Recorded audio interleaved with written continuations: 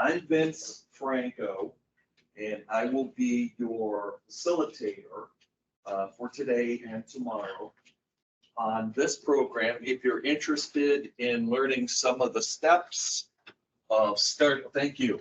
It's a bit easier to see.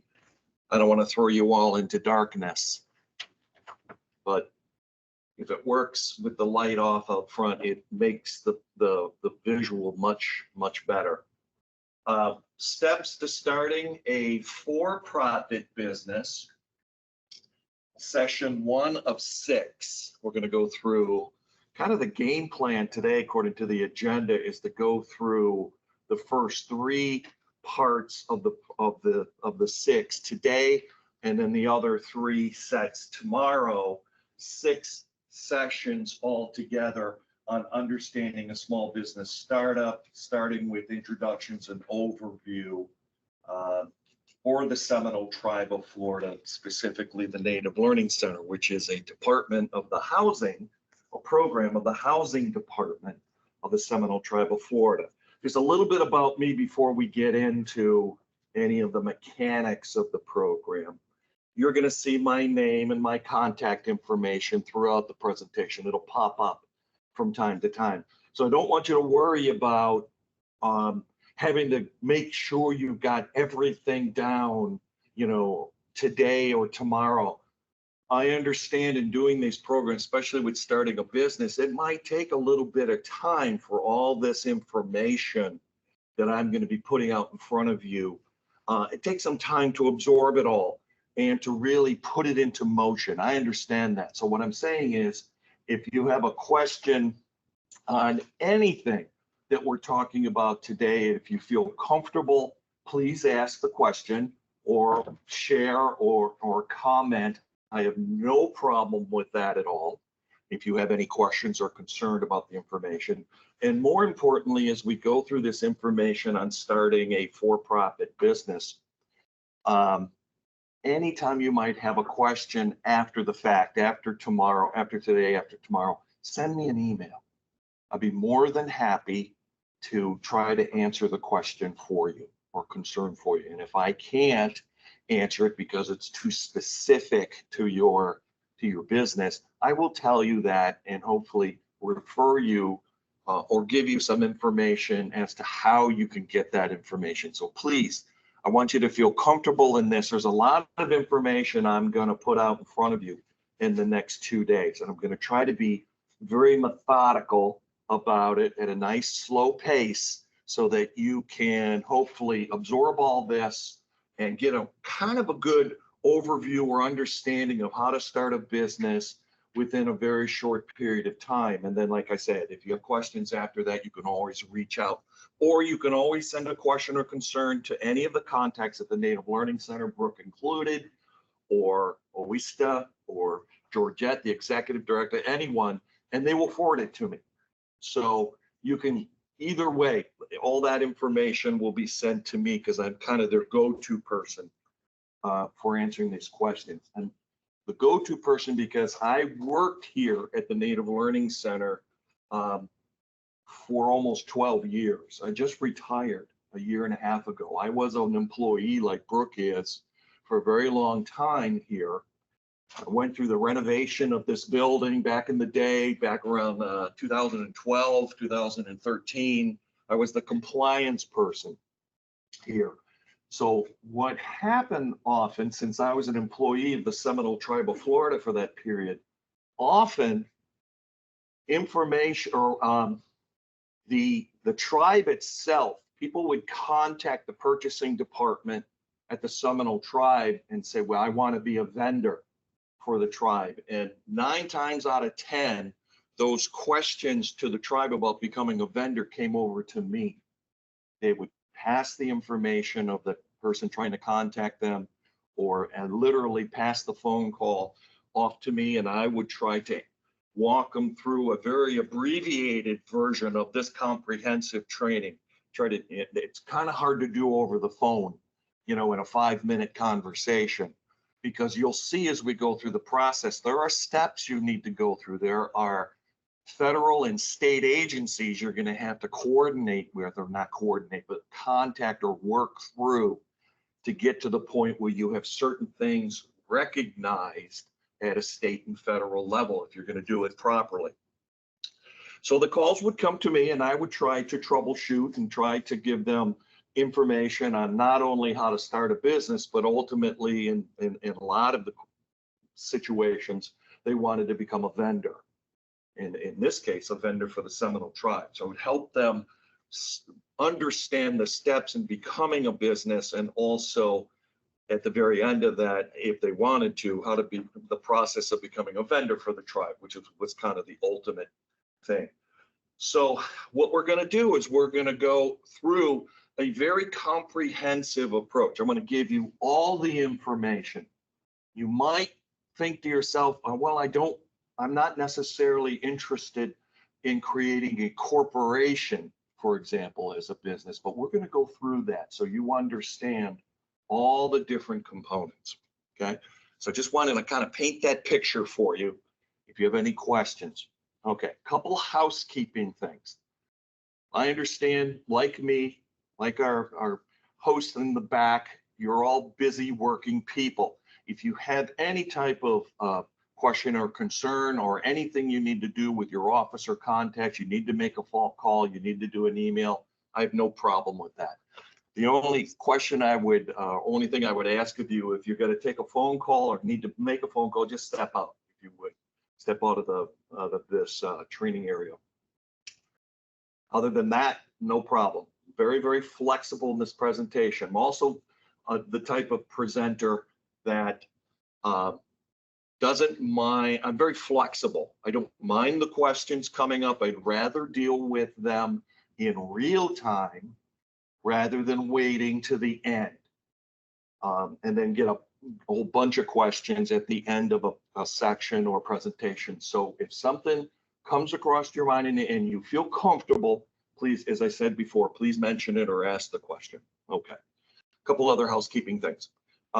Bathrooms, right outside, go out this door. The main lobby is behind me right here. There's a bathroom right over there. You can also go up to the second floor. The second floor is a huge training complex like this, but 4 times the size. There are large bathrooms up there too. You can either go up those steps right there. There's a stairwell right back out that door, or you can go at the far end and take the steps up, or the elevator is also right here in the lobby. You can go up to the second floor. Bathrooms are right off the elevator doors. So if you need a break, you can go up there and use those bathrooms. Don't go to the third floor. That's a whole nother set of offices, and tribal offices are up on the third floor. You probably get lost up there because it's all segmented. But so first floor, second floor, feel free to move about. Okay. We're going to try to, as I mentioned, go through the first 3 sections, 1, 2, and 3 today, 4, 5, and 6 tomorrow.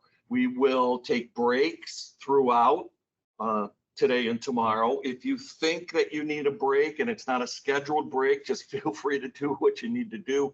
We will break.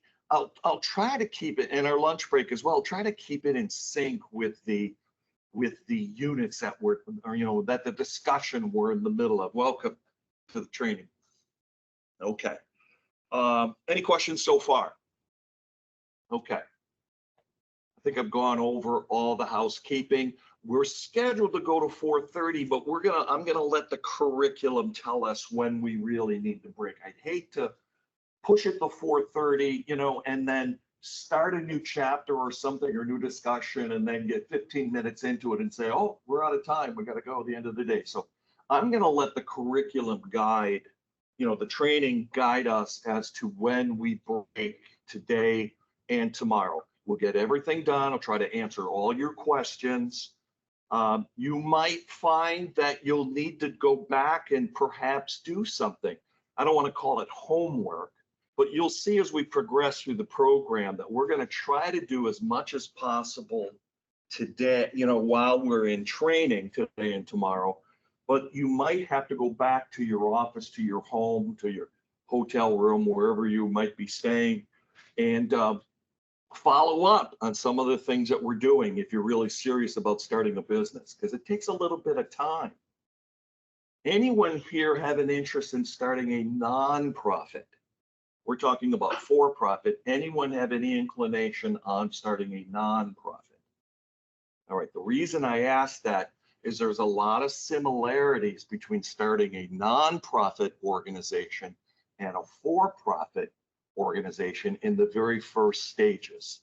Then they separate at some point, because obviously one is a nonprofit and one is a for-profit.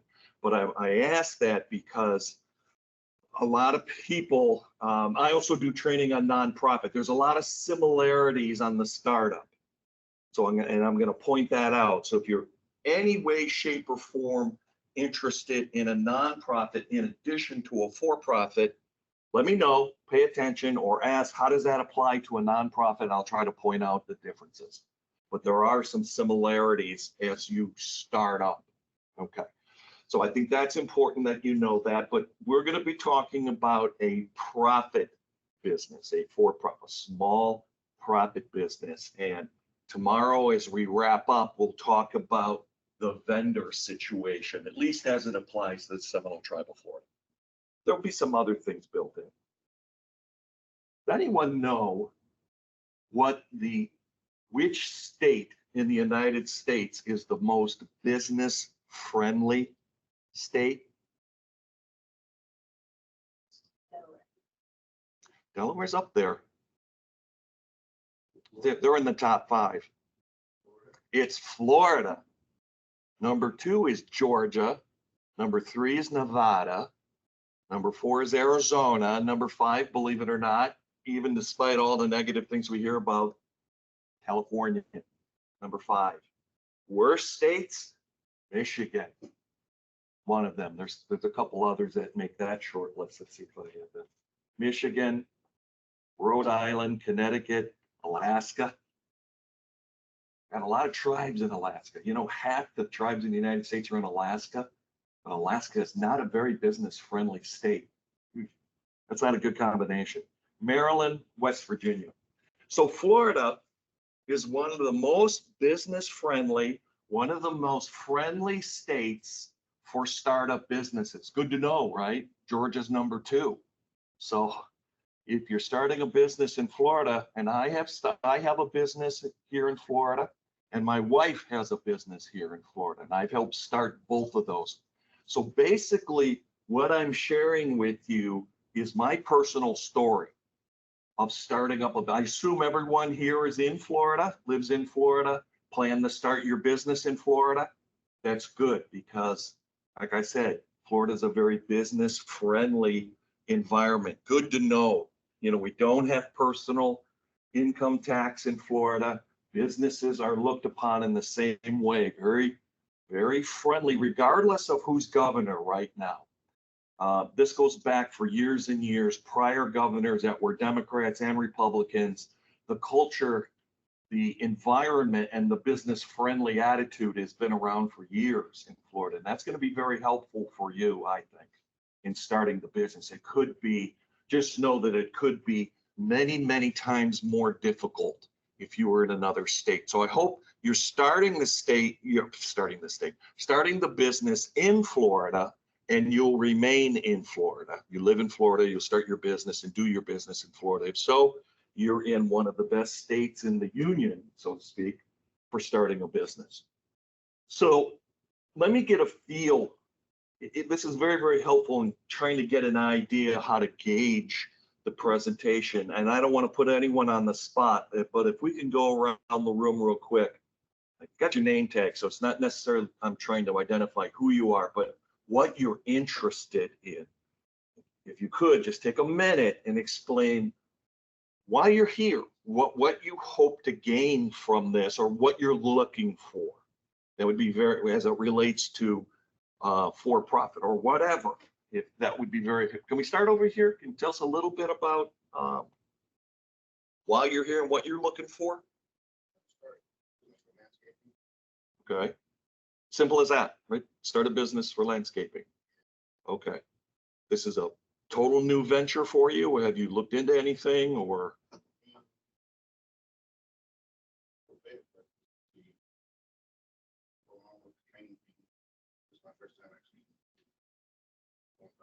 Okay, well, you're in the right place. Okay, we'll go regardless. Landscaping, in your case, it could be anything. It's very popular business venture to get into because we're in South Florida. I mean, yeah, 12-month growing season. That's a very popular area. Do know that there's a lot of competition out there in landscaping, but regardless, that's a good call. Can we go in the middle? Thank you. I own a house, but I no longer live in it, so I'm trying to like rent it out as like the Airbnb for to make income from it since I'm not staying. Interesting. Okay. All right. Creating an Airbnb. Okay, very, very popular. My wife and I I was just telling the ladies in the back, we took a trip about a year and a half ago, cross country from here to Arizona with a bunch of stops in between. And every time we stopped, we stayed at an Airbnb, which is, as you probably know, huge. I mean, that's a growing industry. Okay. There are a lot of, another very popular these days. Not everyone has the wherewithal and the opportunity to create an Airbnb environment for a whole house. Oh, wow, very cool. And then perhaps if you're successful with it, maybe other. I would like to buy some more. Okay, very good. Well, thank you. Interesting. Gentleman in the back? Yeah, this is you. Automotive inspired coffee shop. You say coffee shop? Yeah, automotive, like motorsports inspired. Interesting. Okay, very specific. I like that. Cool. And is this a new venture for you? Have you done Yeah, any? I don't know anything about owning a business, so that's fine. Okay, again, in the right place. Cool. Pam? Way back there. So I work for the tribe and I work in the commercial business sector where starting a business on reservation. So I'm here to learn. The startup process. Ah, You've learned and you know what you want to do on whatever reservation. That's helping you. interesting. Okay, very, very good. So Good. I can step out. Right back. Okay. All day. I'll be in town all week. Very good. Thank you.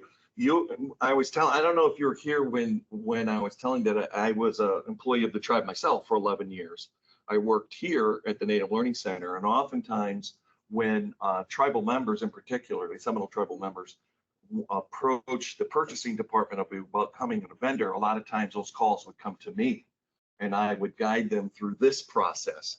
But I was saying that over the phone, it was a very kind of abbreviated process. I wish I would have had something like this when I was working here at the Native Learning Center, but I didn't. I had to retire from the Native Learning Center, then create it, then come back as a vendor. I'm a vendor for the tribe. So I went through what you're going to go through in starting a business. But after receiving 11 years worth of phone calls and understanding, and my wife has a business, I kind of knew the ropes. So what I did is I put all of that information together and created this training program. So regardless of what you're trying to do, whether it's landscaping, Airbnb, or a coffee shop, an automotive focused coffee shop, different product, same process. Okay, so that very, very helpful. Gentlemen in the back.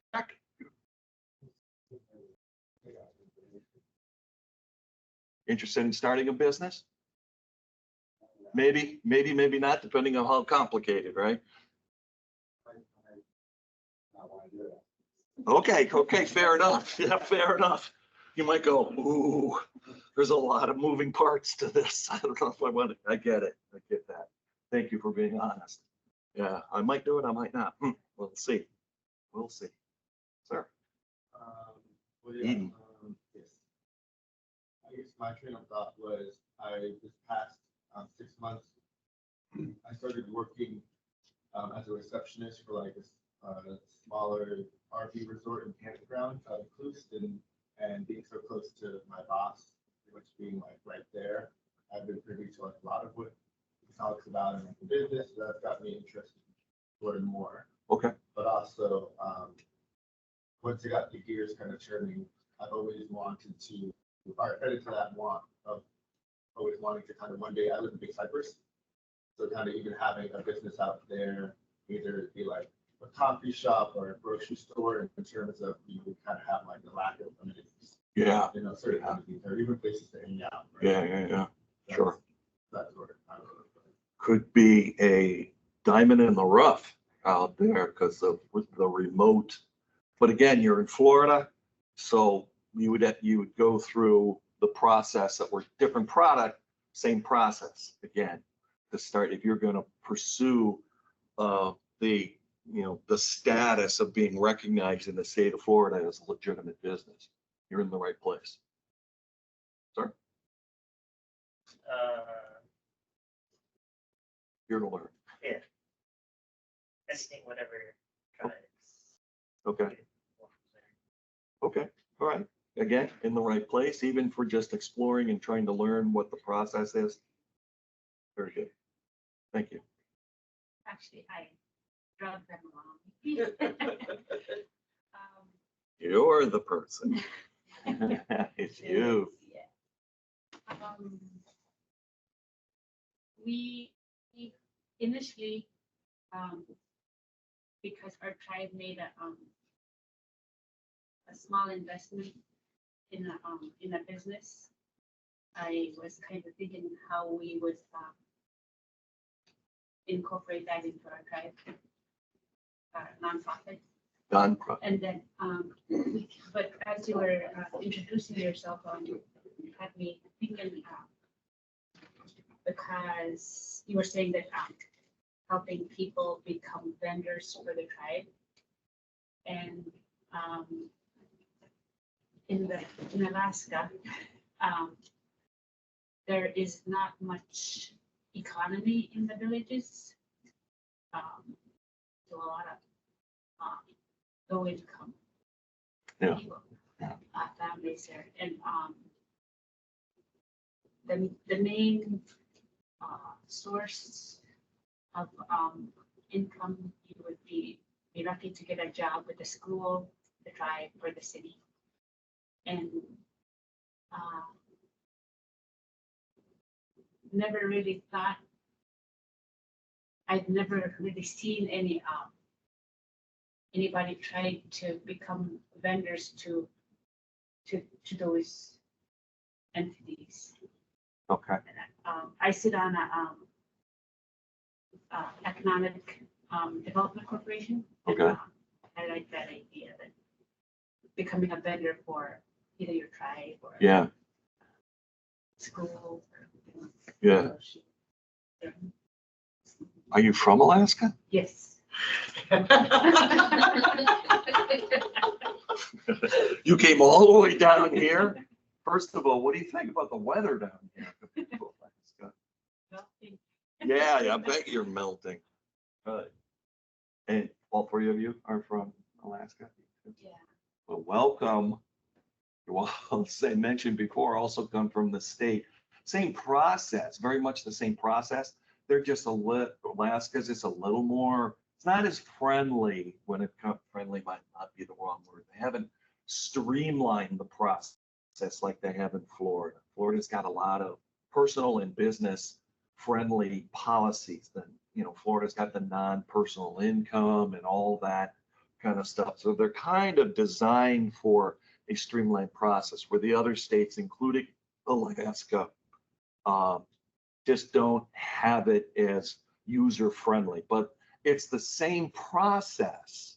You're going to go through the same process. So what I'm talking about here and all the things that we're going to get into are very much the same. You're not going to go in Florida. There's specific names and places to go to do things, which I'll be referring to. Alaska will have the equivalent, probably based out of Anchorage. I would imagine that's the capital. No, Juneau is right. But that's probably where you would go, at least online. But we'll get into that. We'll get into that. It's not impossible at all to start a business in Alaska. It's just not as streamlined as it is here in Florida and some other states. But welcome. Hey, that's a long haul. What part of Alaska? Up by Anchorage? On Alaska? Bristol Bay. Where's that? Yeah, we Southwest. live So- in Anchorage, but we are originally from Bristol Bay, Bristol? Southwest region. Okay. Are you out on the See islands? the map? Yeah, Right there. okay. Right there. No, I know where you're at. I know you're at. I had a request to go out to Unalaska. Way out, almost Russia, right out there. It would be like Alaska's equivalent of Key West. The island way out at the end. Go out there. And I said, can we do that virtually? That would be the way to go. Okay, well, thank you. That gives me a real good idea. We got Florida here. We got, as you heard, we got different ideas of businesses already kind of thought out in some cases and exploring in others. And then we have our friends from Alaska that traveled halfway across the world to come here again. That's crazy. But welcome to South Florida. You came at one of the better times to come. If this were August, you think it's warm now? It's right, 20 degrees warmer and humidity close to 95%. Right now, it's humid as it is, right? But it's not ungodly. Whoops. All right, this just a little bit about my company. This is what I did. I'm called Next Venture Consulting. That's me. I do a variety of different programs. I was the compliance person here at the Native Learning Center for over 11 years. So from a compliance perspective, what that means for you in this training is I'm more on the operational side, right? I'm going to be talking about the mechanics of the program, how to start up a business. We're going to talk eventually about the financial stuff, the accounting and financial. I'm not an accountant or an auditor or a CPA. So don't worry, we're not going to get into, other than talking and showing you some examples, we're not going to get into generally accepted accounting principles or balance sheets, but we will talk about accounting at some point because it's part of the process. But I do a lot of different training programs, and you can see highlighted in red there, one of them is starting a nonprofit and a for-profit business, because I've been on both sides. I've been staff person and leadership on the nonprofit side. And then, as I mentioned before, starting a for-profit, I have my own company, Next Venture Consulting, NVC. And my wife has one, and I helped her start that. Hers is considerably older than mine. It is, you ready for this? It is a food blogging business. She's a food blogger. She writes, develops recipes, but it's still a business. Her income, as she refers to it, is what she refers to as passive income through advertisers. So I'll get into that. I'll show you, but she went through the same process. She started a business in Florida. I helped her do it. And then I started my own. So I'm going to share both of our stories here in starting a business and all the examples we're going to be talking about. You should have a packet in front of you, a stapled packet with about 25 or so pages stapled. Those are some of the examples we'll look at as we're going through. Okay. And this is what we're going to do, right? On the left side, you have today, and on the right side, you've got tomorrow, give or take. So top left, session 1, we'll talk about, after introductions and all that stuff, I'm going to go through a series of resources that are available for you as a startup. Now, some of them are Florida-based, but I'll point those out to you. Alaska will have the equivalent. I just don't have the contact up here for Alaska. All right, so we'll go over some federal, state, and local resources that are there for you to explore. If you've got a laptop, you're good to go. If you've got a smartphone, even better, and I'll show you why in a minute.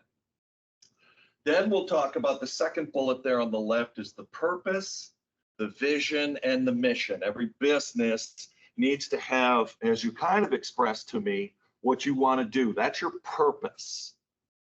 So we'll talk about what your purpose is, what your vision is, what your mission. You've got to have a defined purpose. If you're going to go to the state of Florida, state of Alaska, and apply to become recognized as an entity in the state so you can do business, you've got to have a purpose. You've got to have a reason. So, but we're also going to take it to the next level and talk about a vision and a mission statement. You know, every organization needs to have a purpose. They should also have a mission. What you're trying to do right now. What is your mission? Start a landscaping business, start a coffee shop, whatever.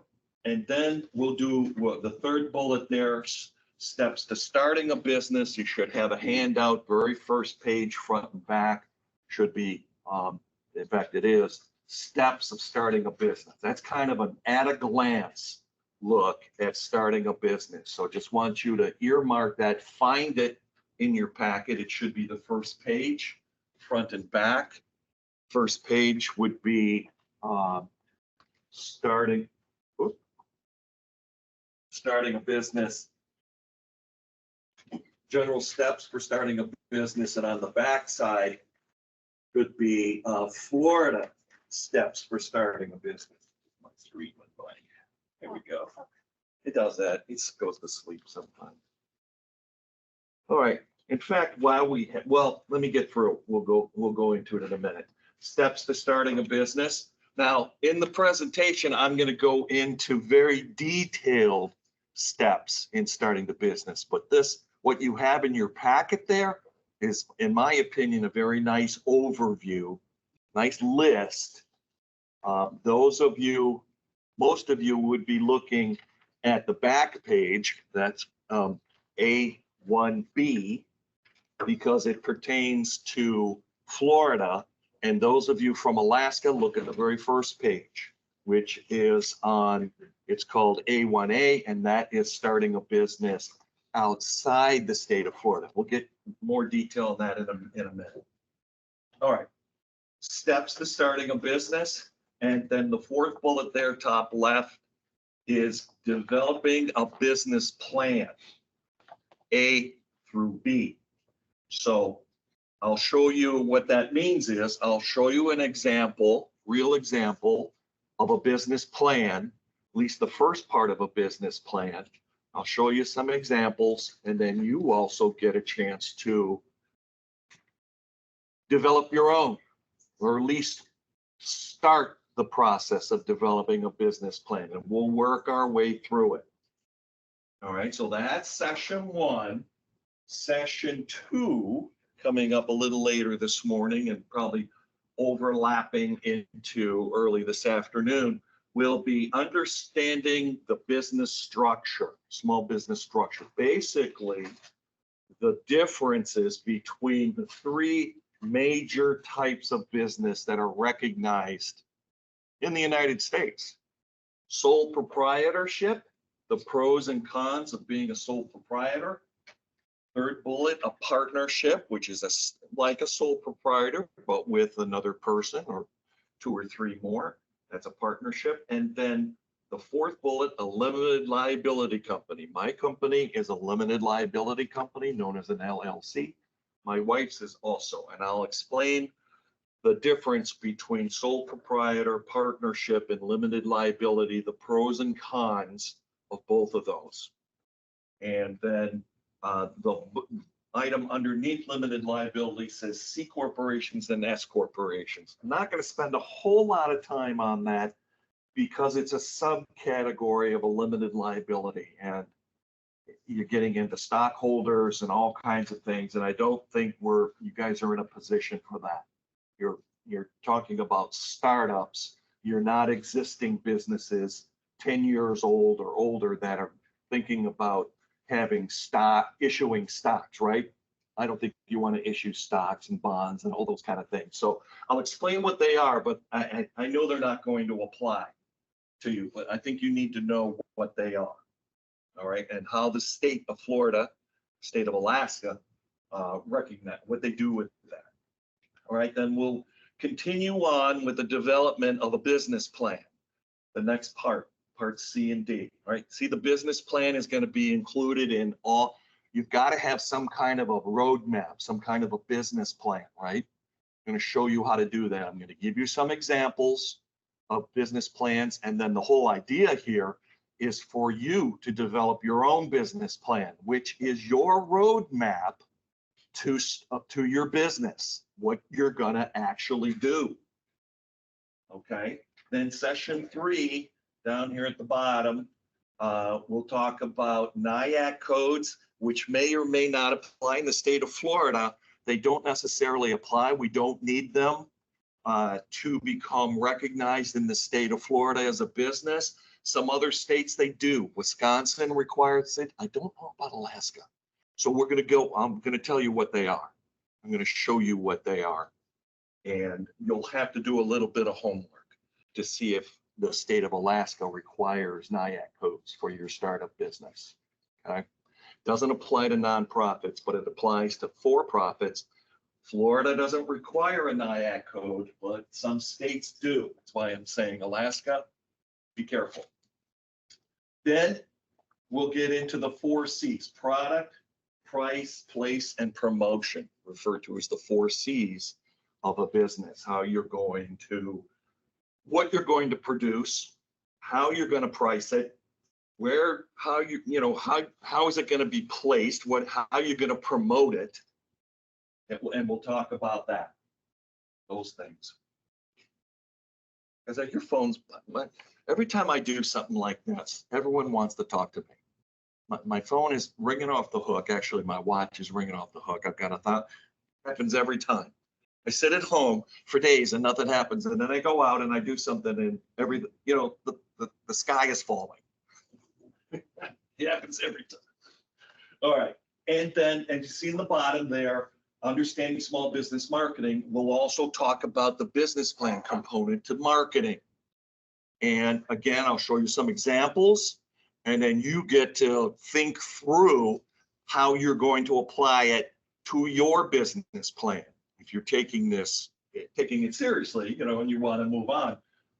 As you can tell, the business plan is a very important component of any type of business. You got to have that idea of where you're going to go, even if you start simple. And I'm going to show you my wife's business plan that she did back in 2017, 2015, when she first started her business, right? And how simple the business plan was. And then I'm going to show you her business plan that we worked on together a year ago, and show you the difference in 6 years, where it started and how simple it was to more current day and how complex it is. It grew with the company. The business plan morphed with the company. It started off simple, and then as she got into the business, bless you, and she started operating, over the years, it became more sophisticated. And that's what a good business plan will do for you. It should morph with your company. You mentioned with your Airbnb, you want to start now with your own property, but you also mentioned that perhaps you want to get others. So your business plan right now might be fairly simple, but as you grow and you're successful in your real estate ventures to get more Airbnb, your business plan is going to morph with you. And that's the idea. The business plan is very, very important. And it's what I refer to as a living document. It's a living document. Don't ever think that your business plan, you do it once and then you put it on the shelf and you don't do anything with it. No, that business plan really is you. It stays with you, it grows with you, and it really should. It's like the business equivalent of a strategic plan. Always changing, always under review, always growing, right? Never static, because you don't want it to become obsolete the minute you finish it. You want it to grow with you. So we'll continue on with the business plan development. And tomorrow, I think, tomorrow morning we should be at this point where we'll get into some accounting basics. We're not going to, as I said, I'm not an accountant. I'm not a CPA or an auditor. So I'm not going to get real sophisticated with you with accounting. but we will go over the fundamentals because you need to know how accounting works and how important it is and the role that it plays with your business. Payables and receivables to start with. Cash basis versus accrual basis. I'll explain the two. You're probably all going to start on a cash basis, recognizing income as you receive it and bills, payables as they occur, not forecasting into the future. That is accrual basis. At some point, if you're successful in your business and it grows, you might transition from a cash basis to an accrual, but that's going to be down the road. Also show you some financial reports and records. And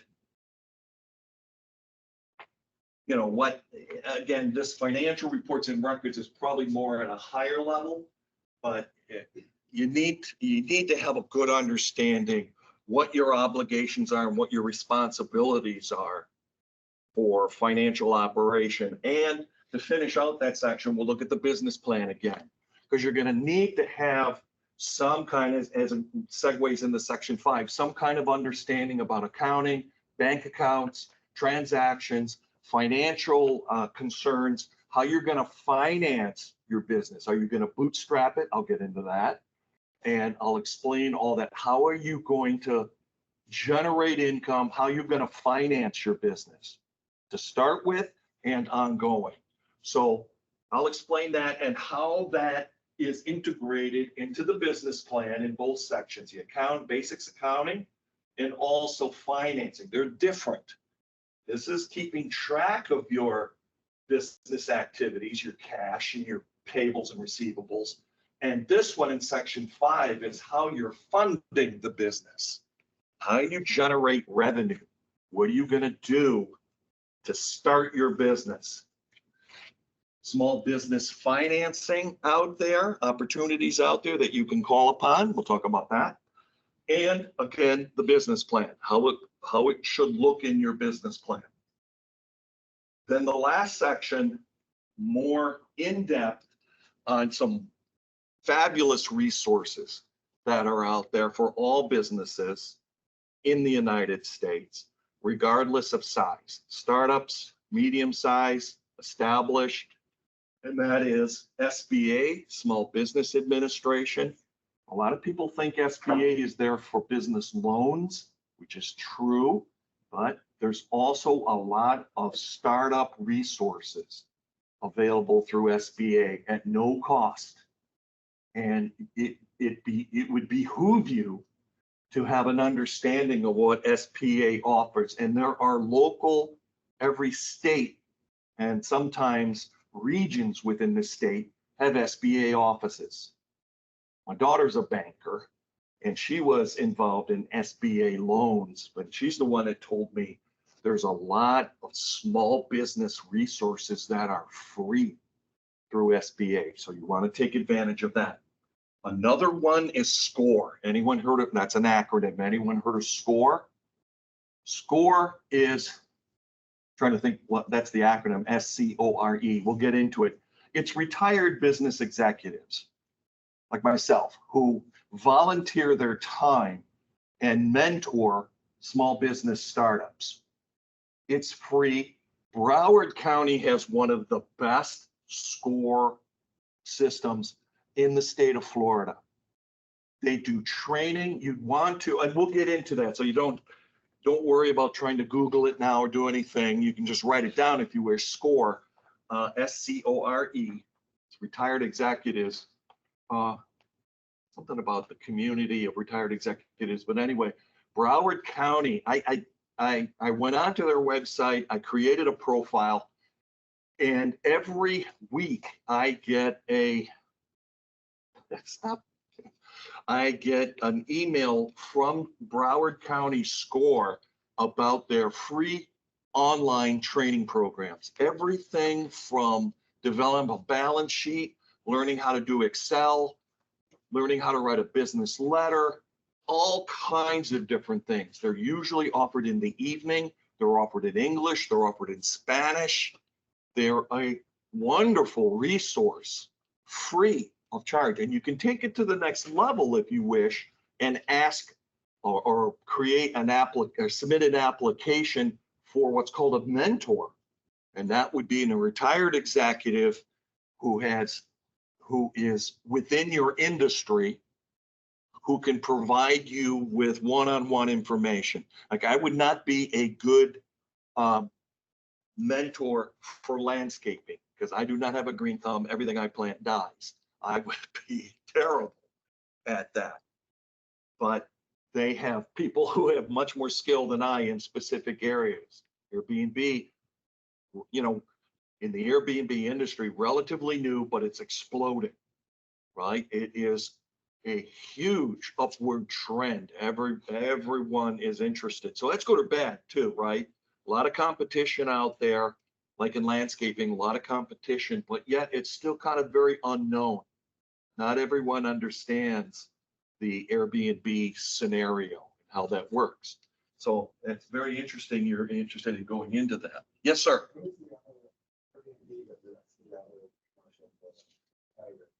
What is, do you know? I don't know. Verbo?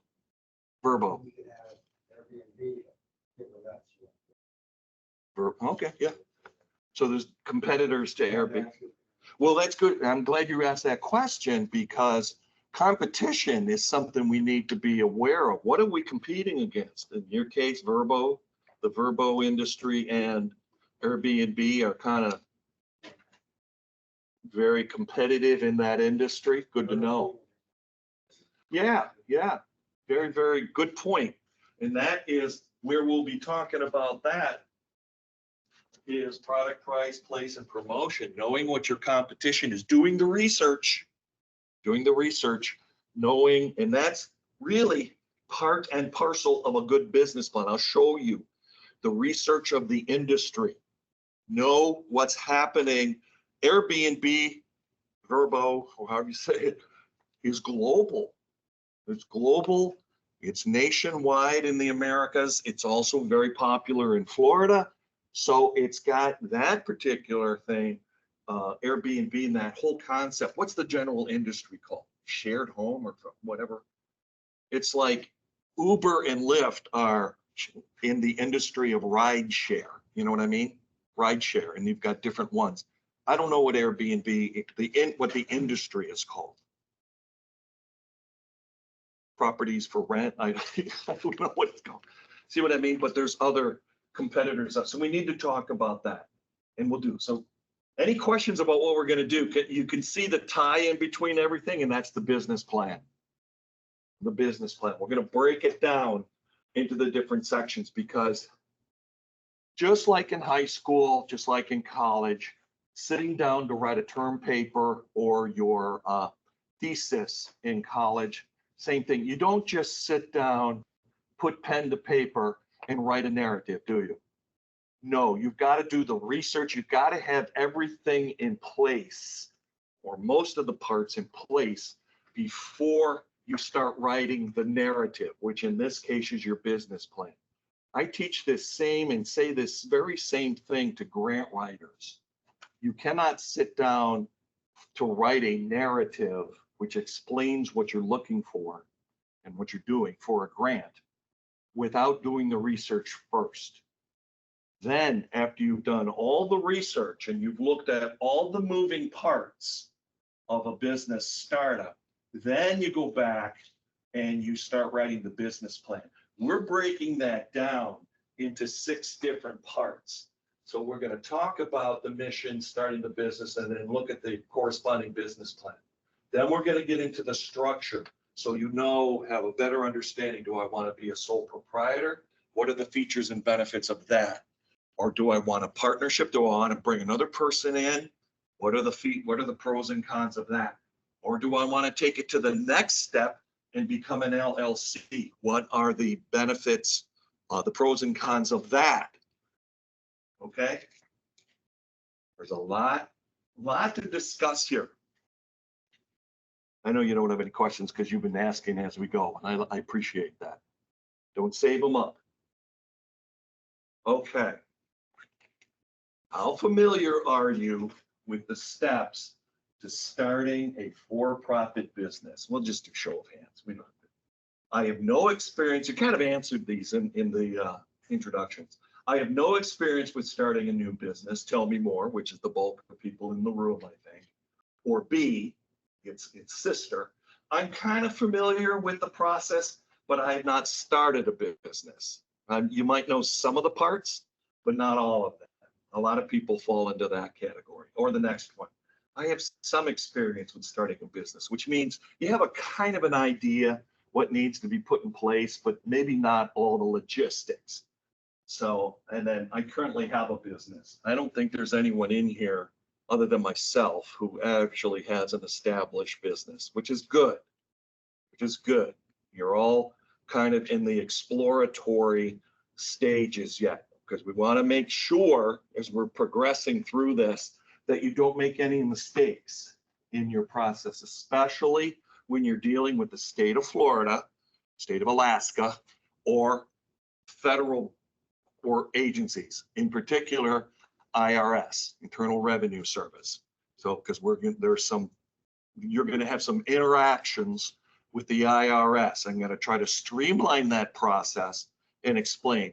But the point is, you don't want to make any mistakes in this. We want to do it right the first time, not because you're going to go to prison if you make a mistake, but more it's just a huge hassle to go back and try to correct mistakes with the state. It's more difficult to do a retroactive change than it is to do it right the first time. So I want to show you how to do it right the first time, because you might not be familiar with these forms or the process. So doing it right the first time is critical, very critical. You want to avoid mistakes. So I'm thinking most of you are A, B, or C, probably more A and B than anything. Okay. Everyone got a smartphone? Because at some point, I'm going to show you some QR codes. But back to your handout here, Florida Department of State. I'm going to show you some resources here. This is going to be similar in Alaska. You're not going to the Florida Department of State. You'd be going to the Alaska Department of State or State Department of Alaska. Every state government has a department, what's called a Department of State. Sometimes, like in Wisconsin, it's called Department of Revenue. But regardless, it is the location within the state government where entities go to start a business. So what you would do is Google how to start a business in Alaska, and it'll take you to the proper department within the state government. Here in Florida, it's the Florida Department of State. Now, they have a real cute name for the website, which is called sunbiz.org. It's the Division of Corporations in the state of Florida. You might have the same thing in Alaska, state of corporations within your state government. All state governments have the equivalent. So Florida Department of State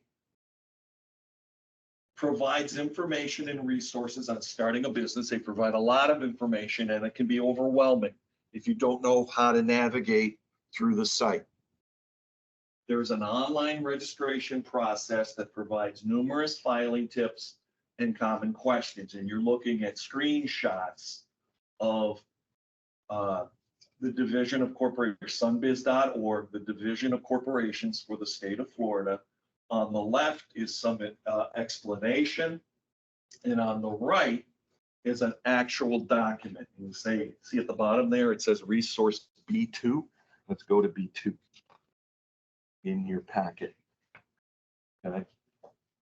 B2 is what you see on the screen there.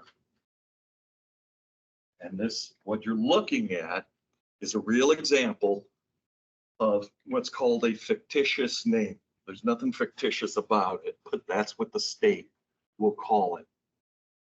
A fictitious name means it's not your name.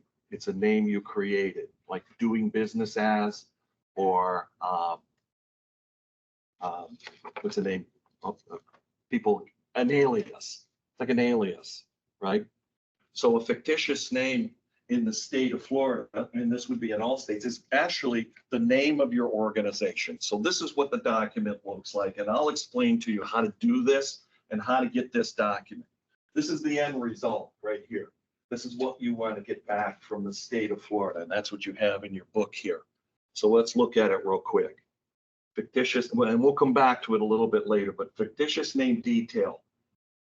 Underneath where it says fictitious name would be the actual name of your entity. So you got to know what your entity's name is.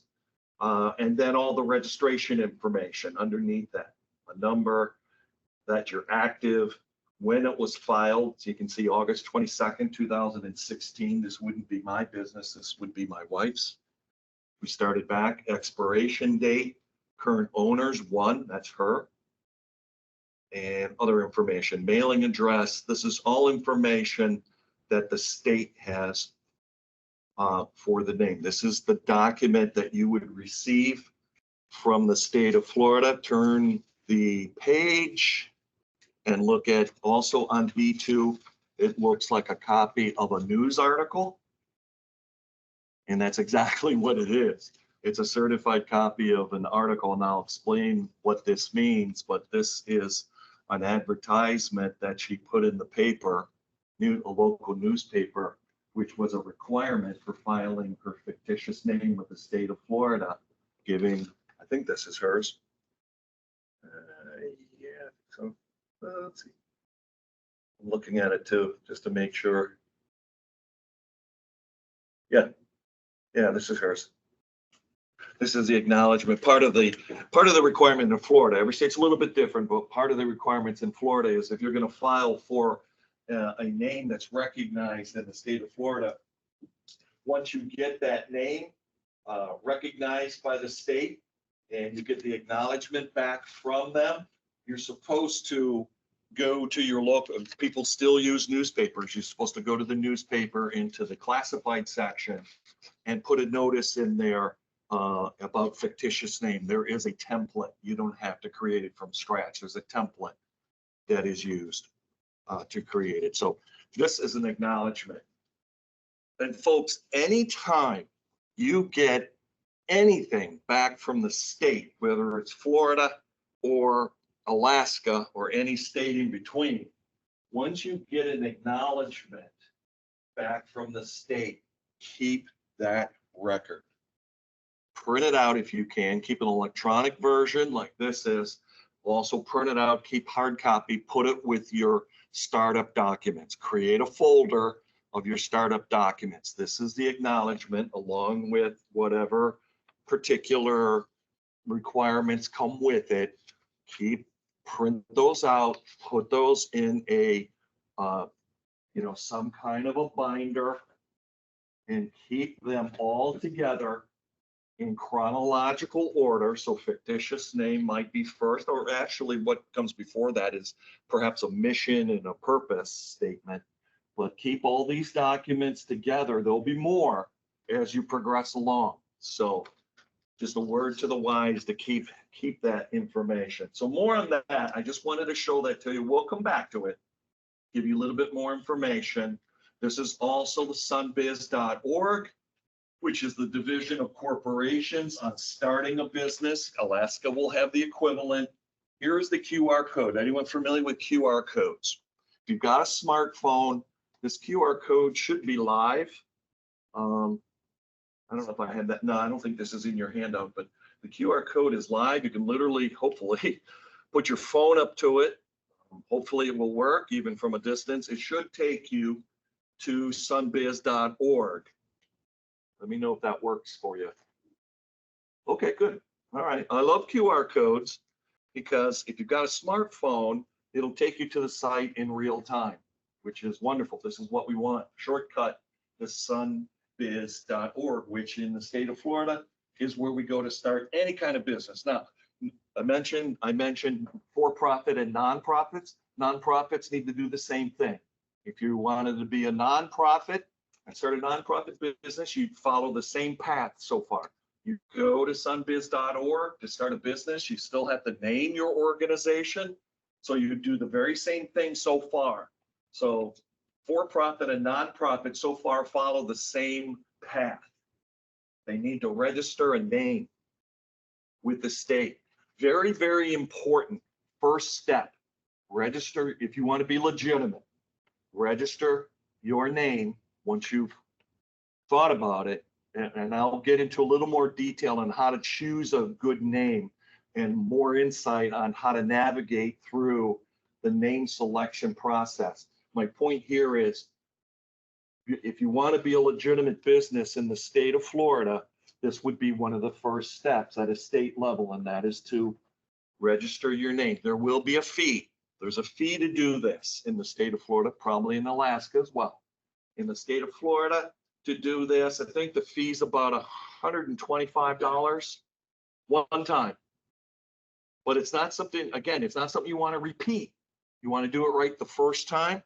You want to select the name. You want to do the research to make sure that your name is not already selected, because the state will not allow you to have a name that for your business that's already chosen or that is similar to another organization in the state of Florida. So you got to be kind of careful on this. More on that later. We'll get into a little more detail on how to select the name and how to do the research.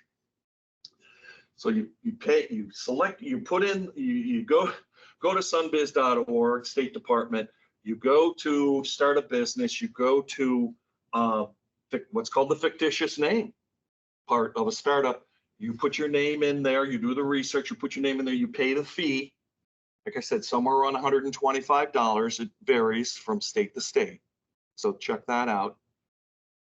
I would suggest, same thing with Alaska, that if you have the option to pay the additional $5 or $10 to have your fictitious name notarized by the state, pay it. Pay the extra fee to get a certified copy from the state. So when they send acknowledgement back to you, attached to this would be your actual certificate name, certified by the state with a stamp on it that says when it happened. You want that document. You want that hard copy. You want it electronically. You want to print it out in a hard copy. You want to pay the extra fee to get your name recognized and get acknowledgement back with the seal of the state attached to it and signed off, in Florida's case, by the Secretary of Finance or whatever the title is for the finance person in the state of Florida. So you want to pay that. Whenever you see that in your business transactions, whether with the state or with the feds, if there's an extra fee, I strongly recommend paying the little bit more of the extra fee to get certified copies back. It's going to make your life a lot easier down the road when you're trying to show people you are a legitimate business without having to go online and do the research and say, here's my certificate from the state. This is my name of my company that is recognized by the state of Florida or state of Alaska. And you'll be one in a million. You know, this is my name of my company as recognized. That's the way to do it. You want to be recognized. All right, keep going. We looked at the QR code. Another QR code, and just a little bit of a discussion here. Not going to really get into it too much. We'll talk about this in more detail throughout. The next step would be, if you're going to really create a business in Florida or in Alaska, then you're going to want to register with your name with the state of Florida. Then you're going to want you're going to come out of that. Your next step is going to be with the Internal Revenue Service, regardless of the state that you're in. Alaska, Hawaii, Arizona, Florida, you're going to go to the irs.gov, and there's a QR code for it. You're going to go to what's called, once you get to the home page of irs.gov, you can go to what's called the EIN, or Employer Identification Number. You want to apply for this number. Even if you're not going to have an employee ever in your organization, get this number. It'll make your life a lot easier as a business to have an EIN number. And this will become more clear as we progress through the process. So if you're interested in becoming a legitimate business, get After you've put your name in, get recognized by the state, come out of that, now go to the IRS, get an EIN number. Here's a screenshot of the form. I think you have that in your handout. Let's just glance at it real quick, make sure it's there. B2, B3, B3, B3, B3, several pages of that. All right, there's B4. Yep, there's the full, in your packet, B4. There's a couple of them there, a couple pages. The first B4 is the entire document of what's called the IRS form SS.4. There is no cost for doing this. You cannot do this form until after your name is recognized by the state, because it's going to ask you, very first question, what is the legal name of your entity? That's where you're going to put the name of your organization as been acknowledged by the state. Okay, everything else below that is who you are and where you live. Really, let's look at the document here. In fact, you can actually fill out some of this stuff. And that would be the hope of that is to fill out some of this information. Your legal name is at the number 1 at the top. Everything else is pretty straightforward. Trade name is different. That's referred to as a DBA. I don't think any of you are going to do DBAs. So doing business as. So you put the name of your company in number 1 and then drop down to 4A, mailing address. You need to have a physical mailing address, not a PO box. Do not put a PO box in there. So like me, I'm sure you're all going to have your home address listed there, most likely, unless you already have a bricks and mortar or a storefront or something. You're probably going to put your home address, which is what we do. All right, so your home address, county and state, name of responsible party, that would be probably you. You're the person who's filling this out. You're the responsible party. Number 8 gets into, is this application for a limited liability company? It depends. That's the next thing we're going to get into. But keep that one in mind. Number 8A, either yes or no. Are you a sole proprietor, a partnership, or as question number 8A says, are you a limited liability company? We'll talk about that. So the answer is yes or no. Okay, if you are, it's wanting to know in 8B, enter the number of LLC members. In my case, it's 1. In my wife's case, it's 2, her and me. It's probably going to be, if you're going to follow that route, I would imagine you wouldn't have many people, yourself and maybe 1 or 2 other people. Okay. 8C, was it formed in the United States? Yes, of course it was. 8 and 9 gets into a little bit more. Here you're going to tell them, are you a sole proprietor? Are you a partnership? Or are you a corporation, LLC? And everything else, I'm sure, doesn't apply to you. Personal service corporation, a church, other nonprofit. And if you're a nonprofit, you probably use that area. And then on the right side, it's got all kinds of other things that would not apply. A state, plan administrator, trust, military, farmer, and so on. State, local government, federal government, or the last one, Indian tribal government. You're not applying as an Indian tribe. No, you're applying as a separate business. So what I would recommend with this is you fill it out, but let's wait on filling this out until you declare what type of business you're going to be. Are you going to be a sole proprietor or a partnership or an LLC? Because it asks this question, right? In section 9A. So let's wait a little bit before actually submitting this, because then you'd be able to answer, the idea is to answer the question in 9A, but I don't think you know how to answer that question yet because you don't know all the pros and cons of the difference between a sole proprietor, a partnership, or an LLC. We'll get into that. So I want you to be aware that this is something you should take in consideration. There's no cost for it. And as you can see, the very next page looks like a death threat from the IRS. It looks like one of their scary letters that you get in the mail. It's not at all. It's the acknowledgement letter that your EIN number has been approved. Yeah. Hi, I just wanted to let you guys know, we're gonna start taking away the breakfast in about 15 minutes. So if anybody was wanting to get, breakfast sandwich or any fruit, anything like that, it's gonna be starting to take away in 15 minutes. Okay. Yeah, Thank you. Okay. and you can bring the food in the room. Yes, yeah, bring it in here. Go grab something if you wish. Please do. Not all at once, but do not evacuate. All right, so I want you to be aware that the EIN number, employer identification number, even if you're not going to have employees ever, still go through the motion of filling this out. There's no cost. And what it is it's a tracking number for the federal government. It gets you into their system. Yeah. Is this going to be a different company, or you're going to use your LLC as your business for the landscaping? Is it, how is your LLC formulated? Is it landscaping? Yep. Okay. So you've been through this. Yeah, well, I just got the name for,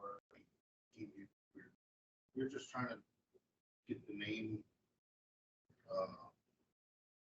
registered, so we got a way to see if there's anybody that has it. Yeah. So Yeah, we'll get into that. we just use stage name that we used, and then we'll put OC landscaping, so it's already registered. It's already registered. You got a name. You just want to, oh, wait a minute, but your LLC, what name is it registered as under your LLC? Landscape, Just landscaping? yes. Okay, that's the actual name of the company? Well, the name in the, what's in the name, so it's gonna fall under landscape. Okay. So, but you haven't registered the name with the state yet? Okay. You've got the name with the state recognized. You've already submitted you must have submitted articles of incorporation to get your LLC. Well, I'm not sure how deep it goes. But we have went through somebody that would go through something. Like, Okay. Some days, whatever, and search up the name. Okay. Okay. That was just that question. Okay, cool.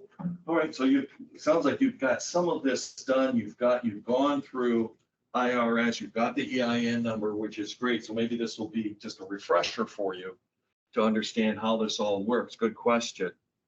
I wanted to put this in front of you so you know that this is something that we should do, but we're going to you would hold off on actually submitting this employer identification application for EIN until after you go through the next part, which is, well, I'll show you. Well, you got to identify if you're going to be the sole proprietor, partnership, or limited liability company, because they're going to ask you this. So we'll get into that. The next one I want to put in front of you is a form called, and just mark this one down, it's example B4C, and that is the form W9. This is the QR code to get there. There's the screenshot of it. It's in your packet there. As B4C. I want you to take a look at that. This is a form. It's voluntary. You do not have to do this. What I recommend is holding off on filling out this form until after you get your EIN number back from the state. But what this is just a form that you fill out if you're going to provide services eventually for the Seminole Tribe of Florida or from another tribe or for any entity, any employer. They might ask you to provide them a W-9 form. They might ask you to provide a W-9. That's what this is. That's what that is. You just fill, and again, I would wait till you determine if you're a sole proprietor or partnership or LLC before filling it out, because one of the first questions is, are you a sole proprietor or an LLC? So be prepared to fill one of these out, a W-9, if you really take your business seriously and you want to provide service for some kind of entity that's willing to pay you for your services. They might ask you to provide a W-9. Let's hold off on filling it out until you know what kind of structure you have. But please know that this is there's no cost for it, but it's one of those forms where you'd probably fill it out in advance, go ahead and sign it, but it's going to ask you on here, who is asking for this information? Here I put Seminole Tribe of Florida. Is it on? It's not on your handout, but in this case, Seminole Tribe of Florida asked me and my company to do this. What? To fill out a W-9 form. So they are the employer. I put their name there and I fill out the form there. It just tells them what kind of business I am. I'm not a sole proprietor. I'm not a partnership. I'm an LLC. And I put that in there and I give them at the very bottom here, the reason I'm saying hold off on actually doing this form is there's my EIN number down there at the bottom. I couldn't have completed this form until I went to the IRS and requested the EIN number. I can't go to the IRS and ask for the EIN number until I have not only my name recognition, but also what kind of structure I'm going to be, sole proprietor, partnership, or LLC. So hold on. I know this is probably just clear mud right now and maybe an overwhelming, but these are some of the forms that we use in, and you can see there's kind of a sequential order of how things move along. That's the W-9 form, just the actual form itself. See, if you were a sole proprietor, you probably put in your social security number. And if you are an LLC, a limited liability company, you put in your EIN number. And you can only get that EIN number if you are an LLC. All right, so W-9 form, Seminole Tribe asked me to provide it as part of my vendor application process. So when I applied, when I went through what we're doing here, and then I decided I wanted to be a vendor for the tribe, which the Native Learning Center asked me to do, I went through this process and I filled out the W-9. I got the name of my organization through the state, made sure that it was unique and not taken by someone else. A little story there in a minute. And then I filed for articles of incorporation. I'll show you that next. We haven't talked about that. And then went to the IRS to get my EIN number.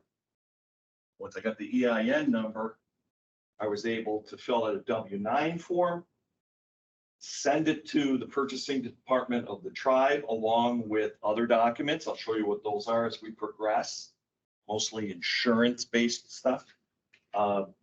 And that was part of the vendor application. So if you want to be a vendor for the Seminole Tribe of Florida, or for any tribe, as a matter of fact, or basically any employer, if you're providing a service for a fee, they're going to probably ask you for this, a W-9 form to be submitted. But to be able to do that, you've got to go through these processes that we're talking about to become a legitimate. Is this making sense?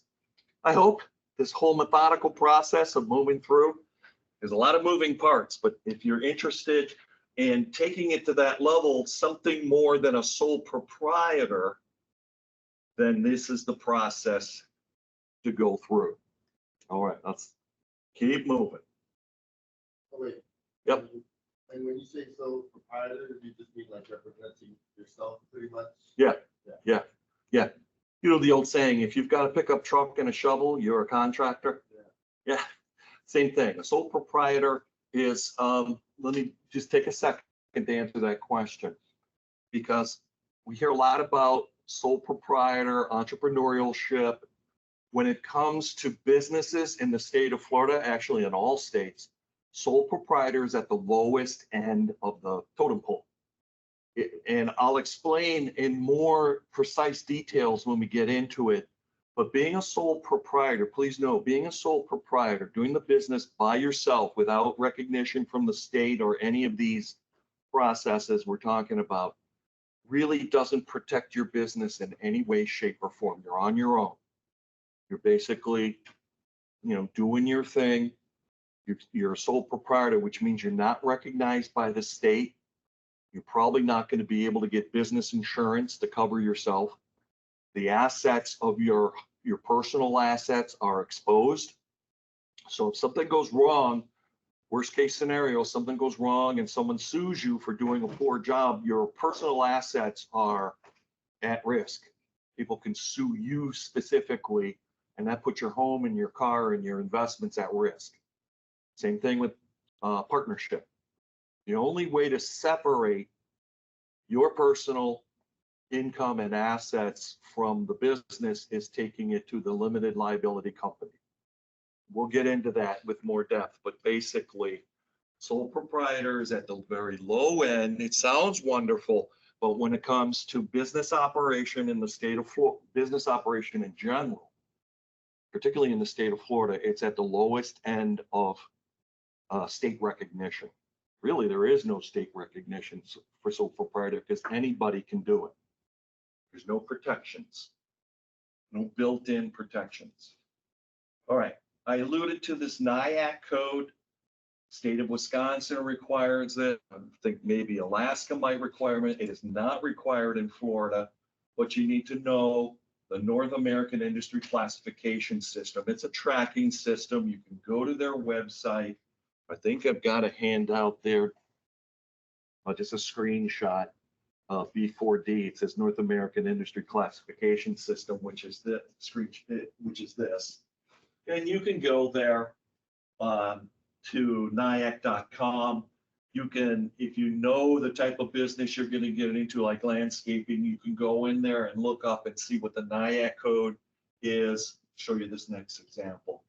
Here's 3 examples of NAHASDA codes. There's a 6-digit number that you can find based on what you do. This one is an example of a convenience store. This one is carpentry. So if you're in the housing department or starting a housing related or construction business related to housing, then you probably, when you go in to look up this number, you'll find something related to it. Same thing, this was for apple orchards. The point is there's different numbers. And again, they're just tracking numbers that the state or that the federal government uses to identify. Wisconsin requires it for all startup businesses. Florida does not require it, but it might be a good exercise to know where your business falls into, what your NAHASDA code is. So just so, I don't think I have a screenshot of that. No, I don't. But you, as it says back here, you can go to NAHASDA.com.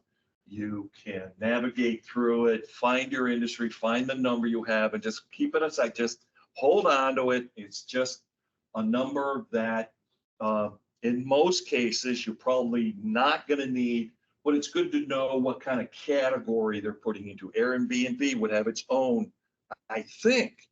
It's relatively new. Airbnb is relatively new stuff. So it might be in here, it might not be in there. So it's worth looking to see what it is. Keeping in mind, it's just a way for the federal government to keep track. IRS might look at it, may want to know at some point what your NAHASDA. So it's worth the investigation. I did it with my LLC and my wife's, even though to this day with my wife, there's been no need for it. I have it. I have it put away with all our other important documents. So it's there in case I ever get questioned and I don't have to panic and go looking for it. And the only ones that I think would ever ask that would be the IRS if we were audited at any time. Or if my accountant says, I think you need to have this just as a tracking number. Let me know what it is. Okay, here it is. I did the research. I found out what it is. You can have it. Sales tax permit. Some states like Wisconsin require business to have a NAHASDA code for various reasons, such as sales tax. So Florida does not require it, but if you're selling a product at some point down the road, not so much a service, that's what Airbnb is, a service, but if you're selling a product in a different state of Georgia, or some of the other states around there, or anywhere in the United States, even Alaska, if you're selling a product out of the state of Florida, you might need to have, that particular state might require you to have a NAHASDA code to get a sales tax permit in that state. Maybe. So it's worth looking into NAHASDcode.com. Look it up. Look up your, once you get a little bit further down the road, figuring out what you're going to do, applying for your name, doing all the things we talked about before, the EIN number, you might as well check into the NAHASDA too and see if it's worth something to investigate. Okay, get that number, get that 6-digit number, put it aside, hold on to it. I don't know why that little dot is following me. All right, I talked about SBA. I alluded to SBA. I didn't really talk about it. Small Business Association helps small business owners and entrepreneurs pursue the American dream. Wonderful. By providing counseling, they do capital, that would be the loans that they provide, and contracting expertise. They are the go-to resource and the voice for small business. Fees may vary for products and services. There's the QR code. It's going to bring you to this website, SBA. There's all kinds of business guide, funding programs. We're going to get into a deeper dive on this tomorrow. I'll go really get into the 6 or 7 different features of SBA and what they are. Like small women's business enterprise, for example, woman-owned business eligible for funding. Might be something you want to look at for startup costs. I don't think if there's a cost, it's going to be minimal. It might even be free. So there's the QR code. It's going to take you there. More on that detail later. Sorry about this little dot. I don't know how to get rid of it. It keeps following me along. I think it has something to do with my clicker, but I don't know where it lives. All right, SCORE. I talked about SCORE. Volunteers who are experienced entrepreneurs, corporate managers, executives with diverse set of industry and specialties who volunteer, no cost to you, their experience, knowledge to help small business professionals start, develop, and grow their business. Free business advice, free training, online training through SCORE, Broward County SCORE in particular. Very, I don't want to use the word aggressive, but very, upfront, a lot of information out there, free of charge. Everything.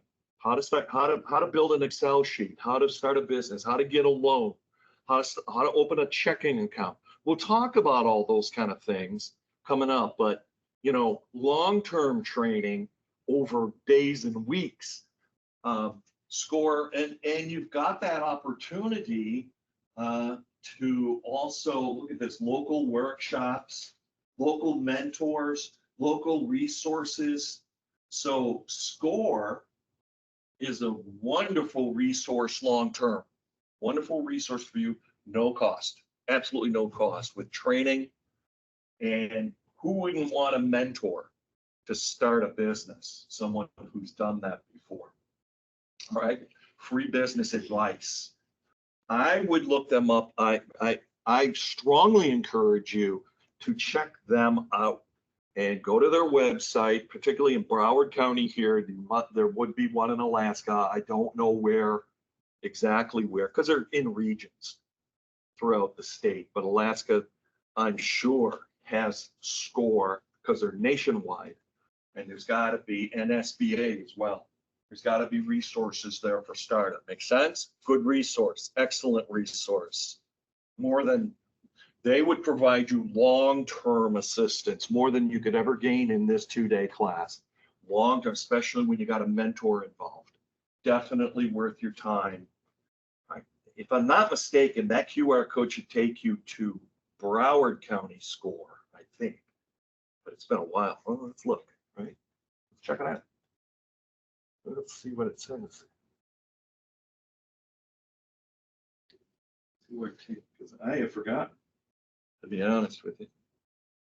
All right, it's taking me to score, but it's taking forever to load. I got a Christmas tree and 4 people standing in front of it. All right, we'll let that load. But that should take you to the score in Broward County, I would think. If not, it'll take you to score probably state of Florida, if anything. And then from there, you can go to Broward. As I said, I'm in Palm Beach County, live up there. I use the score down here. And primarily, I use it for their virtual training because they have things, QuickBooks, you know, how to use QuickBooks, how to set up an Excel, those kind of mechanical things. This is not loading for me, probably because, well, I don't know why. Okay. More on that tomorrow when I get into each one of their specific features. This is kind of just more on the overview. Okay. We are at break time, aren't we? But just to burn your brain a little bit, make you work a little bit. Where can information be found regarding formal application and registration of your business name? A, Department of State. B, Internal Revenue Service, EIN definition. C, Small Business Administration. Or D, United States Postal Service. Which is it? Ding, ding. You got it. And because you're so smart, you get a gift. Look at that. Isn't that cool? Well done. Well done. Good guy. Enjoy. Put your hot or cold beverage. Well done. Okay, that's quiz number 1. All right. Shall we break and then we'll come back to this? A little more detail on the purpose, vision, and mission. So let's break. Let's go back and take a deeper dive into the very first fundamental first steps in any business, and that is purpose. Purpose primarily. What are you? What you're trying to do? And we'll take it to the next step as well, a vision and a mission, because they help you define what you're trying to do. Purpose, typical reasons. The purpose, generally speaking, is the reason for starting the small business. What are you trying to do? Is it an Airbnb? Is it landscaping? Is it a sports related coffee bar? What is it that you're trying to establish? What is your purpose? Any individual who wants to be an entrepreneur, which is very popular these days, a person who creates an entity to realize their ideas to produce a good, a product, or a service. Airbnb is a service as opposed to a product, which would be a drop ship. That's another reason why these scenarios are different. One's a service, one's a product, right? So we're talking of generally speaking, they fall into, they have some overlapping qualities, but we have a different purpose. Obviously, product and service different. So you got to figure, whoops, I think I got ahead of myself. Any individual who wants to undertake the opportunity and the risk, there's always a risk associated with starting a business, right? Unknown territory. And what is the worst fears that humans have? Fear of the unknown. Fear of not knowing what's going to happen from day to day, month to month, or what's going to come out of Trump's mouth at any given time. But fear of the unknown. So risk, and what we're trying to do here is minimize our risk, mitigate risk to as low as possible. That's why knowledge is power. I'm trying to empower you with the understanding of all the different moving parts, even if some of it doesn't necessarily apply to what you're trying to do, like the EIN number. You might not ever have employees, but there's other reasons to have it. We're trying to minimize the risk of business. Small businesses have a very high turnover, very high failure rate. because a lot of people just don't understand all the obligations they have. They just throw the shovel in the back of the pickup truck and call themselves a contractor. And without any knowledge of what possibly worst case scenarios and, you know, just day-to-day operation. That's what we're trying. If you walk out of here with anything, it's more of a general knowledge of all the moving parts of starting a business, all the benefits of it, which we all love, and the risks, which is a necessary evil. We've got to talk about the risks that are involved, recognize them, and try to resolve them. That's why I'm here, to try to identify what they are as much as how scary it is. So after purpose, what you can do, what a lot of businesses try to do, is what's referred to as a long-term vision. Where you see yourself going in the future, not today, that's a mission, but the future, the vision. Good vision statement describes the future of the organization. They're usually grandiose, they're usually lofty. Like, I want to be the best landscaper on the planet. I want to have the best Airbnb setup available in the United States. Those are visions. Lofty, ambitious. They do not contain details or steps to achieve those goals. So we'll break those down later. An inspiring vision should provide a clear direction and priorities for the organization. I want to be the best. Native Learning Center, they want to be the best at quality training in Indian country. That's a big vision. And it kind of describes what they're, where they want to go, while challenging its members to grow together. And it should give clear direction. There's a nice QR code there, or the QR code to a nice article, basically. 10 mission and vision value statements, some examples. And I would suggest taking a look at that, scan that, take you there. Mission is the vision, but narrowed down to what we're doing right now. A good mission statement should describe the current conditions of the organization. Native Learning Center, how they want to be the best quality provider of training in Indian country ever. And the mission is a little more specific as to, for them, it's more housing related, and under the umbrella of NAHASDA, which is the Native American Self-Determination Act of 1996. A mission statement should be 1 or 2 sentences or a short paragraph. Does not have to be very long. It just has to describe where you want to be right now. We should be clear, probably less than 15 or 20 words. A mission statement should be designed to clearly communicate what you do in a way that people understand what you're trying to do. So let's go to the next, the kind of captures, and we can look at B1. B1, B4, kind of jumping back a little bit in your book. B3, B2, B2. Come on, B1. There's B1. Okay, mission statement. Yeah, some examples. In your example manual there, it gives an example of the mission statement. Here I've captured all 3. The purpose, typical reasons for starting a business, what you want to be. Want to be a landscaping organization. I want to be an R&D or drop ship organization. I want to be a sports related coffee shop. That's the purpose. Simple, straightforward. Vision, a good vision statement should describe the future of the organization. In other words, you want to be the best landscaper in the state of Florida or in Broward County, the best Airbnb in Broward County or in the state of Florida, the best sports related coffee shop in the state in 2024, where the mission describes the current aspirations.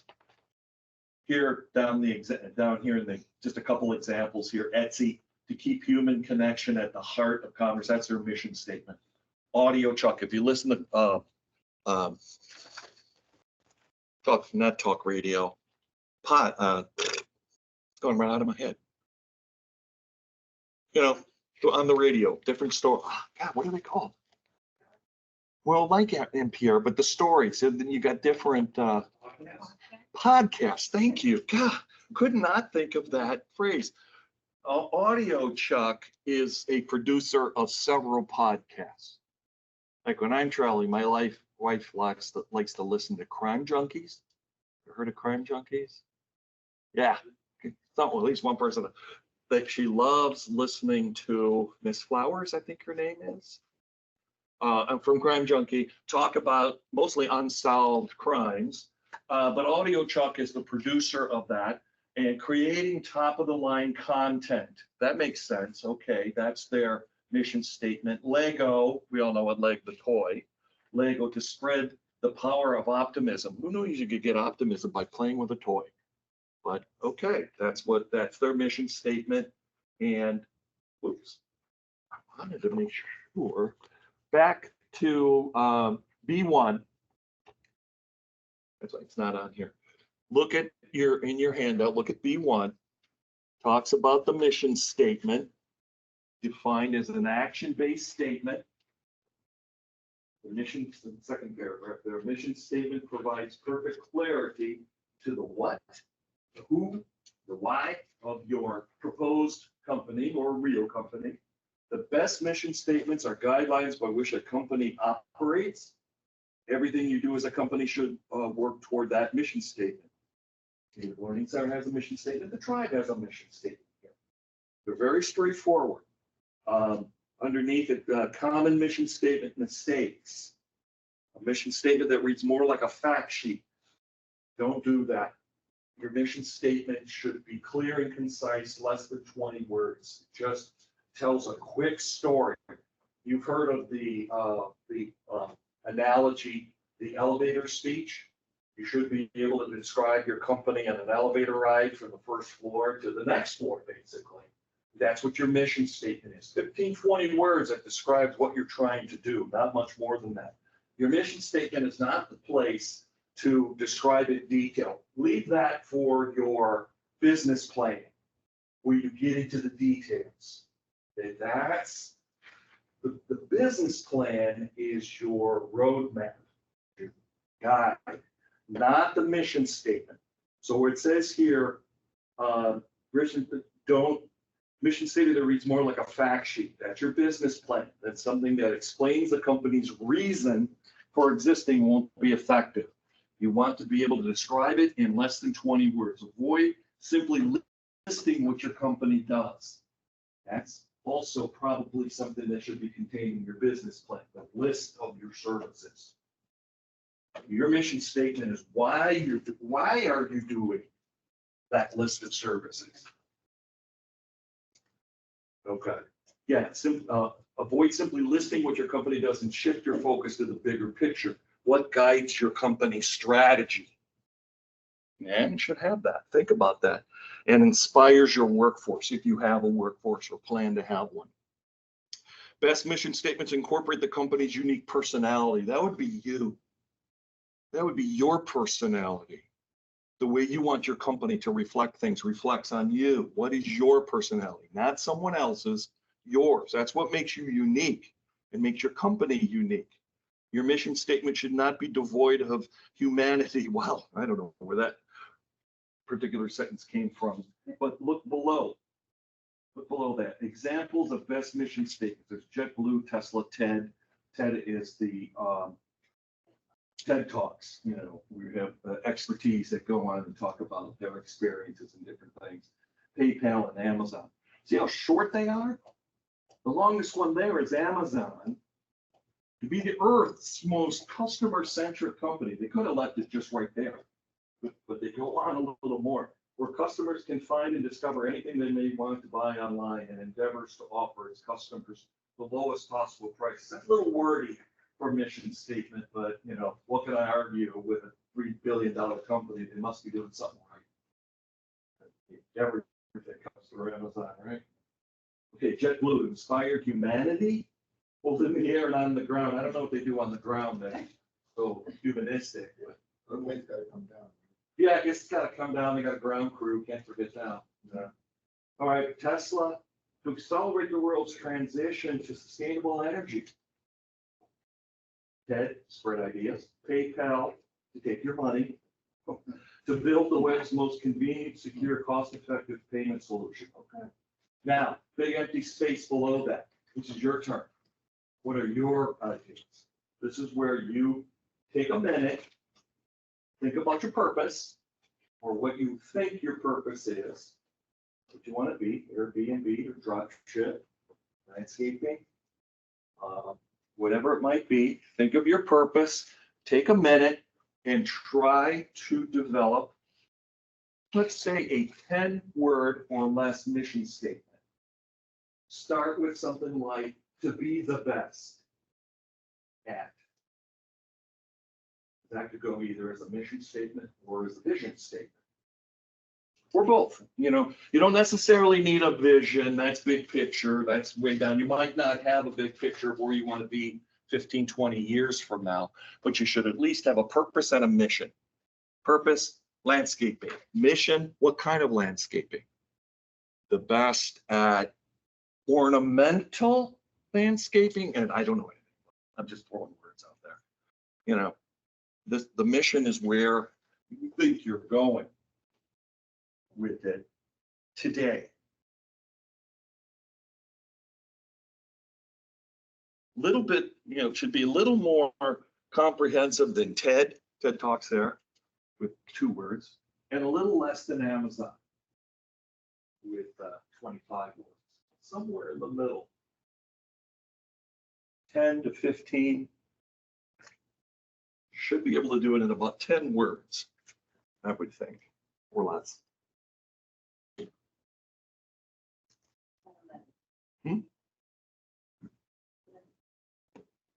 Don't worry about if it's perfect. There's no right or wrong for this. You got to start somewhere. Your mission is, keep in mind, your mission statement is an internal thing. IRS doesn't care. State of Florida, Alaska doesn't really care what your mission statement is.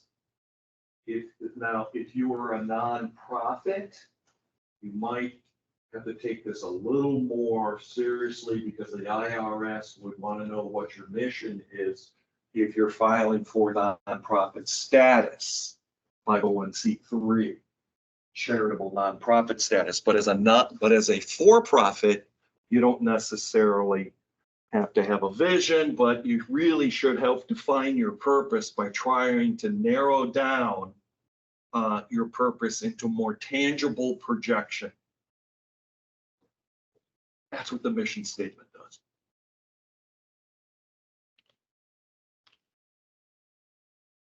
Aspirations of your organization. And that's all you are right now. You are an organization. You're not incorporated. You're an entity, an organization. You really, at this point, without applying to the state, you're really not recognized in any way, shape, or form. We're leading up to that. That make sense? Anyone got any thoughts I want to share? Any mission words? You don't have to, but if you want to share, that'd be great. Any ideas on what your mission statement would be? For my drop shipping, I have put to inspire women to look and feel good in the gym. Cool. Say that again, louder.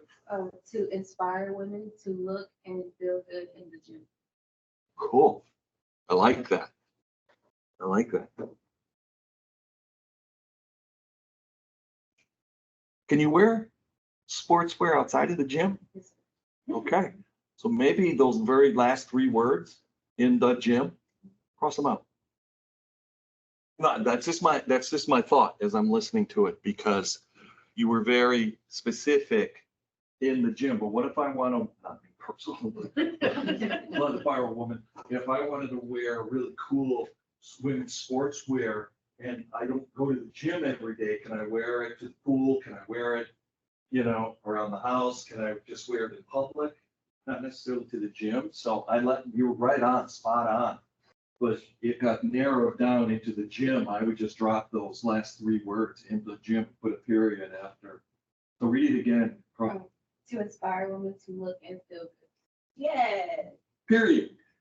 Period. Yeah, you got it. Is that less than 10 words? I think so. Right about there.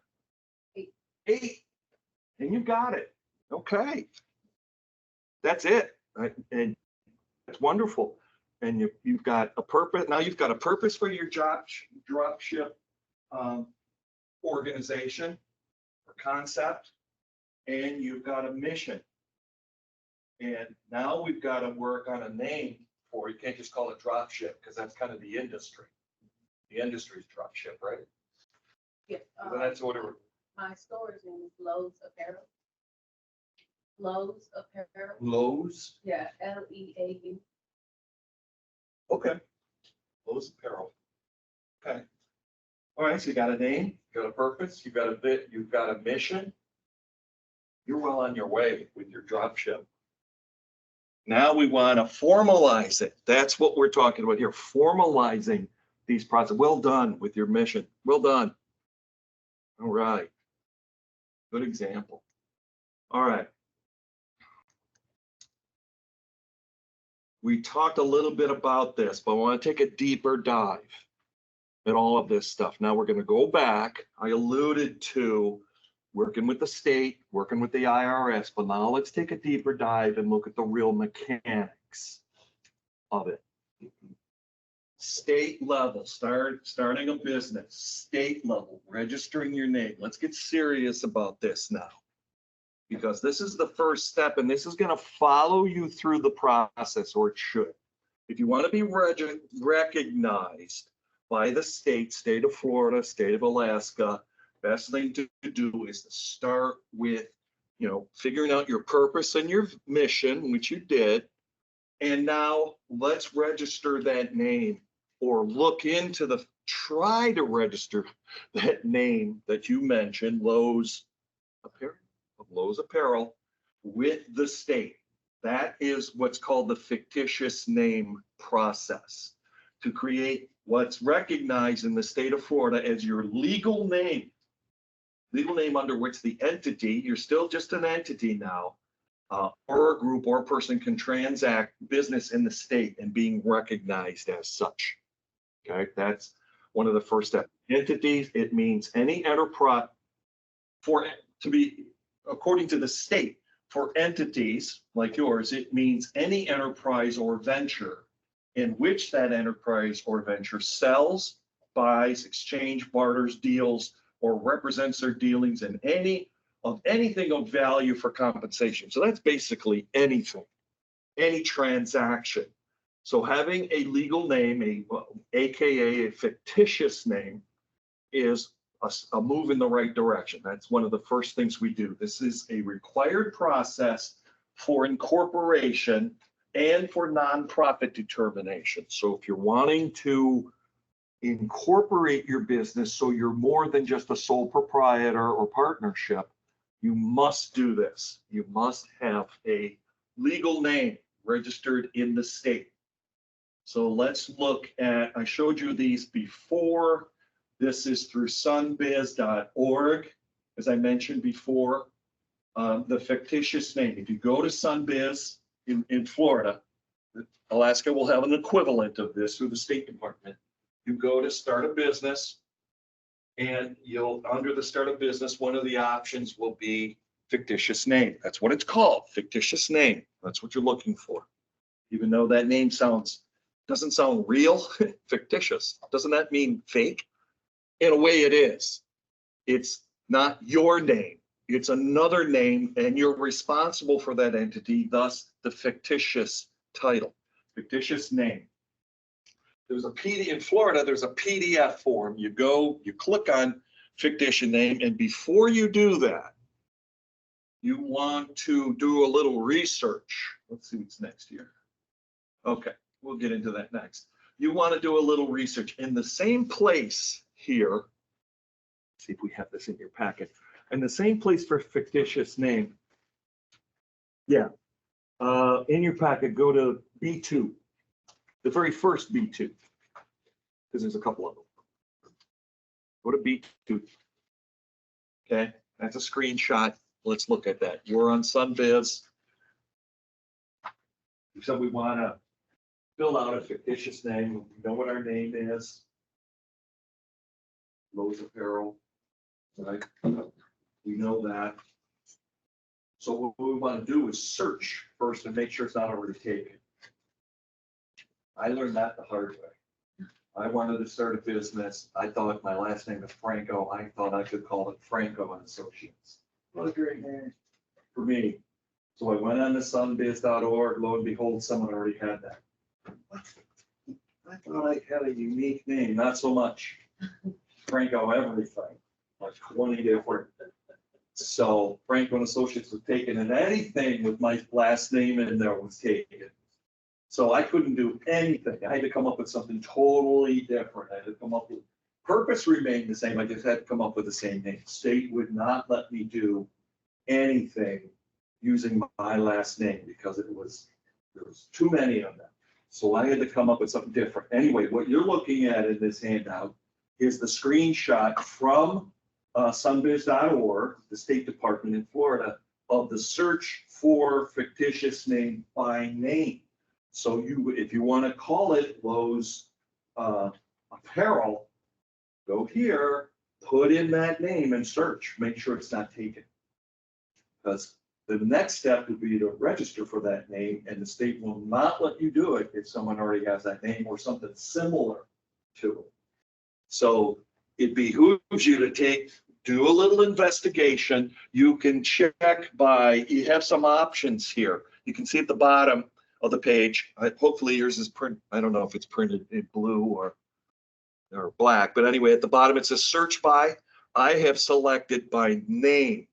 So I would look up Franco and Associates. I would look up Lowe's Apparel.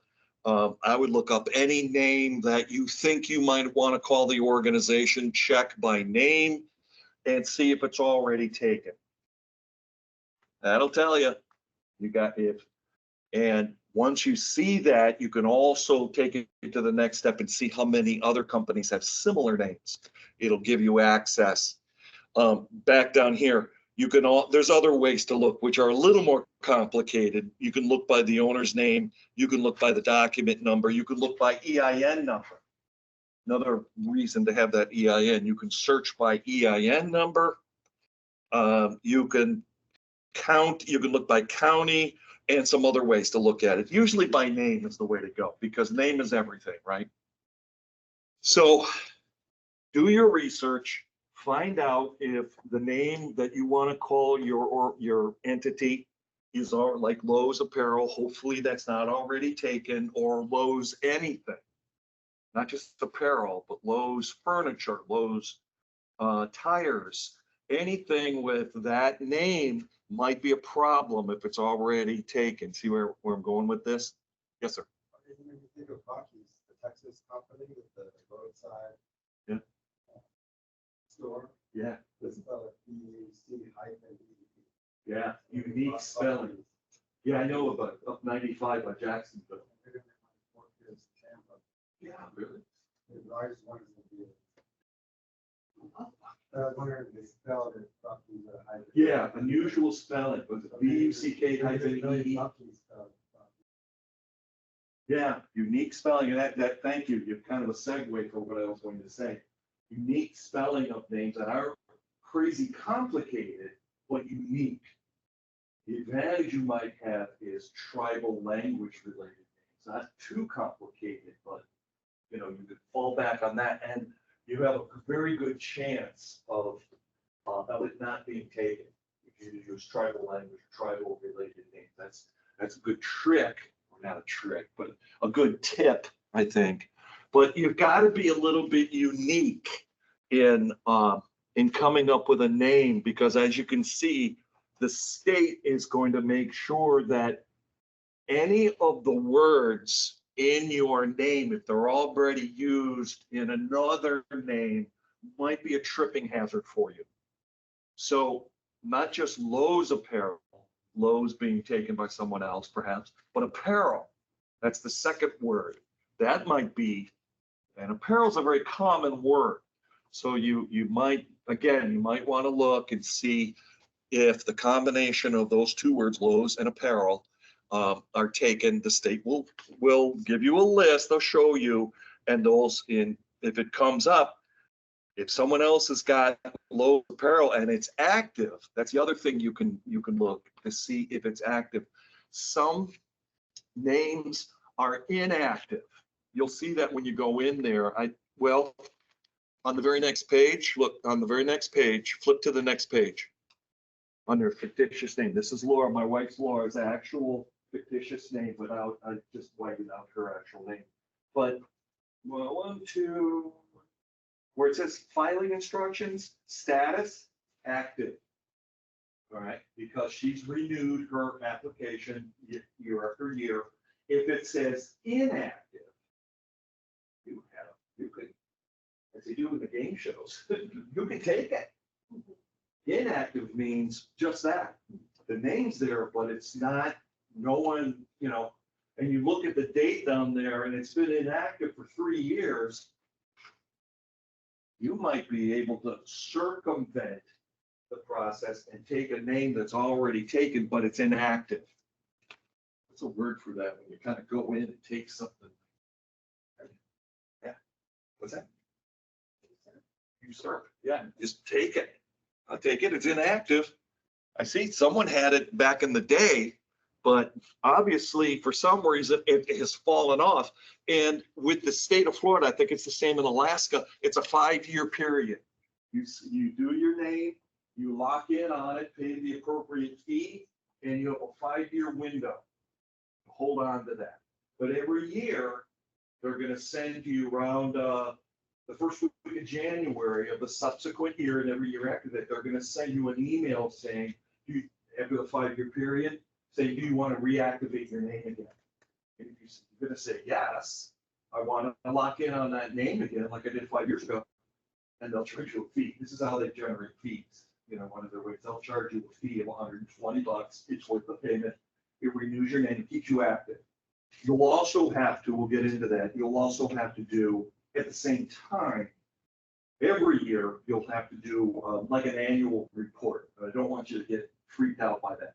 An annual report is no more than saying we're still active and paying the fee that comes with it, which is usually about, in Florida, somewhere around $75 a year. In January, they send you, are you still active? Are you still going with Lowe's apparel? Are you still, and you say yes.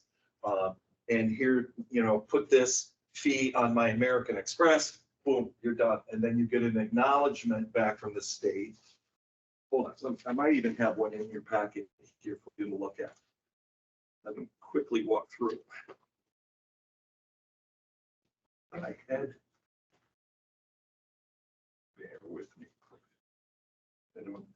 Some kind of jumping the shark here and looking ahead. Because I thought in your packet, there was a copy of an annual report acknowledgement. And I just don't remember off the top of my head because there's so many forms here. If not, I'll show you one. We'll come across it in the presentation. Okay.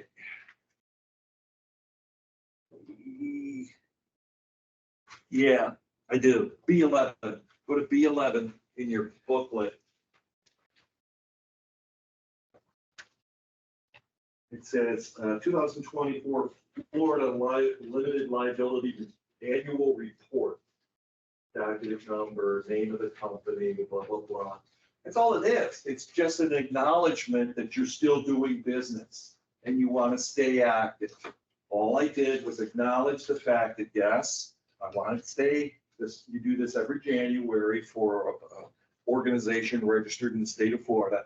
They send the email to the contact person, which is me. In my case, do you want to stay active? I say yes. They'll say, great, pay the $75 fee, and we'll issue you a certificate. Do you want the certificate? Hell yes, you want it. Yeah, you want it. You want to keep that with your corporate records every single year.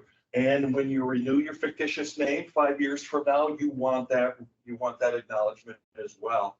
Keep that with your important paperwork. This one is painless.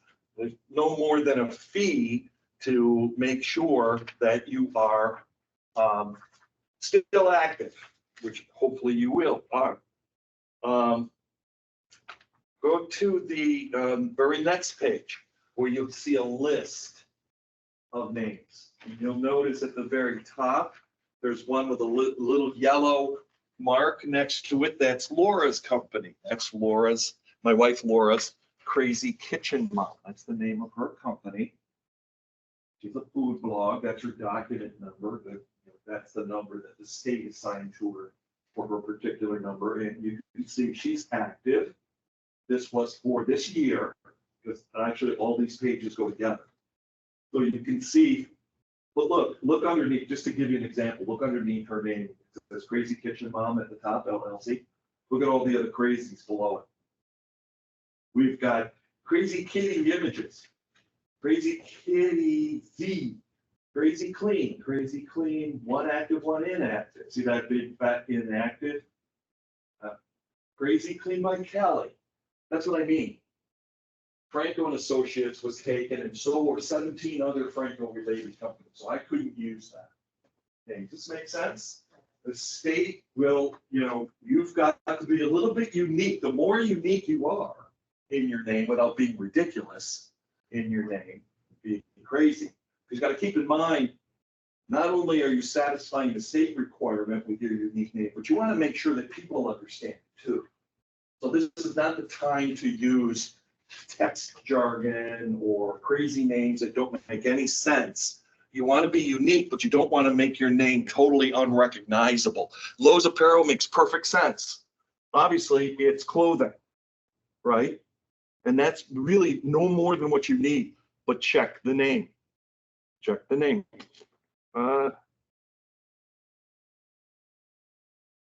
Yeah, and the next page, B11, the third B11, where it says at the top, Crazy Kitchen Mom, just more detail on her company. You can see when it was filed back May 15th, which is coming up on what, 3, 4, 5, 6, 7 years actually in May. May 15th is when she filed with the state. So she's been up and running for a while. My name's listed there, her name's listed there. This is just a general acknowledgement that we are active, and according to the state, who are the what they call managers or directors of the points of contact for the company. Could be you, could be your partner, could be, usually, probably it's going to be you. You're going to be the point of contact. You're going to be listed with the state, probably at your home address, unless you've got a building, a physical address. They will not accept the PO address when you do your name. You got to have a physical address. I had to use my home because can't use a PO box, and I didn't have a business location, so it was my home. All right. Yes, there is a fee to register for your name, around $125 here in the state of Florida, probably similar in other states. There's always going to be a cost for officially registering your name. If there's a question on there, do you want certified copies sent back to you? Always pay the additional fee, $5 or $10 usually, nothing crazy. Get the certified copy, keep it with your official records. It'll be a hard copy. Not only do you want an acknowledgement back, they'll ask you 2 questions. You want an acknowledgement back, which is simply stating that your name is recognized, but you want a certified copy, which means the Secretary of State signs off on it with his or her logo at the bottom. Certified copy. Very, very, frame it if you wish. That's something you want to have for your records, because everything starts with that, registering your name with the state. Everything after that depends. Here's some naming ideas. Descriptive, just things to think about. being descriptive, perhaps using a family name. Where does Lowe's come from? Is that a family name? My son's. See, it's a family name. You fit right in with the profile of use, and that's good because a lot of time family names are unique. They're unique. So family name makes sense, or your association with something, or your location. It could be a geographical issue. As you grow, it could be, it could be Lowe's Apparel, Florida, Lowe's Apparel, Georgia, legal. As the company grows, you could do something like that. These are some of the things where we need to be, that we can use to be creative. And that's really the concept, being creative with our name without being crazy with it. Because remember, people are going to try to recognize your company by your name pretty much. So unique, but not off the charts. All right, I showed you that we have an example of this for first-time filers. For your name, your registration is not complete until you receive the acknowledgement back from the state. Might be the same day, depending upon their schedule, might be a day later or a week later. But what you're looking for, you pay the extra fee to get this. I showed you in your handout the application for resignation of your actual fictitious name. It'll print your actual name. Here's my wife's, Crazy Kitchen Mom LLC. It's her mailing address is not Alligator Alley, Miami, Florida. It's our home address. But here's the important thing right here. You see that? That is what we're looking for back from the state. Their stamped approval when it was recognized. All right. January 19th, 2022. That was the renewal of her name. But because he had reached the 5-year status, 2017 through 2022. So she refiled, and there we put that one with the original just to keep the records together. This is what we're looking for. The acknowledgement back from the state. Make sense? You want those acknowledgements. So you want to, when they say, do you want certified? Do you want copies back certified? Yes, yes, yes. Pay the extra fees to get that, always. All right. Also, starting a name, registering we're still an organizational name, giving the name just a little bit more. Online registration these days, everything's done online. So be ready to make that payment online as well. Visa, MasterCard, whatever you're using, then you'll do it online. Be prepared for that. This is not, it's also not the time to start an application and stop because you don't have your payment method handy. You will be timed out. So be prepared when you submit anything, when you're doing any of these things with the state, any of these filings, be prepared to consummate your application, think it through. If anything, go on to the site, download stuff, print it out so you know what to expect. So when you actually go in to do the fictitious name process, that you have everything at your disposal. You have your purpose, you have your name thought out, you've done your research to know that Lowe's Apparel has not been taken by someone else or even close, so you should be good to go with your name. Have your payment system ready to go, your credit card, whether it's yours or your dad's or whomever, you're gonna have to make payment. If you gotta go searching for that, you will not have time. You'll be greatly disappointed and you'll be timed out. You don't want that. You want to be able to sit down and take care of this in one shot. And if you have all your ducks in a row, like we've been talking about, this should not be a problem. You should be able to do it in one sitting. Okay. Online registration, correct, fillable PDF.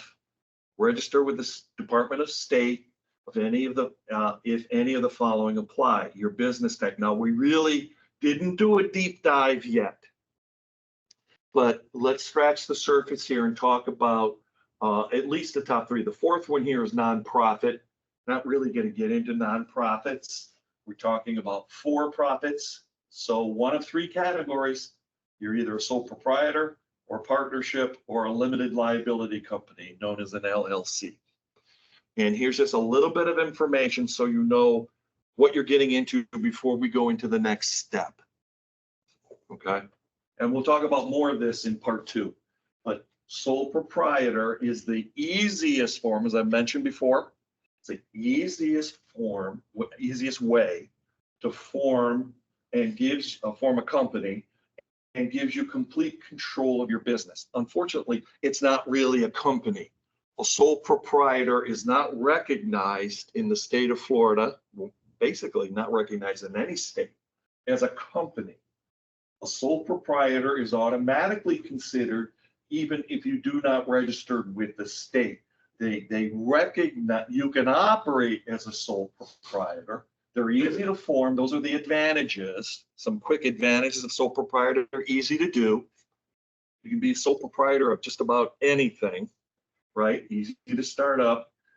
These little red X's here talk about some of the cons, the downside of sole proprietorship.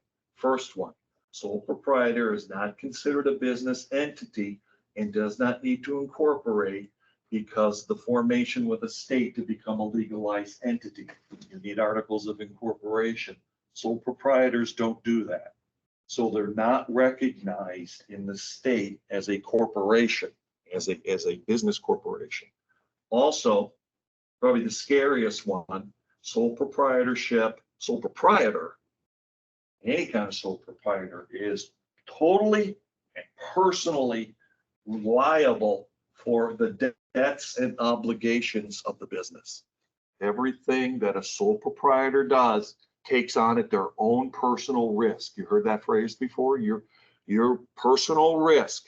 Enter at your own risk into sole proprietor because there's no way to separate the assets, even though you might have a little spreadsheet.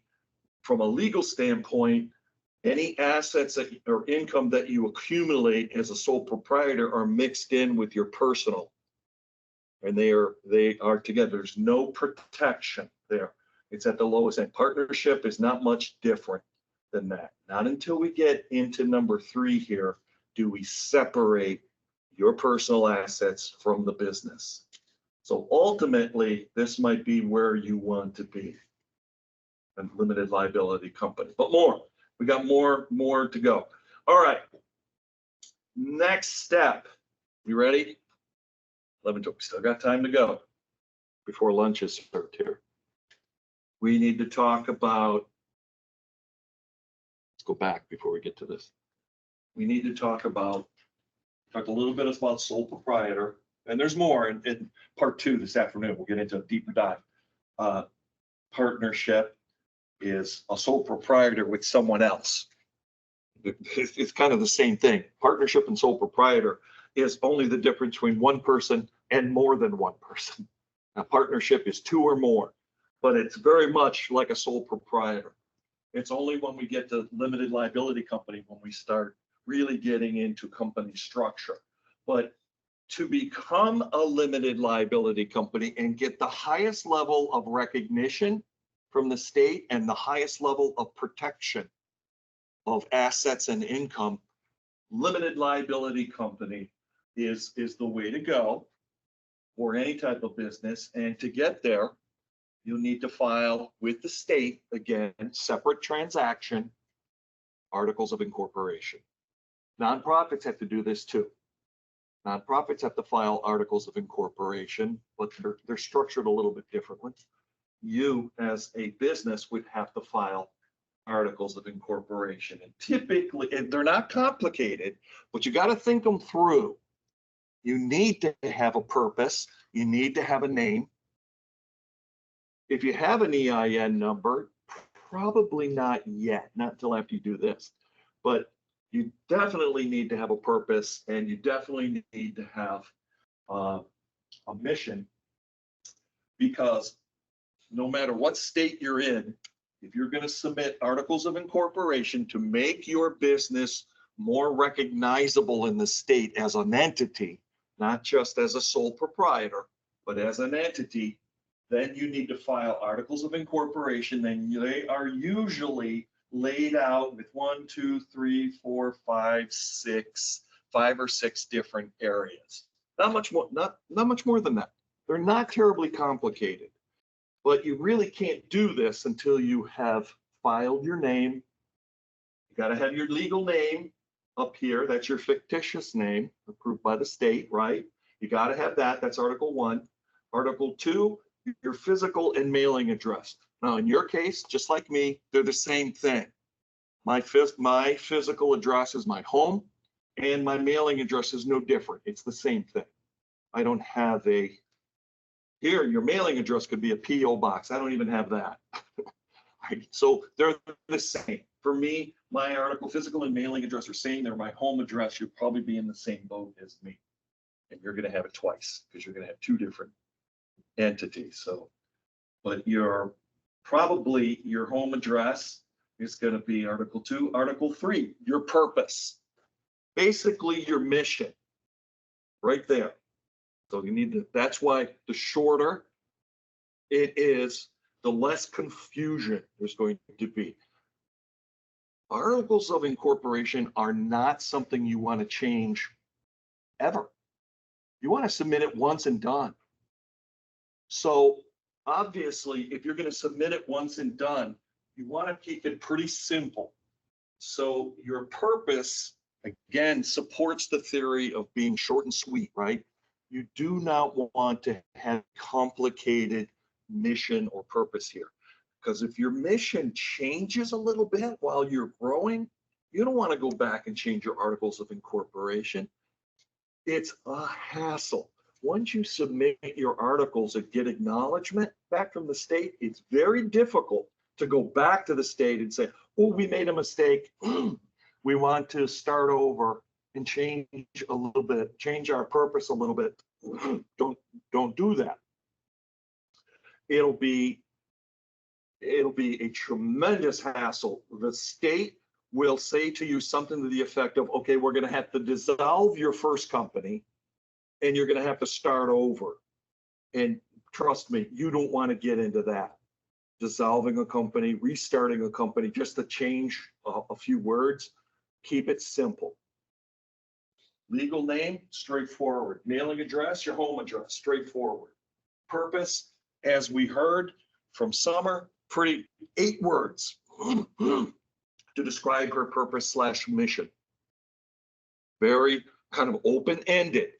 State doesn't require anything more than that. And the more words you put in there, the more you put yourself, more you subject yourself to the potential of change. Don't go there. Save that for all those details, the minutia, for your business plan, where you can make changes much more easily.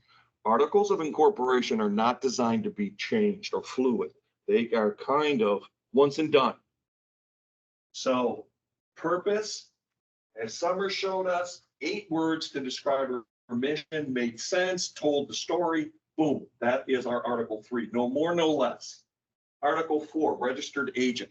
Basically, fancy phrase for who's submitting the application. Summer is. She's submitting her application. I submitted mine. My wife submitted hers. She is the registered agent. That's it. It's a scary term, but you know, I'm the person who submitted the application. I'm also the point of contact. You would be the registered agent. You'd also be the point of contact for your company. Does that make sense? You list yourself.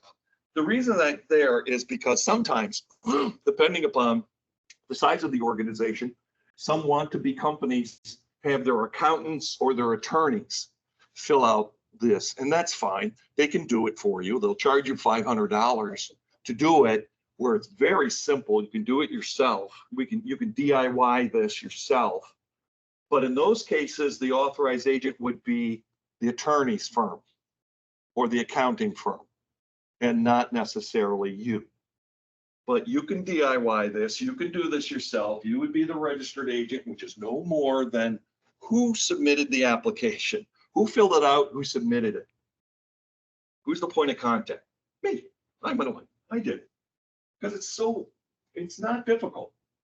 Authorized managers, who's in control? Summer's in control. I'm in control of my company, myself and my wife for her company. That's it.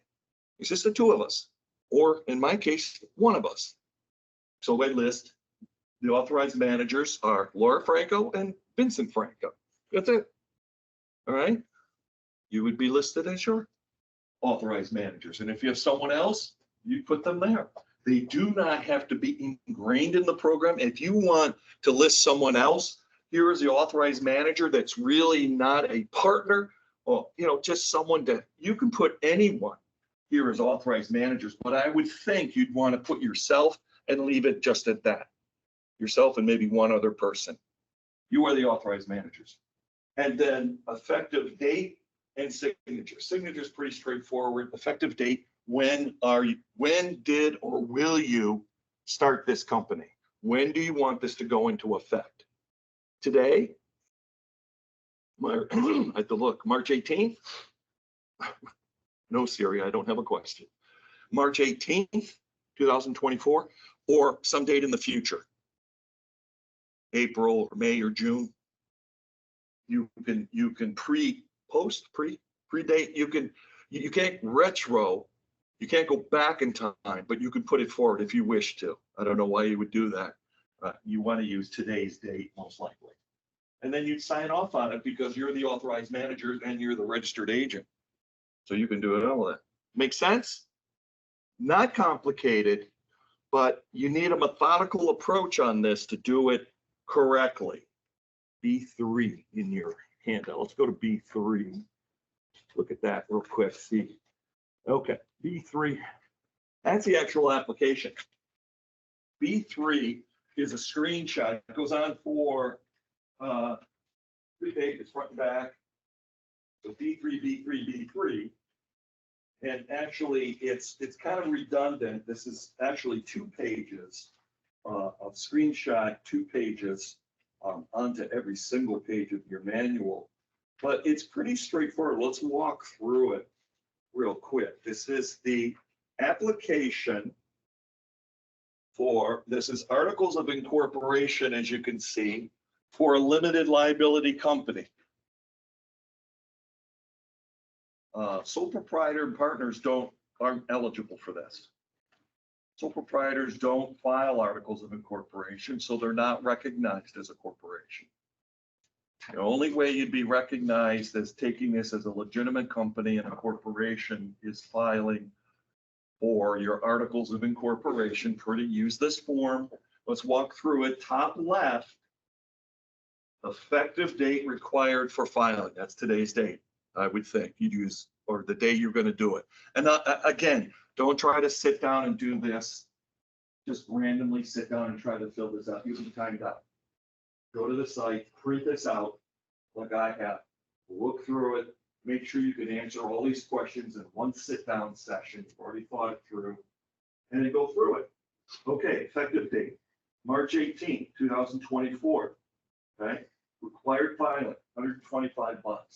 Okay, get ready for that payment. But I'm going to add some things. Certificate of status, an additional $5. And a certified copy. You know what I said, you know, my feelings about that. Mark those 2 down. So you get acknowledgement back from the state for an extra $35. Acknowledgement back from the state that your application has been processed. Then below that, the name of the company, limited liability company, that's going to be, you know, in this case, what you're going to do is call it Lowe's Apparel Incorporated. So Lowe's Apparel, in your case, comma, INC period, Inc., which is the abbreviation for corporation. Only a limited liability company would have that option. Now, you're on the verge of becoming incorporated, and don't let that scare you. You know, you're at the low end of the totem pole when it comes to incorporation, but this is the process. All right, below that, principal place of business. That's your physical address. Below that, your mailing address, which is probably going to be the very same, right? Same place, your home.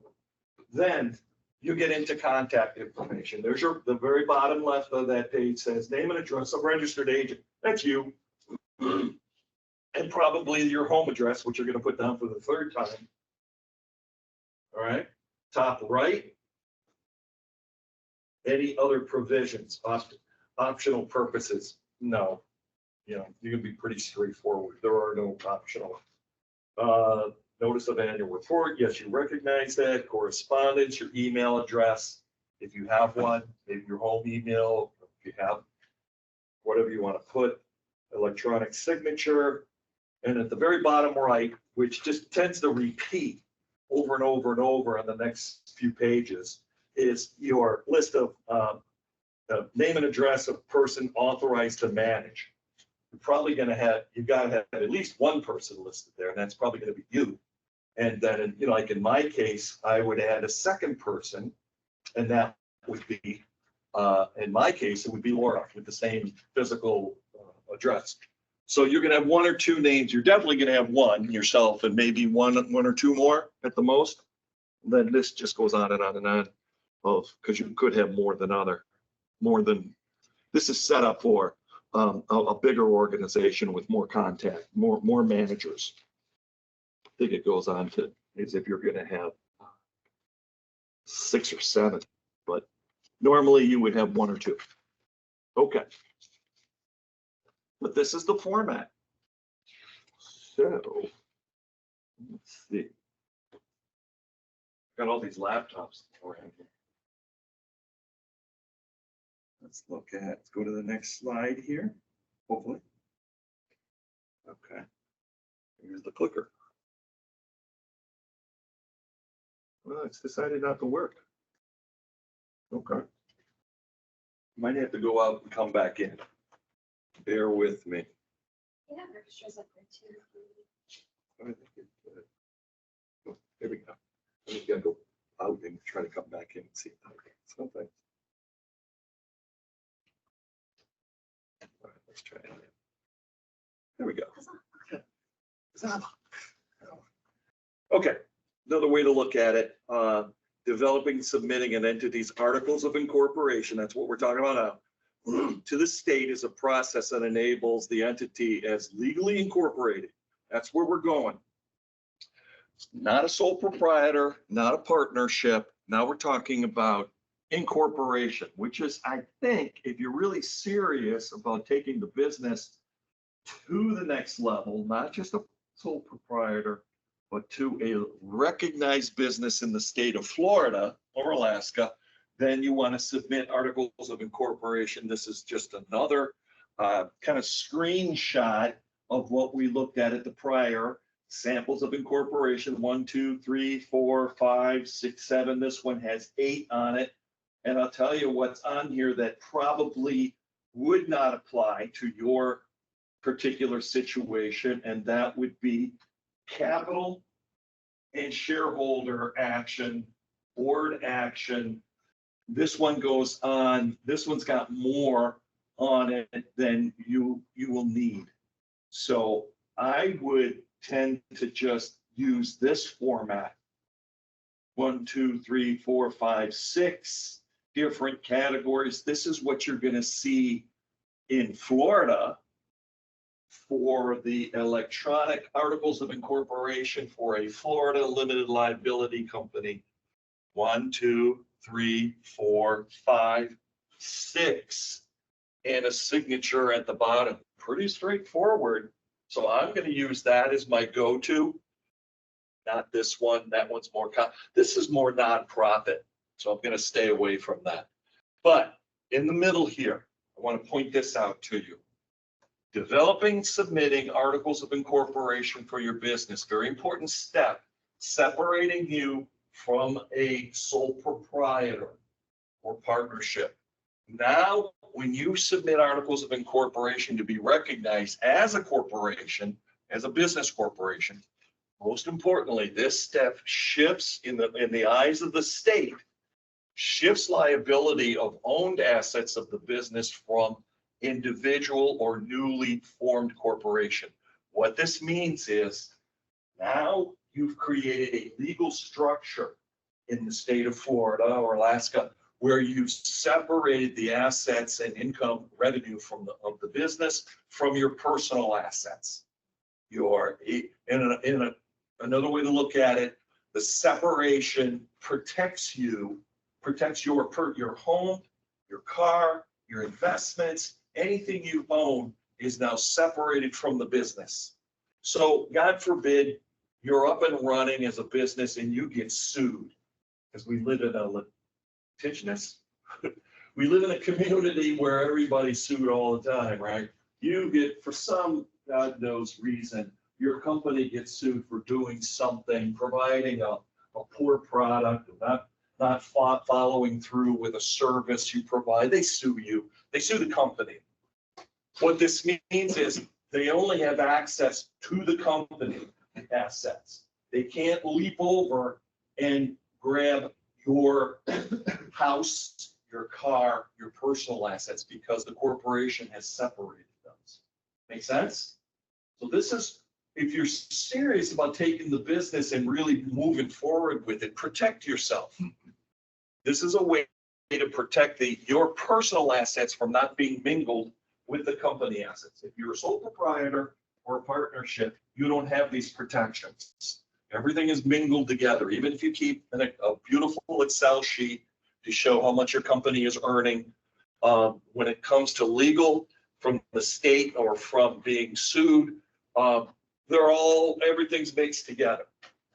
So if you really want to protect your organization, and a lot of people really don't understand, this is what incorporating a small business means. And you can do it at any size. A startup company like mine, my wife started her food blogging business back in 2017. There was nothing there. It was just an idea.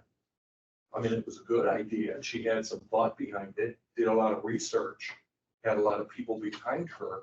But when she filed with the state and then ultimately filed incorporation, there wasn't anything there. There was no revenue there. That took years to develop. There wasn't a dollar earned with that food blog until 2 years later. That didn't matter. So obviously there were some startup costs that we had to absorb, with the state and not with the IRS, but with the state, they're the fees. We had to eat those until she started 2 years later, generating some revenue into there that we kind of reimbursed ourselves. There will be startup costs as we have identified. Right now, we're up to about $300 startup between your name and your articles. Articles cost about the same amount, $150. So $150 for your name, $150 to submit your articles. You're up to $300 startup costs. Not a lot of money. You will hopefully recoup that, as you start generating revenue into your company. Your big cost will be, if you're going this route, will be insurance. We'll get to that in a minute. General liability insurance. That we'll get to that in a minute. That's going to be probably the largest out-of-pocket cost for any bit. Insurance is outrageous. Just like insurance for our home. But anyway, I'll get to that in a minute. That's going to be another startup cost. And then from there, I can't imagine any other significant startup costs. Although what someone was talking about, you might have, if you're talking women's sports apparel, you probably have an inventory. There might be some startup costs here unless you've already got inventory. Now she's talking about product that she's selling. Airbnb, not so much. You have the home. But here, you're probably going to have an inventory and some additional startup costs because you're selling a product. But generally, like my wife with her food blog and me with my consulting and training, I didn't have any other costs other than these startup costs that I mentioned to you. Name, article, insurance. Those are the biggies. Yeah. So then also, so once you go to the articles of incorporation and kind of separate yourself from The company. business, LLC or whatever. And is that how people open business accounts? Like, how do they go? Yeah, that's coming up. We'll talk about opening up, connecting with a bank and opening up a checking account. Yeah, this is one of the things they'll ask for. if you're going to just kind of answer your question real quick without a deep dive, yes, if you're gonna get yourself a business account with a bank, they're gonna ask, perhaps, depending upon the bank, they may want to see your articles of incorporation. They may want to know what your EIN number is. Because those are systems that they recognize as showing that you are a legitimate business. The acknowledgement of your articles being accepted by the state and your EIN number from the IRS. So when you go to get a business checking account, if you want to do that, or a debit card related to your business, you need to do these steps first and have the acknowledgement back from the state. Okay, so let me finish. That's a good question. And we'll get into bank stuff in a minute. I think that's in here, definitely in the next one, if not this one. We're doing good. Okay. This is a QR code to take you back to the state. So we went to the state to file our name, right? We're also going back to the state a second time once our name has been approved, because we got to have our legal name. We got to have our legal name if we're going to file articles of incorporation. Got to have a legal name. So we've got to get that name recognized first and get the acknowledgement, pay the fee, and get the acknowledgement back from the state that we've been accepted. Our name is legit. Whatever we picked has been accepted. We get our legal name. Now, with our articles, we go back to the state a second time and we follow for Florida people, you go to sunbiz.org again and you follow, or .com, you follow the links to the articles, but not articles for nonprofit, articles of incorporation for profit entities. Because nonprofits have a whole different set of article requirements. They want to know about board of directors,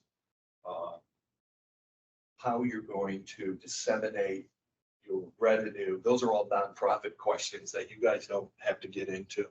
Okay, so you go back to the state, register your articles of incorporation. This is a screenshot of the articles of incorporation after being accepted by the state. Now, I've whited out a couple things on it, but this is the actual screenshot of the articles. Articles of incorporation for a limited liability company from here down, limited, I just whited out the name of the company, but name of the company, the recognized name, the physical address, mailing address, provisions, none, and myself as the registered agent. I think there's a question on the next page, but the important thing is right there. That, along with a notarized copy, this is what the fee, the extra fee that I paid for gives me this. This is the recognized version. It gives me the tracking number that the state uses for this file, this particular number, L22000066059 was generated when I submitted my name and was recognized. This is going to follow me through. All right, so now I know that my name and my articles are tied together. And here it's showing February 8th, 2022. So a little more than a year ago, a year and a month ago, I submitted articles of incorporation for my company, which is relatively new compared to my wife's, and I got the acknowledgement back to the state. Okay, so this is another I also paid the extra fee for that notarized copy too. So I got a real fancy one with the Secretary of State's signature and a raised seal and all that. But this is the one that was sent to me electronically. I got it. I have that electronically in my business files, and I also printed this out and I keep it in a binder at home, 3-ring binder, with the name, all my other important documents from the state. So that's what we're looking for. Now, I know we don't have nonprofits in the room or want to be nonprofit. If you were pursuing nonprofit, moving in that direction, you would go, so far, you would follow the same process. You would get something like this back for your want to be nonprofit. And now, which separates nonprofits from for-profit, now we're going to go in a different direction. Nonprofits, that date, you have, if you're a nonprofit or wanting to be a nonprofit, you have 27 months from this date, the date your articles were recognized by the state, February 8, 2022, add 27 months to this, and that's the time that nonprofits have to do all the things that they need to do to file for 501c3 charitable nonprofit status with the IRS. The clock starts ticking for nonprofits based on that date. But you guys are different. You don't have that requirement, thank God. You don't have to worry about that because you're not filing for nonprofit status with the IRS, right? You're not doing that. So you're good right now. You've got your name, you've got your articles. Now would be the time to go to the IRS and file that EIN number application. Because now you can answer those questions. So let's go back, grab your packet there. And let's go back to that handout or that screenshot of the EIN application. I want to revisit that. If anyone can tell me. Okay, it's B4A. B4A. This is the applicant. Now we've got our registered name. We've got our articles of incorporation. Now let's go to the IRS. Let's fill out this SS-4 application for employer identification. Number 1, we've got our legal name. We're putting in there, and now we can look at number 8A. Is this application for a limited liability LLC? Now you can say yes to that. And if the answer is yes, enter the number of LLC members. That's probably going to be 1 or 2, right? 1 or 2. 8C, if A is a yes, was the LLC organized in the United States? Yes. Then 9A, check the box that applies. You're not a sole proprietor. You're not a partnership. You're the third box. You're a corporation. Enter the number to be filed. Well, it's not the EIN number because you've already got, you're applying for an EIN number. It's probably going to be this number right here. That's your tracking number with the state of Florida. Alaska will have something similar. That's the number you would put in because that's your tracking number. If that's all you do there. 9, if a corporation, name the state or foreign country, if applicable. Not a foreign, no, Florida or Alaska. Reason for applying, number 10. Starting a new business. Type. Women's apparel, Airbnb, landscaping, sports-oriented coffee shop, whatever the purpose is, that's what you put there. Reason for new business. So you mark that first box. Date business started or acquired. Date business started would be that date right there. Because this is the date that the state recognizes your articles. You're not a corporation until you submit the article. The state recognized this particular article on February 8, 2022. So that is the number, or that is the date that you would put in to number 11. Closing month of accounting year. Now, we haven't got into accounting yet, probably not until tomorrow, but you have to decide if you're going to be on a fiscal year or calendar year. Now, probably a calendar year, January 1st through December 31st, unless you have idea. Now, nonprofits have to think about this a little deeper than you, but if you're going to pursue federal funding, federal grants, you might consider going on a fiscal year of like October 1st through September 30th, because that's in sync with the federal government. But for for-profits, probably not, unless you're going to pursue federal grant funds, probably not much of an issue. you can fall back on the traditional calendar year. So you'd be January 1 through December 31st, most likely. That'd be your closing month of accounting year, December. That would be question number 12. Number 13, highest number of employees expected in the next 12 months. You don't even fit agriculture, household, other, and you're not having any, probably not highest number of employees. Unless you're going to have employees, it's going to be 0. Okay. Number 14 doesn't apply. 15, wages, that doesn't apply. Check the one box that best describes the principal activity of your business. That's box number 16. Construction, real estate, rental, manufacturing, transportation, warehousing, finance, healthcare, accommodation, and food service. Accommodation, that's going to be Airbnb. Accommodation. Other would be everyone else in the room, I think. Landscaping, coffee shop, all the other wholesale, agent, broker, wholesale, other, retail. Drop ship, retail, right? Okay, so it might fall into that category. So you in your case, you're finding that you're doing this twice. You're doing it once under this company and then once under this one. Okay. Indicate principal line of merchandise sold. Here, someone's going to have to, women's sport apparel, she's going to have, and that's, I wouldn't put anything more than that. Women's sports apparel, boom, period. As the applicant entity shown line one ever applied for receiving an EIN. Hopefully you're saying no to that. If you did, there's going to be, you'd have to post your previous EIN number there. But most everyone in the room here, I think, is going to answer no to that. The bottom there, third party designee, complete the section only if an authorized named individual to receive an entity's EIN, if someone else is filing this form on your behalf.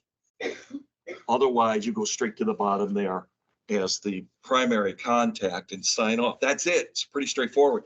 But you can't really do this until you've got your name and you've got your articles approved, because it's asking you questions about when you submitted your article or when you received, not when you submitted, when you received your acknowledgement back from the state and what date they recognize as your startup. That is, as I mentioned, the startup date here. Not a date in your mind, not a date that you started filing paperwork or thought about it, but the date that the state recognizes, not your name, because you probably did that a month in advance, your articles, because this is the trigger. Submitting the articles of incorporation is the trigger with the IRS here. As to when you became what they consider to be a legitimate organization. Is this all making sense? The methodical steps here, purpose, mission, name, articles.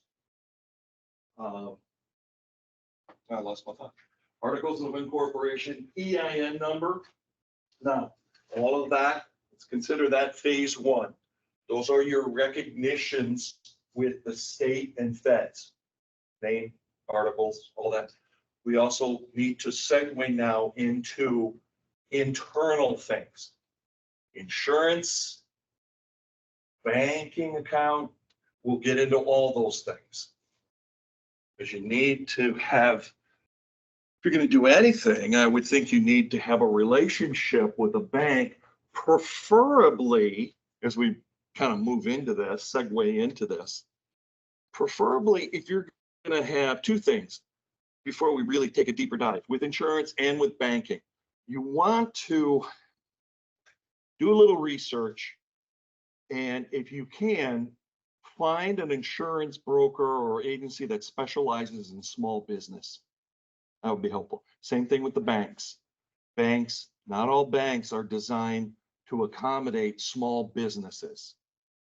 So a little bit of research there. I have my personal account, home account with Bank of America.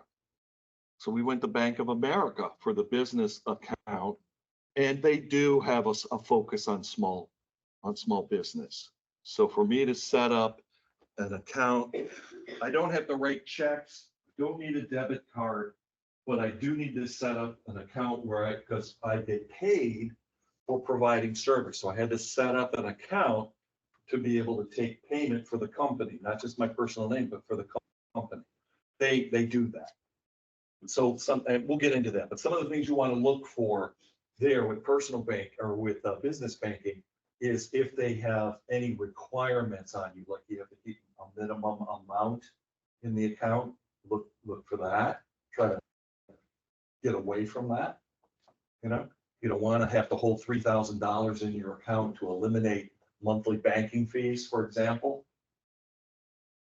My experience with that was the bank wanted me to keep a minimum balance of $5,000. And if I did that, it would eliminate the $26 per month bank fee. So I keep less than the minimum amount, they'll charge me $26 a month. Well, $26 a month is a little less than $300 a year, right? So what would be the better option? Keep $300 in the account and pay those little tiny monthly fees for keeping a low balance, or park $5,000 in there that I can't have access to. It was a no-brainer. I said, I'm not going to keep 5,000. I'll keep 300 in there.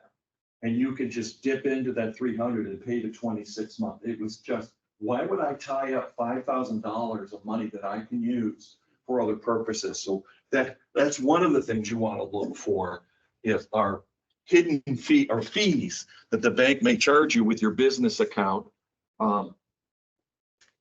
in lieu of just absorbing a monthly fee. They all have fees for their accounts. You can't, but $26 a month is nothing compared to tying up $5,000, in my opinion. So that's something to look for. Okay. Registering the name. Department of Revenue on a state level, registering the name. Also, back to the state, two things we're doing with the state. The name and the articles of incorporation, if you're going to go that route. If you want to go anything more than a sole proprietor or partnership, registering articles to make you a limited liability company. I don't want anyone explaining this in depth because I don't want anyone to panic at the phrase that sounds ominous. Limited liability company sounds, very legal, and it's not really complicated, and it has the most highest level of protection for your company. And that's what you want. You want to protect your company. We talked about registering for the EIN number through the IRS. Not complicated. There's the QR code. Now, after getting your name, your legal name, after your company has registered their articles and you've got the acknowledgement back, we talked about going back to the IRS to file for the EIN number. Even if you're not going to have employees, file for it. There's no cost. Unlike the state, there's no cost for doing this. That's the beautiful thing about it. So we looked at this form and we walked through it, didn't we? Just a moment ago. We looked at the IRS form. It's very, now at this point, you should be able to sit down. You won't be timed out, by the way, with the IRS form.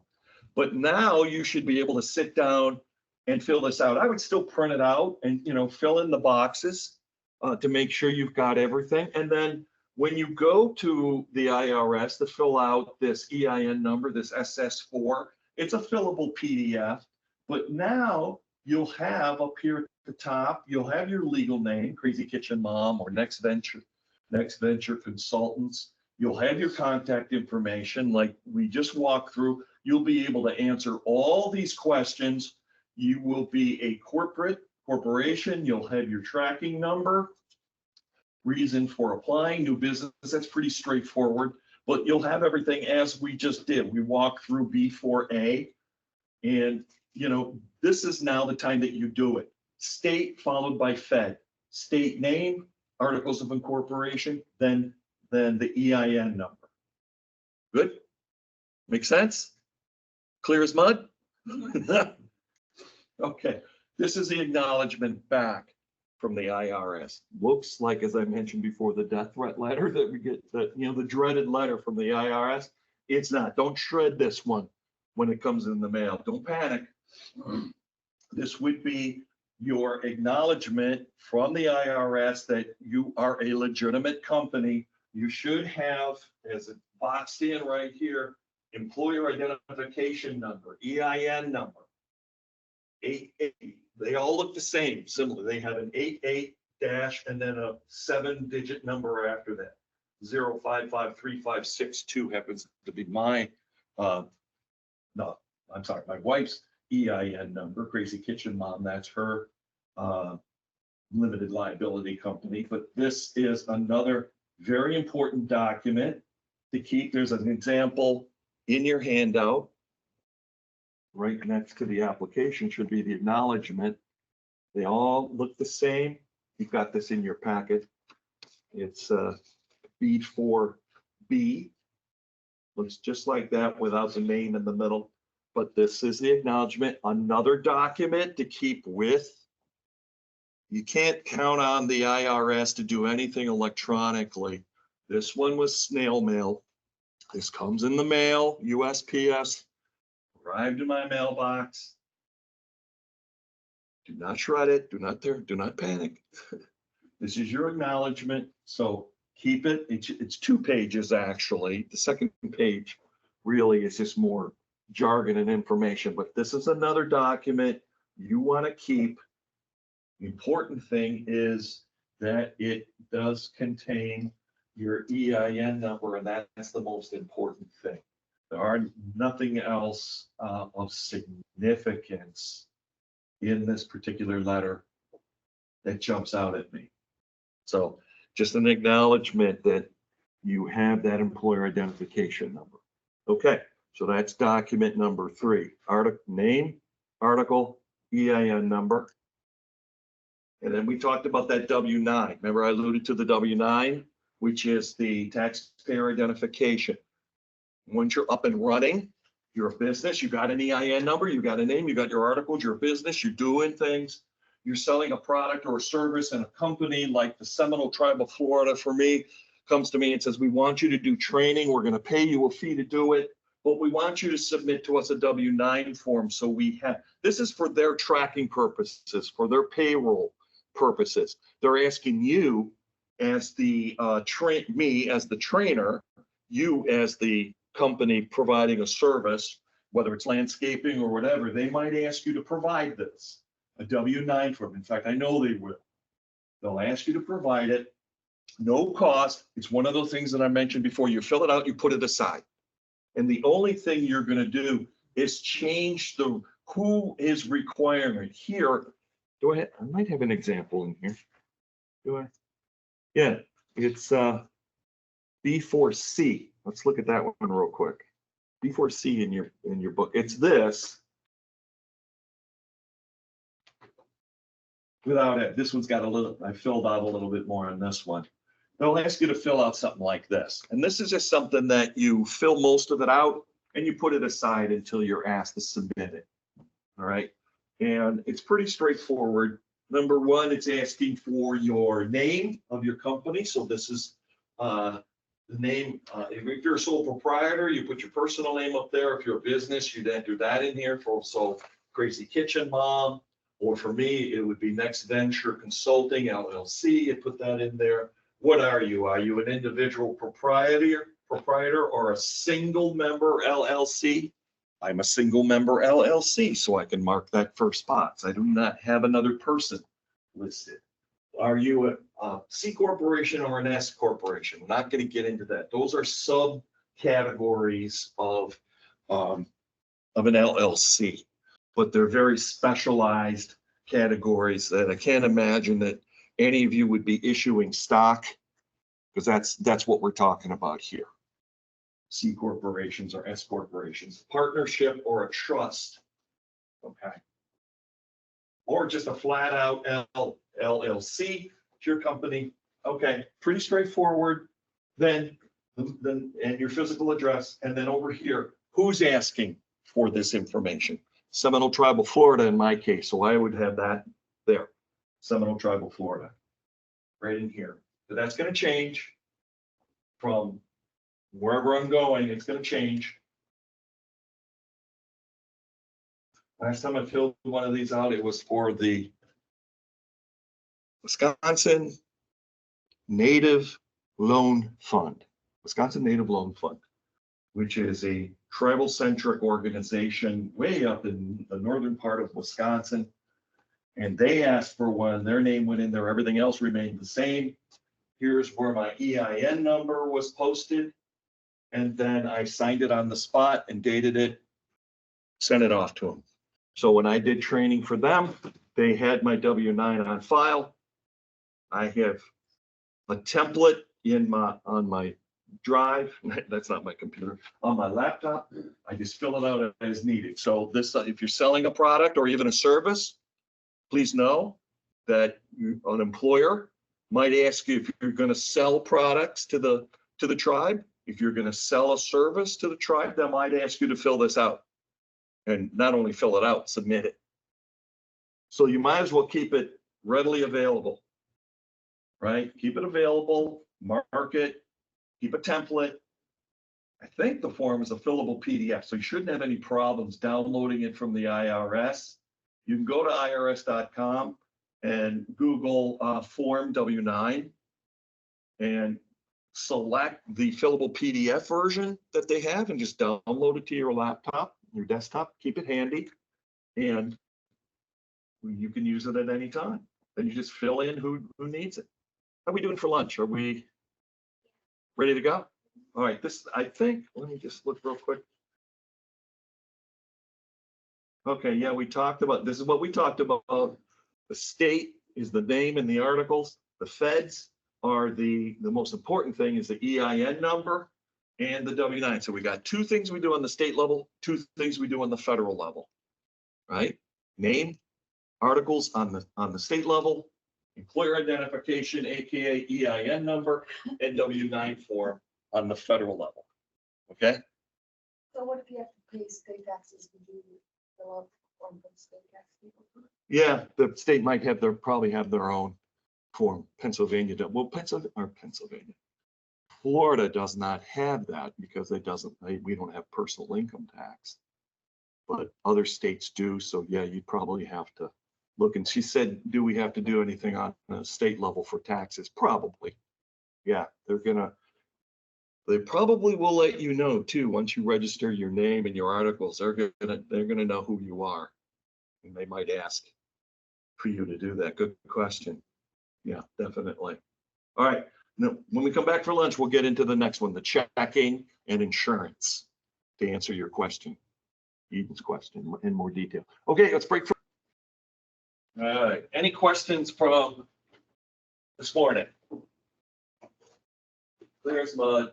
Everyone understands. Plugging right along. Okay, we talked about four things: name on a state level, registering your name, articles of incorporation. If you're going to move in that direction to become incorporated, not a bad idea for any business. Not as complicated as they make it seem. And then on the federal level, EIN number. Even if you're not going to have employees, it's good to have that number. There's no cost for either one of these things on a federal level, both from the IRS. One, definitely do the employer identification number, but get your articles done first, get your name acknowledged first. And then this is a good thing to have at your disposal. Complete it, put it aside, keep it, because employers may want you to provide it. So now we're going to move into setting up a checking account. Answer that question from earlier. What about checking account or some kind of a business account? The QR code there on the left, nice article on how to open a business banking account in 6 steps, which I've kind of reiterated here in the next couple of slides. Why do I need a business checking account or a business account in general? Not necessarily have checking, access to a checkbook. You don't necessarily have to have that, or a debit card, but just having, at a minimum, just having a business account, not necessarily a checking account, but a business account where you can put proceeds from anything that you're generating in there. Nowadays, everything's online, so you don't necessarily need to have checking. I have a business account. I don't have checks per se, because I don't really write any checks. My system is set up more to receive money than it is to pay out, but I have a business account. It also to keep business and personal financial transactions separate. Where we talked about before the difference between a sole proprietor partnership and incorporation as an LLC separates assets. Here's another way to keep separate your business income from your personal income. Just another way to help separate, keep things separate, or better for accurate taxes and deductions. At some point, you're going to be taxed on something. You're going to have to fill out at some point as you start ramping up and generating revenue. At some point, maybe not initially, but at some point there might be some taxes to be paid and some deductions to be paid. We don't want that mingling with our personal stuff. We want to try to keep that separate. Also, the business account for accepting payments, like I have set up, to look professional, to be a little bit more put together here, keeping things separate, and to develop a relationship with the bank. That too, probably more important than anything, because at first you're really not going to need a whole lot of their services, but down the road at some point you might need that bank to help do something with your business, hopefully as it grows. So to develop a relationship with the bank, very good idea. What do I need to bring to the bank for my business checking account? Obvious things, driver's license or passport if you have it, to identify who you are. And then some of the things we talked about that they'll probably want to have. You're going to set up a business account and take advantage of the bank's business resources. Then you're going to have to show them that you are indeed a business, not just a sole proprietor. But, if you're incorporated and you have an EIN number that we were talking about before, that's one of the things when I went to set up, that's what they asked me for, was the document I received from the IRS with my EIN number. I also brought my certified articles of incorporation and anything else I could think of, but that's what they wanted. They wanted the EIN number. They wanted documentation of it, not just what the number was. I could have told them that off the top of my head. They wanted the documentation from the IRS, that letter I showed you. Business information documents, that would be your articles of incorporation, and anything else that you might have. If you've got insurance, usually we go to the bank, or actually we get our insurance before we go to the bank, but that's coming up next, the insurance thing. But if you've got your general liability insurance and you've got the declaration page that shows that you're carrying, paid the premium and you're carrying current limits on your general liability, then bring it with you. Bring anything you can think of to the bank to show the legitimacy of your operation. And I talked a little bit on the left side here, it talks about decide which type of business bank account to open, compare checking account options. You don't, the situation I told you with the fee, keeping a minimum balance as opposed to absorbing the $26 fee. I'd rather absorb the $26 than to park $5,000 in the account to maintain a minimum balance. Why would I want to tie up $5,000 to offset $300 in fees? It just didn't make sense. So compare options, see what those requirements are. Don't necessarily sign off. When make sure you understand what's needed. Another feature you might want to look for is being able to Venmo, take money out of your account and pay bills with it. Also, do you have online access to your account so you can transfer money out of your business account to your personal account, things like that. You might have to set that up separately or pay a fee for that, but make sure that you ask those kind of questions. How do I have access to my money? How can I transfer funds out of my business account over to my personal or vice versa, if you need to. Or make payments. If you're not going to do a checking or have a debit card, do you have access to your account so that you can make payments with it online? What you need to do to fill out any applications, any documentation that you might need. If you have a partner or someone else that's signed off as a major person in your organ, they may have to be there with you to do it. My wife had to come with me because I had to come with her. Let me put that, because I'm on her business. So I just had to be there. Okay. Now, questions on that before we get into insurance? Pretty straightforward if you're going to do that. You don't necessarily have to do it tomorrow, next week, next month, but it's something you want to think about. This is a process. Think about all that. How much information do you need to write checks? Do you need to have a debit card, or can you do everything online with your business? Yes, sir. Like, you can even weed down specific banks, you can go to their websites and look at their accounts. Yeah, I would start there. Yeah. Because a lot of them are pretty straightforward with services that they provide your business account or personal checking. So yeah, start there. Look for a bank that caters, if you can, caters to small businesses, and look for some of these features that we talked about, see what they are, or not so much the features, what kind of costs might be involved.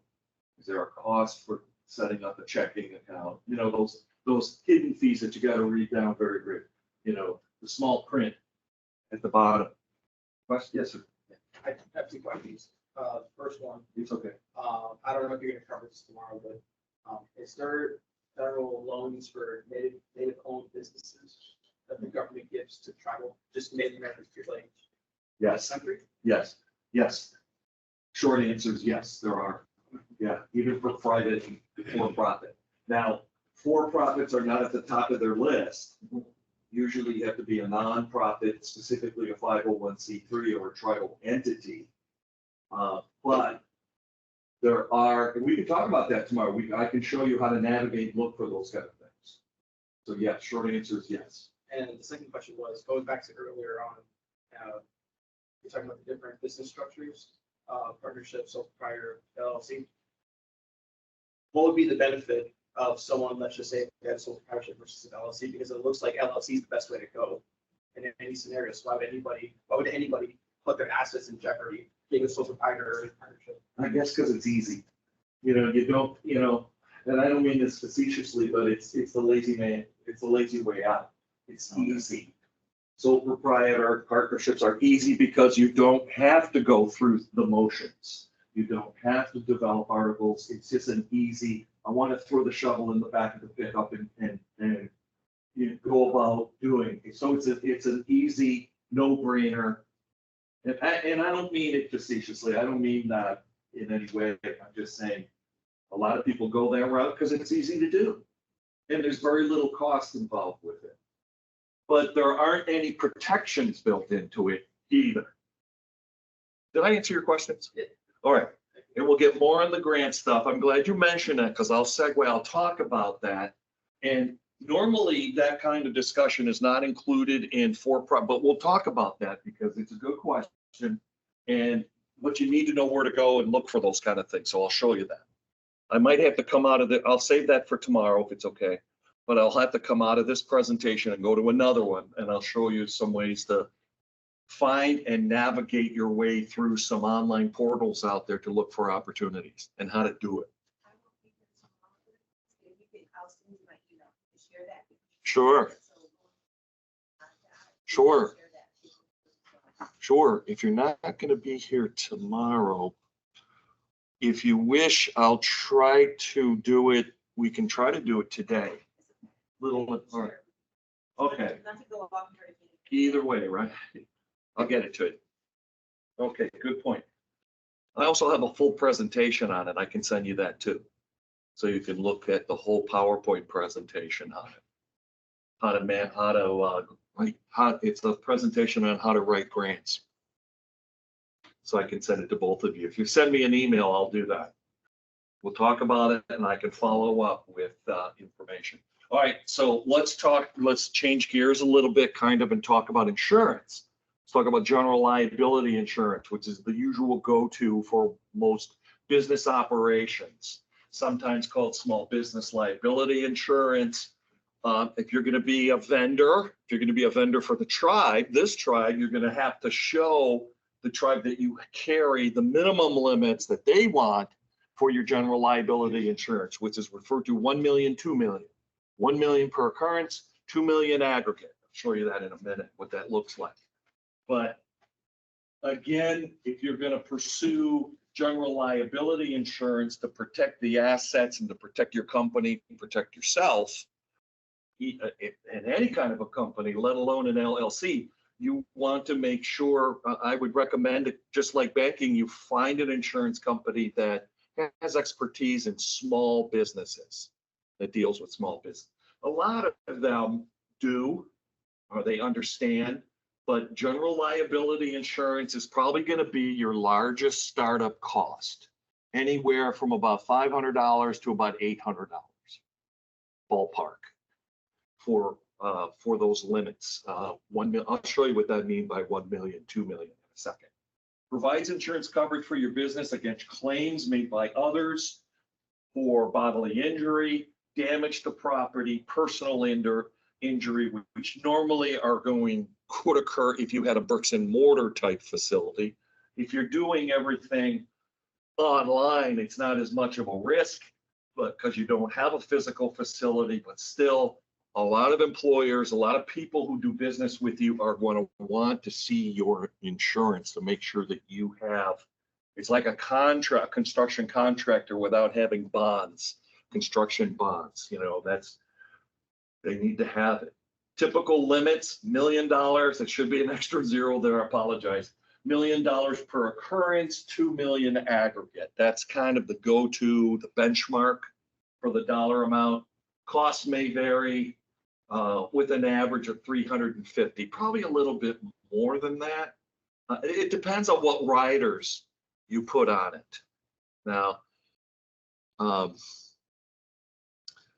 depending upon who you're doing work for, if you've got general liability insurance, the Seminole Tribe is going to want to see your insurance. You're going to have to provide it to them with these limits, and you're going to have to add them as an additional insured, which means the insurance company writes the insurance for your company, but they also list the Seminole Tribe of Florida as an additional insured, which means if something happens, the Seminole Tribe of Florida is included in that scenario. So they, not to be sued, but to receive benefits if need be. So they might ask for that type of thing. That's typical. And there are other riders that are put on there. Nonprofits put on what's called errors and omissions, E&O. There's no cost for it, but it protects them for the decisions they make, that type of thing. So what else? The tribe's probably going to want you to have workers' comp pay, and there's going to be a separate fee for workers' comp insurance on top of your general liability, probably a couple $100 for that. Workers' comp, okay, workers' compensation. And depending upon what you do, they might want vehicle added to that as well. So there might be 3 things that they want to see, but they definitely will ask. Most organizations that you're going to be involved with will ask for general liability insurance. Let's see if I have a picture. Yeah, here we go. This is what you'd be looking for. It's in your manual, in your handout, B7. Let's go to B7, take a closer look at it. B5. A lot of B5s here. 6. All right, B7. Yeah, looks very similar to this one. All right, and what I'm talking about, the $1 million, 2 million is right here. Commercial, this whole rectangle in here is the amount of commercial general liability. Up here, this is the insurance company by Burke. This is their contact information. This is what's called a certificate of liability insurance, also known as a declaration page, where they show you what your limits are. So here, policy number, effective dates, you can see this one is expiring unless, oh, well, this is from last year. It starts on April 1st through April 1st. And here's the million, 2 million, $1 million for each occurrence and some other parts in it, medical, personal, and then 2 million aggregate.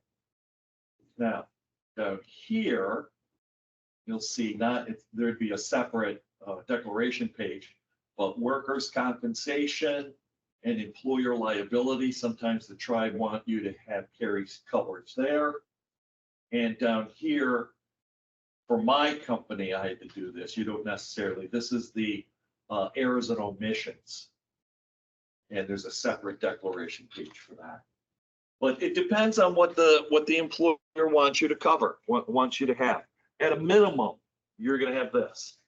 General liability at the 1 million, 2 million. I know the Seminole Tribe of Florida, if you're going to be a vendor for the tribe here, that's what they want you to have.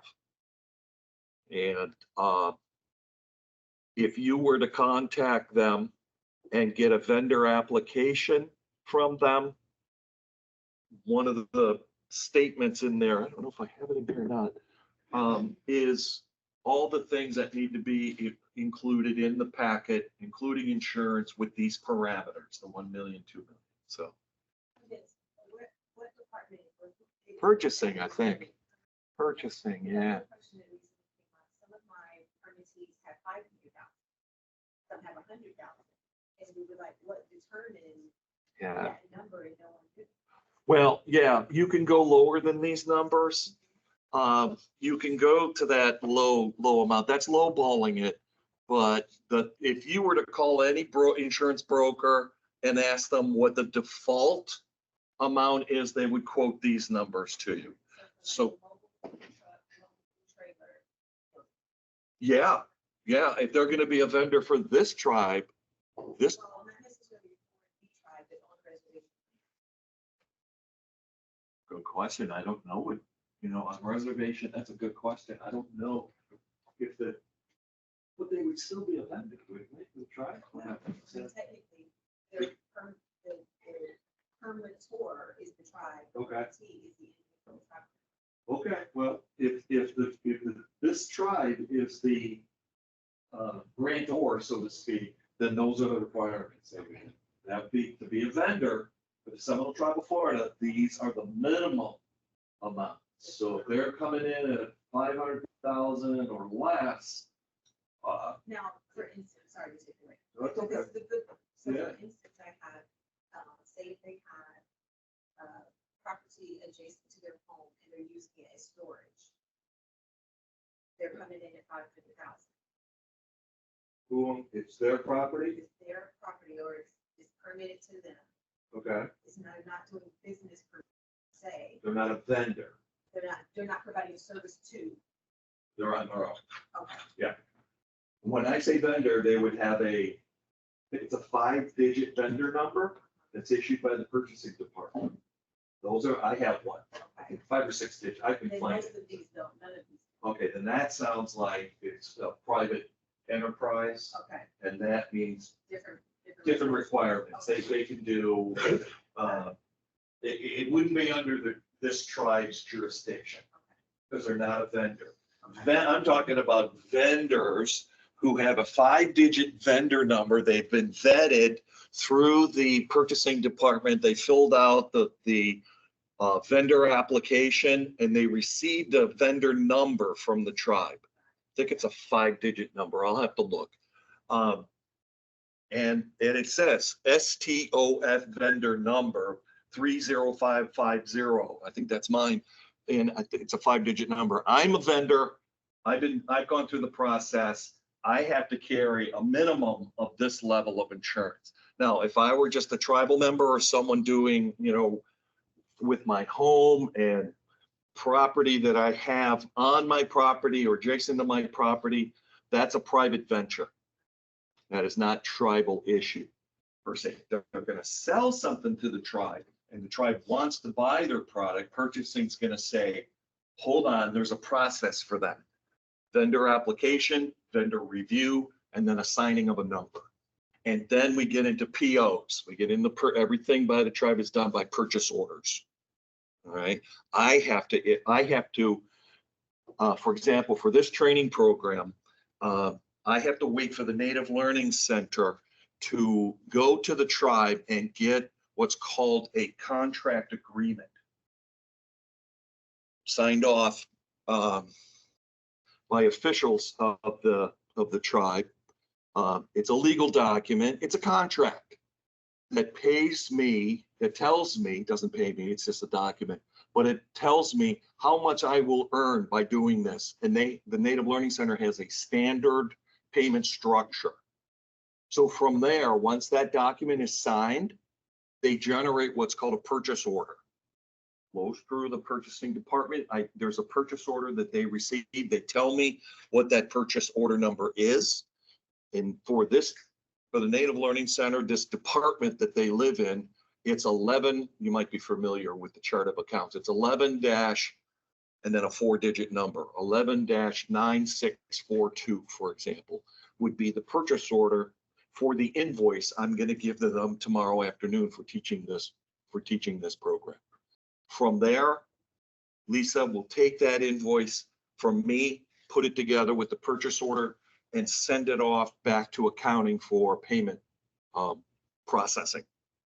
But everything's done by PO.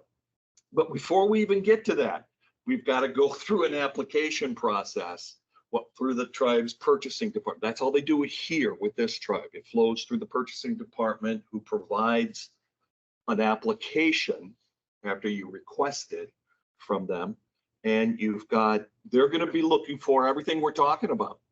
They are going to be looking for, are you an LLC? What kind of company are you? Are you just a name on a piece of paper, or are you a real company?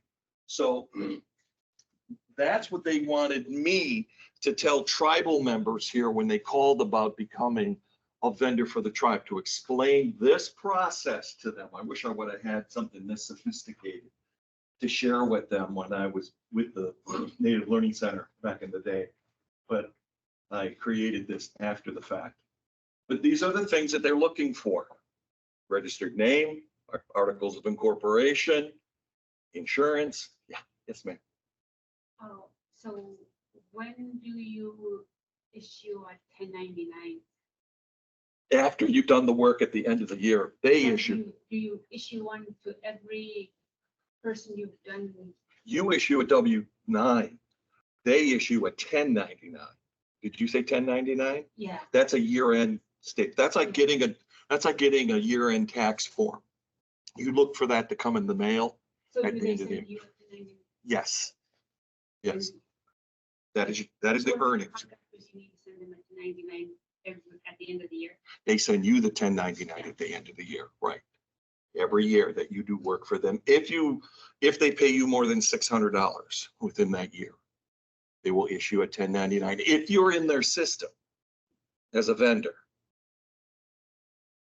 Right? You've got to be in their system for them. Here with this tribe, you've got to go through these motions, what I'm talking about. To become a vendor, you've got to submit all this stuff, including insurance, get a vendor number so you can become a legitimate vendor, then provide your service or product to them, bill them, send them an invoice. Like I'm going to do tomorrow afternoon, I'm going to give it to Lisa. She's going to take my invoice that has my vendor number on it. She's going to match it up with the PO, purchase order, that they've already got set up because they knew this was happening. And they're going to send both the PO and my invoice to the accounting department. From there, they'll send me a check for the fee. It's all electronic these days. Goes right into my bank account, right into the bank account we were talking about before. They'll send that electronic payment to me. Then at the end of the year, January of 2025, they'll send me a 1099. 1099 form is the form that comes from the not necessarily your employer. I'm not an employee of the tribe anymore. It's what you would receive from the organization that paid for your services or products. Is it making sense? When I was an employee, I didn't get a 1099 form. I was an employee. I got a W-2. We all get W-2s from the company we work for, right? At the end of the year, you get a W-2. That's what you get if you're an employee of the company. But as a contract instructor, I don't work for them as an employee anymore. I'm a contract employee. I'm self-employed. So they send me a 1099 at the end of the year telling me for my taxes, which I send to my accountant, eventually to the IRS, where that shows, that documents how much, it's an acknowledgement from the Seminole Tribe of Florida as to how much they paid me. Is this making sense? 1099s go to contract employees, consultants, contract employees. Limited liability companies, I get them. I get them for this, from the Seminole Tribe of Florida or any organization that I provide services for. I mentioned the Wisconsin Indian Loan Fund. That's another group I did some training for. They issued me a 1099 for last year. I gave that to my accountant. This is how much I made from that particular employer or organization. Seminole gave me one as well. There's mine from this one. So there's two of them. And I had a third one. Hope this is making sense.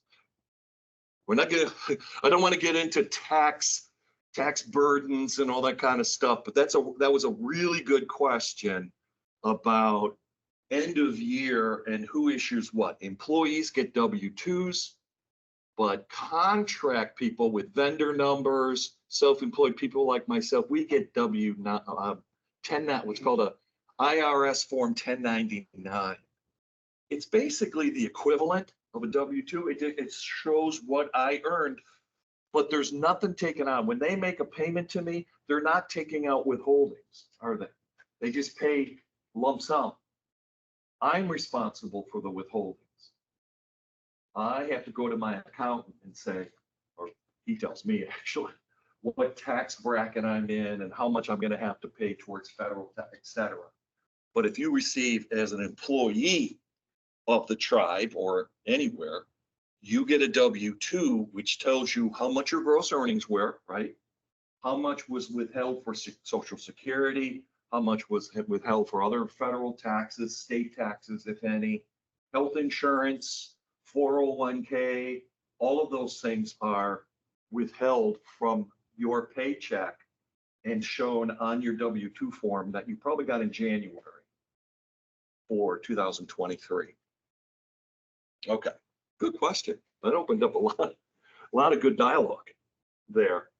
All right, insurance, you got an example. Well, it's almost identical to what we have here. This is a typical format. Okay. Yeah, those of us in Florida that have a car, probably everyone in the room, you have a registered vehicle, right? And every year or every other year, depending how you set it up with the state, you get from your friendly tax collector, you get a notice on taxes that you are vehicle registration, renewal of your vehicle registration, anywhere from, I don't know what it is, $50 to $70 per year, or you can pay into it. Does that sound familiar? We have to do that every year. And one of the things that you have to put on the payment is for your car insurance is from the insurance company, and it's this number. Remember, if you recall, when you get that renewal, they ask you for the 5-digit NAHAC number, not to be confused with the one we were talking about earlier today. This is for insurance companies. That's the 5-digit number. It should be on your insurance card in your vehicle. But I always have to go look because they'll ask me what that 5-digit insurance company identification number is. I don't know. I got to go look at the registration that's in the car right now. This is what they're looking for. In this case, 10391, which tells, I guess, the state of Florida, it verifies the insurance agency by Burke in this case. Okay, keep going. Ooh, bylaws. You may or may not have bylaws. Any questions before I go into this? Some organizations, especially LLCs, need to have now we're going totally internal operational documents. Remember I said a long time ago, a couple hours ago, that when you file your articles of incorporation, you only want to do that once. You don't want to go back and change your articles if you don't have to. Once and done. You want to save any changes that you're making to the operation of your business, either for your business plan or for your bylaws. You don't necessarily have to have bylaws, but you can have them, especially if you're going to have an LLC. And this is just a screenshot. I'm not going to spend a whole lot of time working on bylaws, but this is just a screenshot of the 8 different items of bylaws. It looks very similar to your articles of incorporation. Article 1, Article 2, 3, 4, and 5, and so on. The purpose, the operation, the office, if you're going to have any members or committees, probably not, or stock, probably not. In fact, I'm quite sure that you're not going to be issuing stock. You're not going to go public, are you? You're all going to be private companies. You're not going to go public and sell stock to the general public, I would imagine. That's a whole nother animal. You don't want to go there. Members, you don't need members. You don't need committees. You're not issuing stock. So I'm not going to spend. I just want to show you this and the next one I have. It says group activities, but be honest with you, we're not going to spend any time. You don't really need to have bylaws. Nonprofits do. This is a big issue for nonprofits to make sure this is done right. But for for-profit organizations, not so much. So just want to show it to you. We're not going to dwell on it. Not going to have you do work on this, even in a group function, because there's really no need. You really don't need to have it. I just wanted to show it here, what a template looks like. This one is filled out. This one would be for you to fill out, but we're not going to go there. So I'm not going to spend a whole lot of time on it. Just wanted to show it to you. But here, let's take a look at this now, because we talked about the different things that had to be done with starting a business. 2 things on the state level to get started, right? Your organizational name and your articles of incorporation are done at a state level, whether you're in Alaska or Florida or anywhere in between. Then we bounce out and go to the feds, in this case, in both cases, to the IRS. No cost, we can go to the IRS here and not worry about tripping some trigger that's going to get us audited. That's not going to happen. I know some people have a fear of reaching out to the IRS, thinking if they put their name out there to the IRS, there's going to be a knock on their door. You know, the federal IRS agents are coming to audit your, you and your personal doings. That's not the case. They don't have the human resources to be able to do anything even close to that. That's why there aren't a lot of audits these days. They just don't have the people power to go out and do audits. So anyway, we start with the state. We do the name, the articles, then we go to the federal, as we talked about, the EIN number, the W-9 form, which are forms we do. We hold on to the I-9 form. Then we come back and we start doing some local things. We set up at some point a checking account with a local bank, right? We want to set up, not necessarily a checking, but a business account. Business account. Doesn't have to be checking or a debit card issued, but you need a business account with a bank. Yes, sir. So I guess in terms of a sole proprietor, you could just open another checking account if you wanted to, or like handle those funds. Yeah, you could. Yeah, you certainly. His question was, if you're a sole proprietor, you can open up a checking account so you can segregate those funds from your personal stuff or from other. Yeah, you can certainly do that. This is a good idea. The business account is good to do whatever kind of business you have to help you separate. But keep in mind, from the state's perspective, from a legal perspective, that doesn't protect you from anything. It might help you in your business operation by showing how much revenue you're bringing in on the business side as opposed to your personal, but it doesn't go any further than that. But to answer your question, which is a good one, yes, even sole proprietors or partnerships should go locally to set up a business account. And also, general liability doesn't hurt, even if it's in your personal name as a sole proprietor.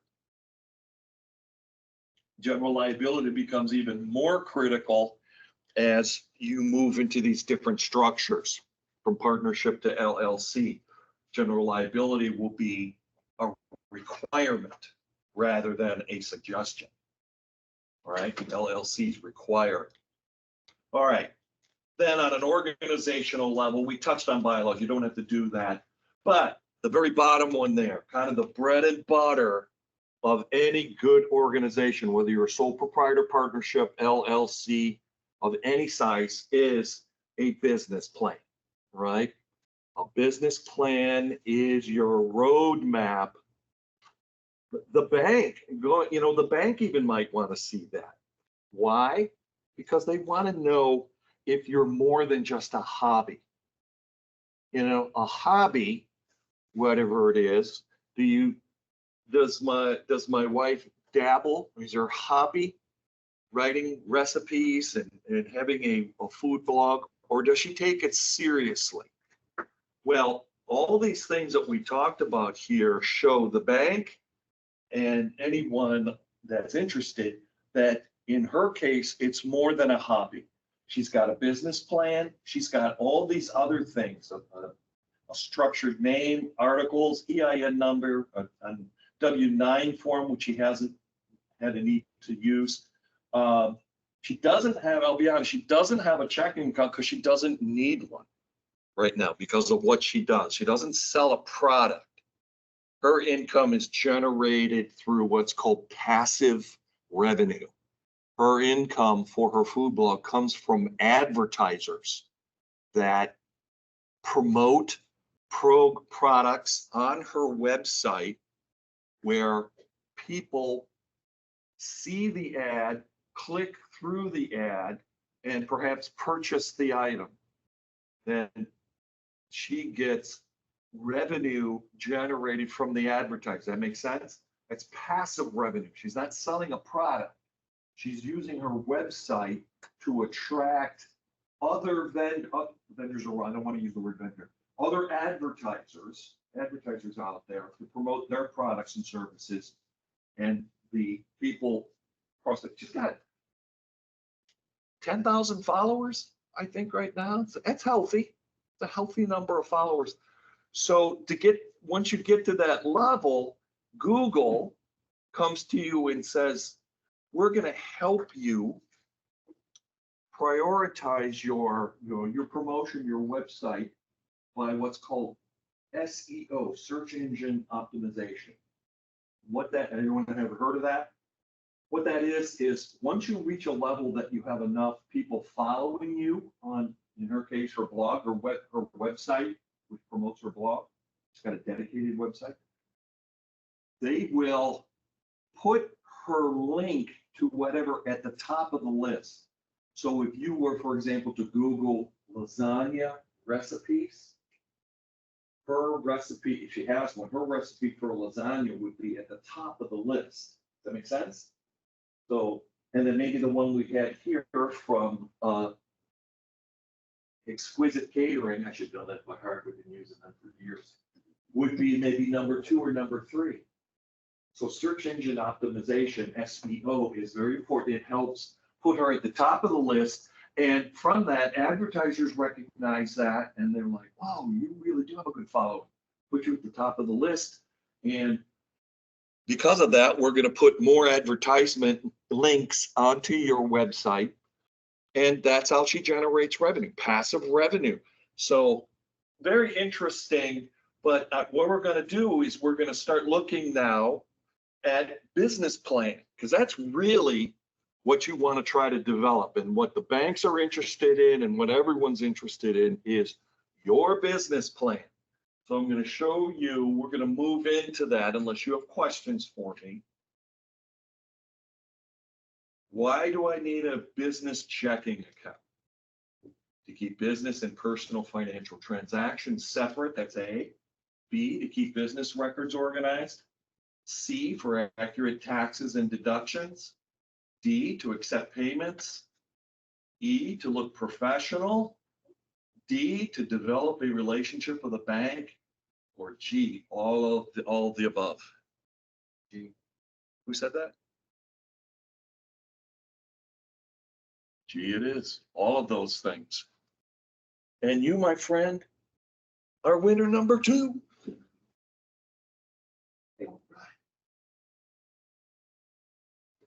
Congratulations. Very good. Okay. Developing a business plan. The first part, we're not taking on the whole thing because that's like taking a sip out of a fire hose. We're going to break down the business plan into smaller pieces here. So let's resource 5A, B5A through B5C. Let's find that. Have that handy. The B5s. B5. Wasn't that a group? Oh, that was the B52s. Sorry. B5. Okay, go to B5A. Several pages. Makes up the bulk of your, because, yep, there it is. Okay, starts out B5A, the very first B5A says business plan, and underneath that, developed May 2017. So obviously, this is my wife's business plan, which you have there, her business plan from back in the day, 2017, when she, the idea was nurtured back in 2015, 2017 is when we all came together and started. But we're going to look at what we're doing here with the business plan. We're going to look at, to start with, these are all the components of the business plan. But for this particular session, session 1, we're going to look at what's called the executive summary and the description, 2 different things. Okay, executive summary and description of the business. When we were all in high school and or college, when we had to do term papers, you remember back in the day when we had to do that? They were all kind of, our teacher would tell us that they're all formalized the same way. Usually, at the very beginning of our term paper would be a summary, correct? Did we do were we instructed to do the summary first or last? Even though it's the very first thing in our term paper or thesis. Last, right? We did it last. And why? Because it captured everything. The summary captures everything. So even though it's the first thing in our business summary and in our term papers and in our themes, the executive summary, I'll show you how it's structured, but for a business plan, but typically we do it last because it captures everything and puts it into one short paragraph or page or something that captures everything. So, and these are the other components that we're going to look at. Session 2 is organization and management. I'm going to show you examples of all these: operations, market analysis, marketing plan, accounting and finance, and H&I or supporting documents, if any. Okay, but let's take a look at or talk about the executive summary. It provides an overview of the company and includes information from everything you're putting together. It's a catch-all, captures everything. Typically written at the end, even though it's at the introduction, as I said earlier. So this is just one example. I know this one's difficult to read. I got others that are easier to read coming up.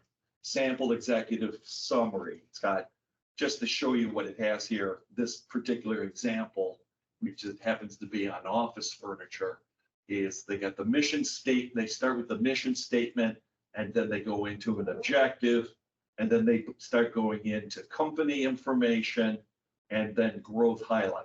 We want to go.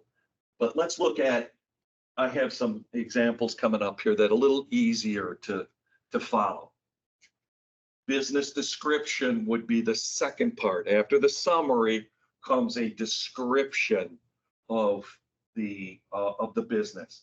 Begins with a short description of the industry. You know, what's happening with the industry as a whole. Airbnb is global, right? It's not just in Florida, it's not just in the United States, it's not just in North America. It's the big trend, it's global. So you probably want to start there. What's happening and then as you describe the program, you break it down into smaller increments. You start with the industry as a whole, the global industry, then what's happening in the United States, then what's happening in Florida, and even what's happening in Broward County. Does that make sense? You start breaking things down, reverted upside down pyramid. You start with the widest and you bring it down to the narrowest. Description of the industry states whether the business is new or already established. For the most part, you guys are new. Describes briefly your product or service in more detail than, now we're not talking an overview, but like the summary, we're talking more detail. Mentions who you will sell to, who's your target audience, how the product will be distributed, what's your mechanism for getting the product out? Is it on a website? Or is there actual products that are being sold in a bricks and mortar place? And the business's support systems, if any. Your descriptions that answer a couple things. There's a lot of information here. Who you are, what is your business, I should say. Who is your target customer? Who are you selling to? What is your product or service? What are your goals for your business? That's your kind of your purpose and your mission. Where is your business located? Would make a difference. When will you implement your business plan? And the who, what, when. Why would potential customers want to buy from you? Can only answer that question if you've done some research, right? Why would they buy from you as opposed to someone else that's similar, providing a similar product or service? Well, hopefully one of those answers would be because we're unique in some way. And what are you going to achieve? So let's take a look. This is B5B. B5B. And if you find B5B, which is the business plan revised July 27th, that's page 1. Page 2 should have this at the top, ownership. Let's see if you can find that. Ownership.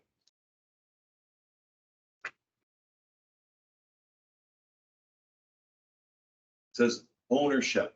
This is all part of the business description. Ownership. Laura Franco is the founder, majority manager. Vince Franco is manager as well. Then she's got underneath that management. She's responsible.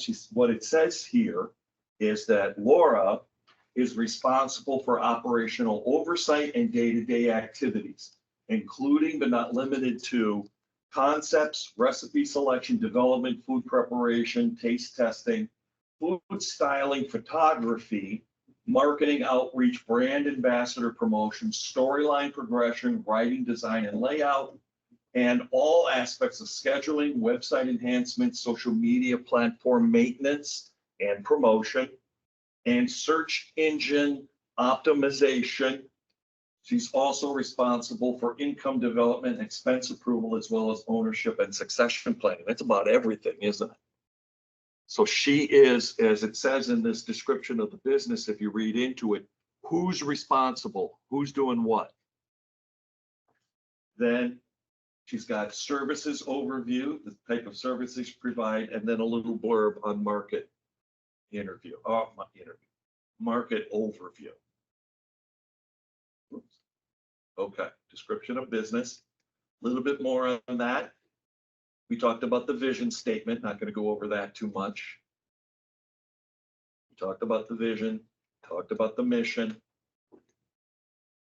We talked about, now here it is, the mission in her business plan. As part of the business plan, in the description of the business, she has got her mission plan here, her vision statement, and the company industry.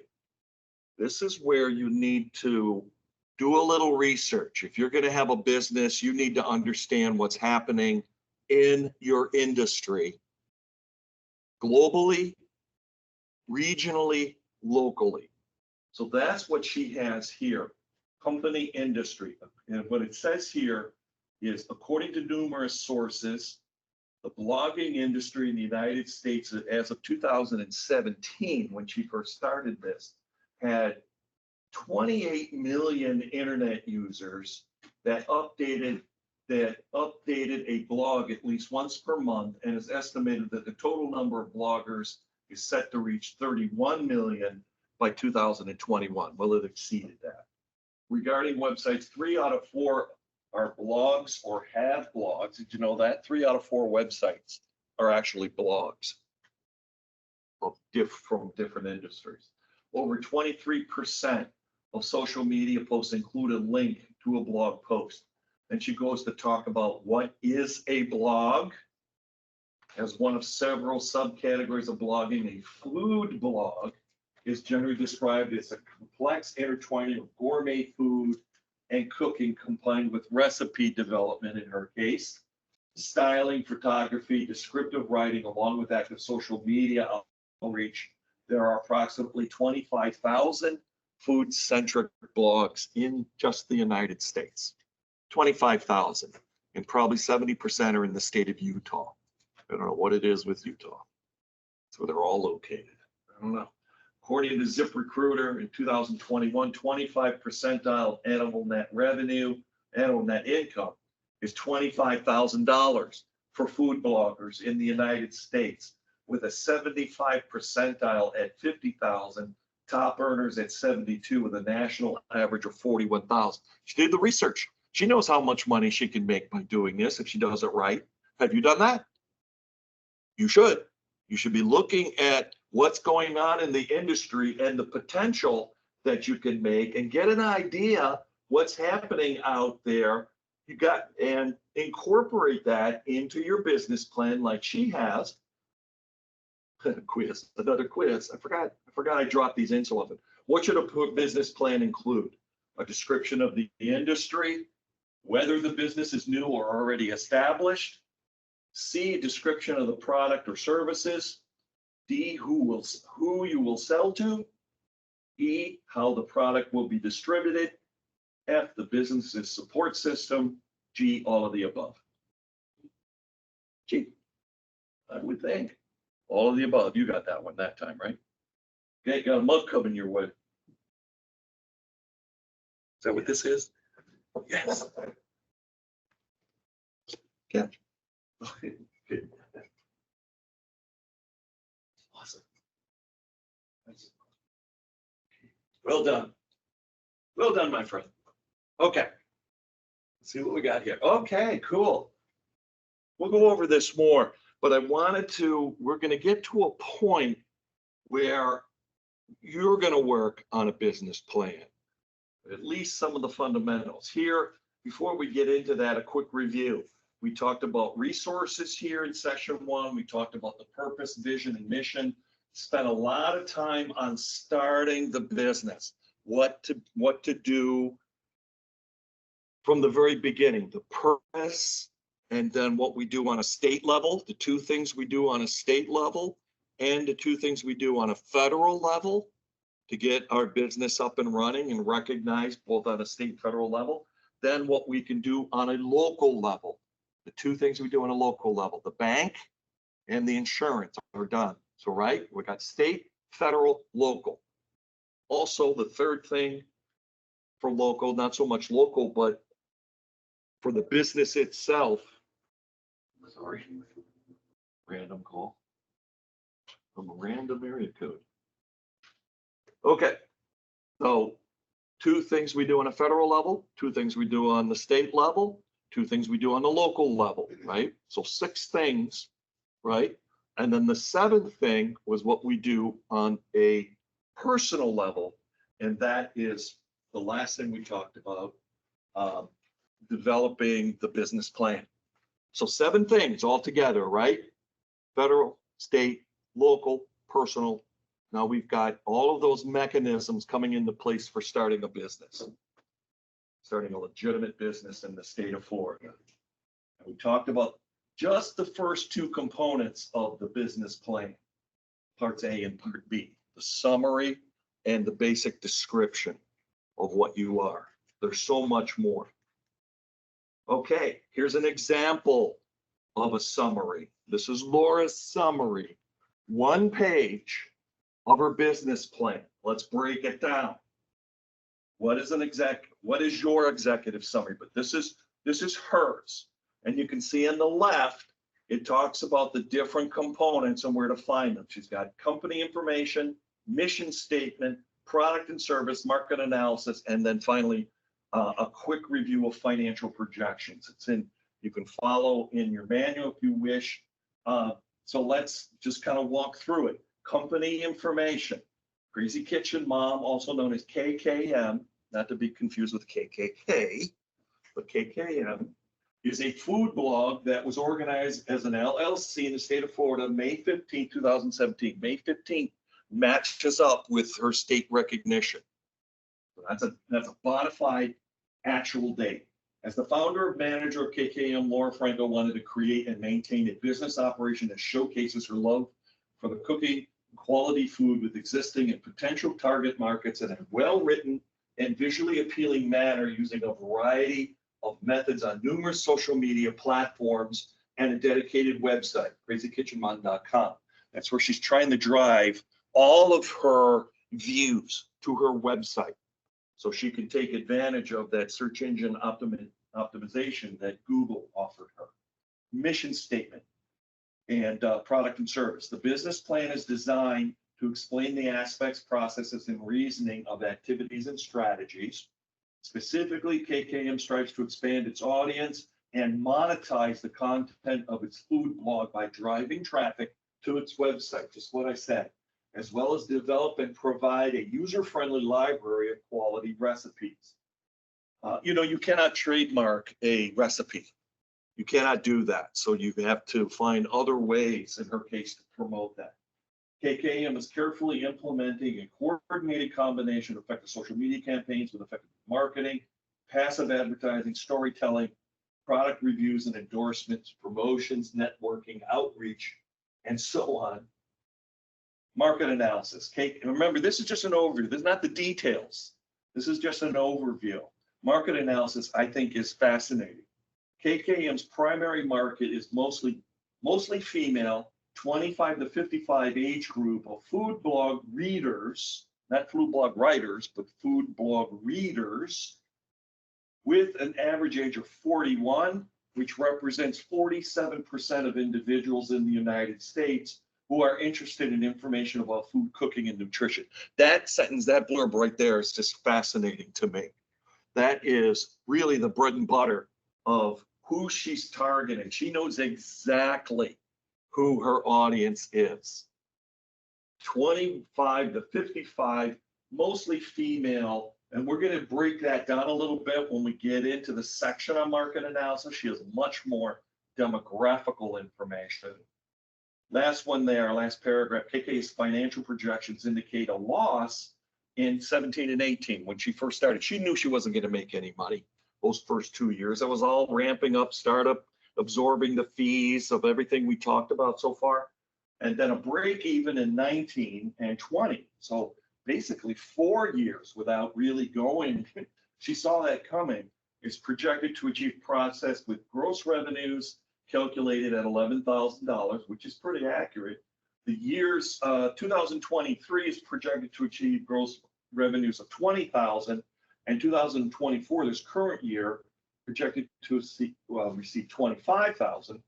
24 will also generate a $20,000 in net profit. Net profit would be gross profits minus her expenses. And she's doing everything she can do to try to keep her expenses as low as possible so she can generate. So not bad. I don't think that's bad at all. In your manual, if you want to read, and we'll go over bits and pieces of it, but her full business plans is B5B, page number 1. But before that, B5A, there's 3 pages, 4 pages of it. Go back and you can find the original, go back to, or look in your manual for B5A and go back to the very first page. It should say business plan at the top, developed May 2017. That is Laura's business plan from when she first started back in 2017. Look how simple it is. It's just kind of bullet items.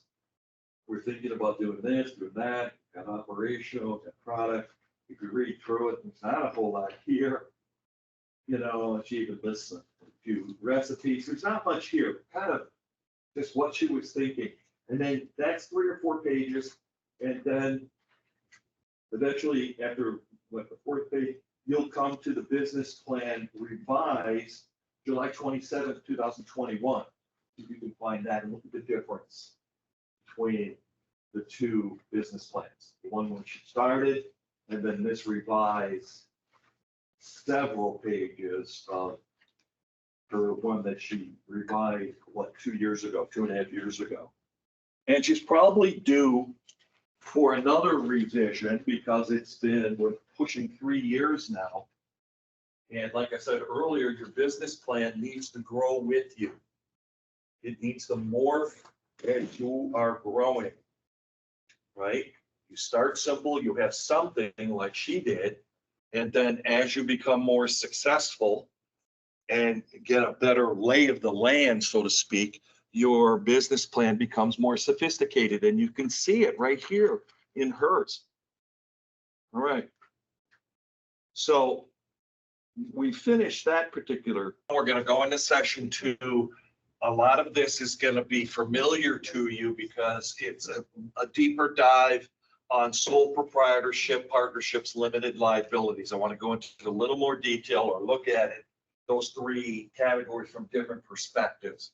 But a lot of this we talked about. But before we get there, just a little quick review of what we talked about this morning. Some imperative things, startup things that need to be put in place. We talked about the purpose, the vision, the mission, gave some examples. I talked about the NAHASDA codes and some of the resources that are out there that I suggest you take a look at. SBA, Small Business Association, for some of the things that they offer, which are unlimited amount of resources for the small business. Even tribal centric businesses. So Small Business Association, I cannot promote them anymore sincerely than what I have already. They are a good resource to have. Better Business Bureau, I forgot to mention, they've been around forever. BBB has been around forever. There's a QR code to bring you to the Better Business Bureau. They provide also a lot of good resources for startups, small business in general, specifically in marketing, sales, and technology, and more. So Better Business Bureau. And I did talk about SCORE. There's the full name, Service Corps of Retired Executives. Thank you very much. That's SCORE. And those are the volunteers, free business advice, business training, numerous templates, tools. Go to their website. I think both of these QR codes take you not to a specific location, but to more of their corporate headquarters, so to speak. And once you get there, you can look for Better Business Bureau, SBA, or SCORE that are in your area. And I suggest you take a look at them and see what they can do to help you and see if they have any templates there. Both of these places might have what came up during the break, a question, a template for a business plan. You have a couple options. You could use the one that I put out to you. You can create your own mirror version of this just by using a Word document and use the categories that I have there, or you can go to any of these resources, maybe even SBA, but I know these two organizations, Better Business Bureau and SCORE, have templates that you can download. And one of them would be for putting together a business plan. And that, of everything we're doing here, that business plan is probably one of the most important things that you can do for whether you're a for-profit or a nonprofit. You need to be able to articulate where you're going to take your business and all the parameters and all the research that you've done to kind of justify what you're trying to do. You might need it when you go to the bank, not just for setting up a business checking account, but if you ever need to go to the bank or SBA for a business loan, they're going to want to see your business plan and they're going to scrutinize it. So you need to know that what it says, and you need to know that what the information that you put in your business plan is accurate to the best of your ability. Okay, we talked about the two things we do at a state level, registering the name of your organization to get what's called the fictitious name, the legally recognized name in the state, so that you can do business and being recognized. And we talked about articles of incorporation that would only occur if you were pursuing the route of a limited liability company, which is kind of at the high end of the business as opposed to sole proprietor and partnership. So those are the two things we do on a state level. We talked about the two things we do on a federal level. We file for the EIN number, and then we also fill out or consider, this is not a requirement, but fill this out, keep this aside, because whoever you're going to be doing business for might ask you to submit that. Do you have a question? Okay, thought I saw a hand up. All right, so far so good. So two things on a state level, two things on a federal level. Then we talked about two things on a local level. On the left, the business check, the business account. As I said, not necessarily checking account, but a business account. Always a good thing for a business to have is a relationship with a bank and the business account. And we went through why you should have a business account, what you need to provide. And what you need to provide are these things that we talked about before, the federal and state requirements. And then what do you bring to the bank? Basically everything, right? Then we talked about local a little bit more, and that is banking was local, also insurance is local. We talked about getting what's called general liability insurance. And while we're talking about that, I want to point one thing out in your manual, very last page. Go to the very last page of your handout. There should be marked as C1. And look what that is. That is the Seminole Tribe of Florida's insurance requirements. I don't think this has changed in the nearly 2 years I've been gone. If you want to be a vendor of this tribe, probably most tribes would have something similar to this. General liability, right at the top, 1 million, 2 million. Remember I was talking about that, the 1 million, 2 million? 1 million per occurrence, 2 million aggregate. They also, as I alluded to, automobile insurance, $1 million there, workers' comp as well. And then below, which is unique to this tribe, they want to show on your insurance declaration page that I showed you up on the screen that you list the Seminole Tribe of Florida as the certificate holder. In addition to your company, you would list them also, or have your insurance company list. And there's no fee for doing that, by the way. It's called an additional assurance. You just put them in there. And some other things that they require that your insurance company will know exactly when you say I need a waiver, subrogation, or by endorsement. That's a document that the insurance company will generate, basically saying that you're not going to sue the tribe and the insurance company's not going to sue the tribe. Okay. Certificate holder information there.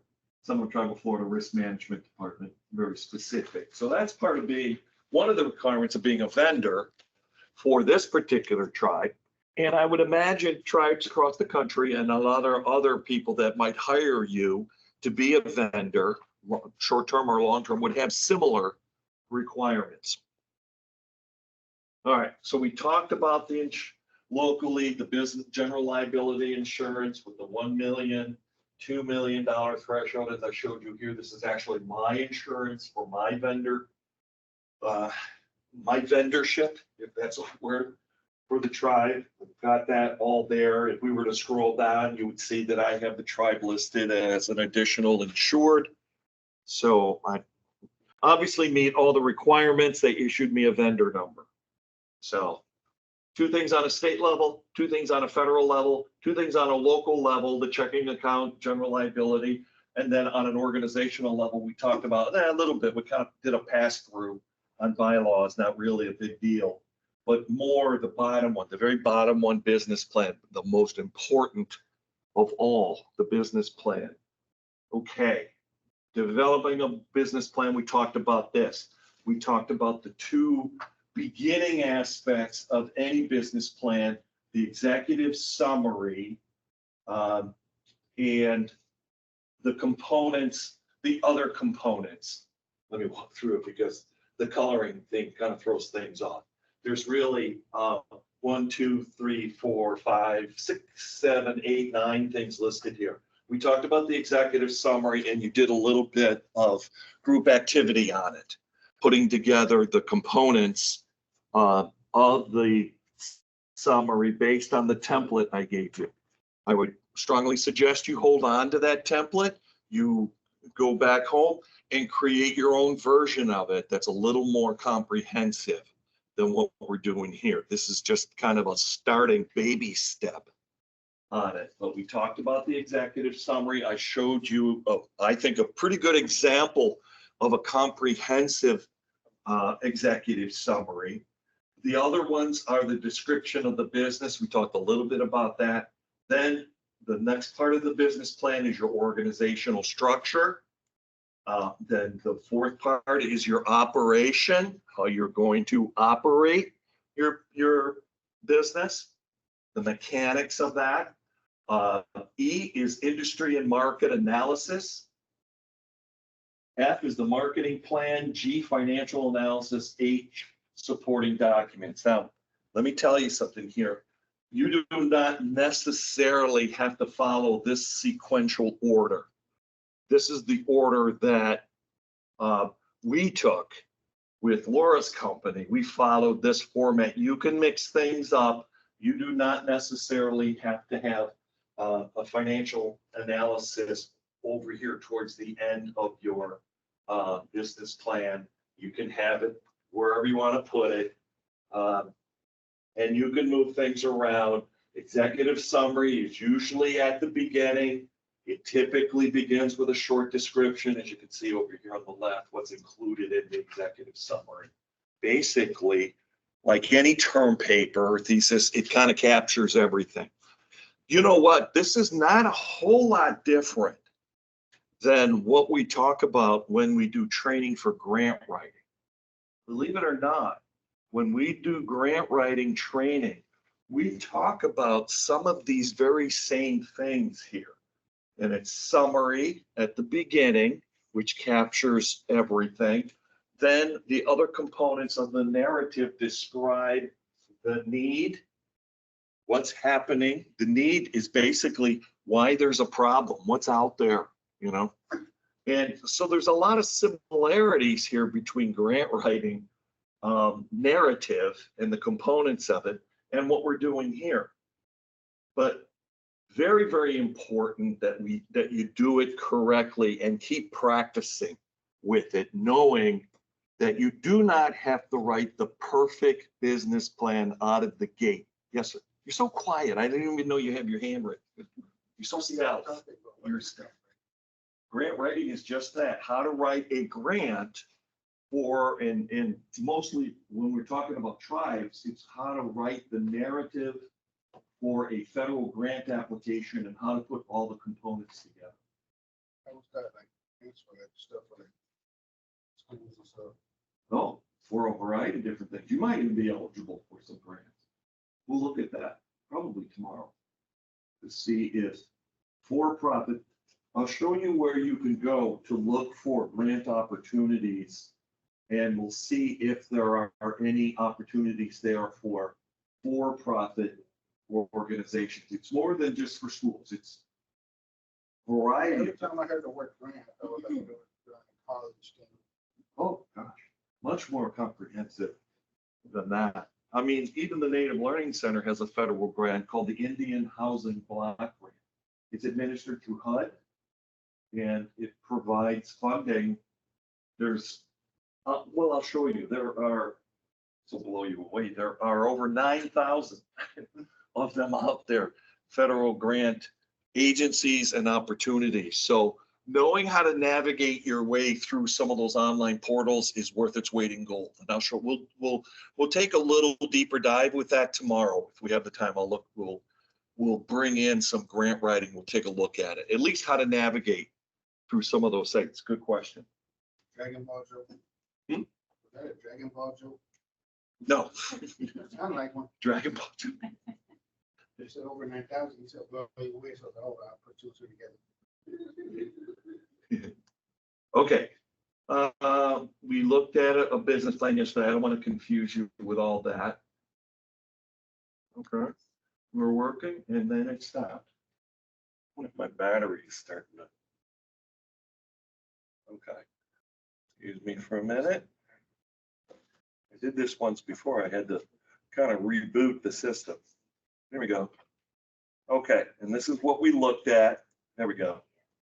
This is what we looked at the end of the last unit 1. We looked at an executive summary example. This one from Crazy Kitchen Mom.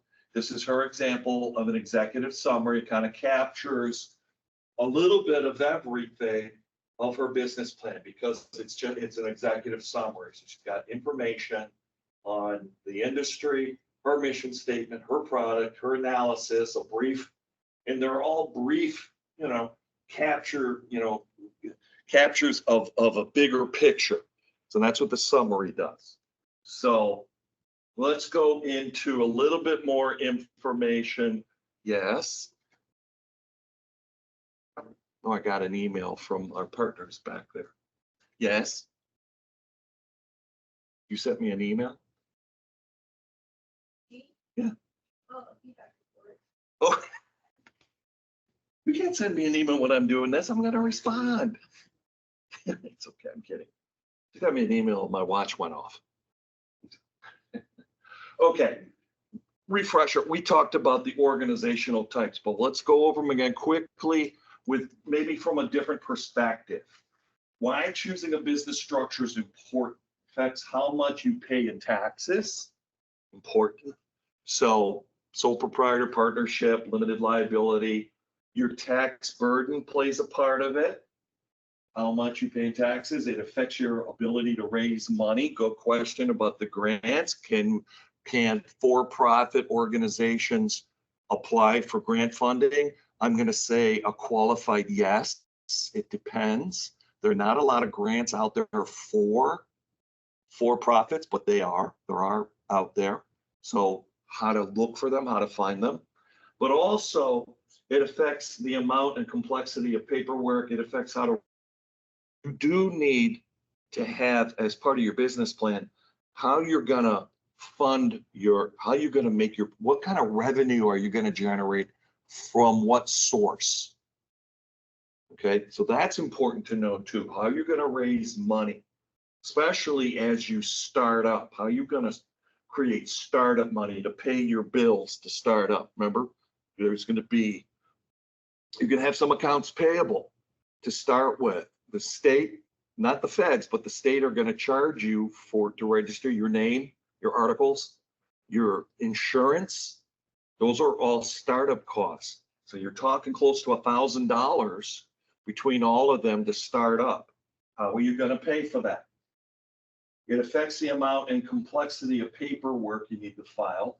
And lastly, most importantly, it affects the type of business structure sole proprietor, partnership, LLC, it affects your personal liability. It affects the protection or lack of protection of your assets, the company assets and your personal assets. Sole proprietor, partnerships, limited liabilities. Again, I'm not going to go into these subcategories because they're not going to apply to you even as a startup LLC. I have a 2-year-old LLC. Laura has a 7-year-old LLC, and we're neither a C or an S corporation. We don't have stocks. We don't have membership. We don't have a board of directors.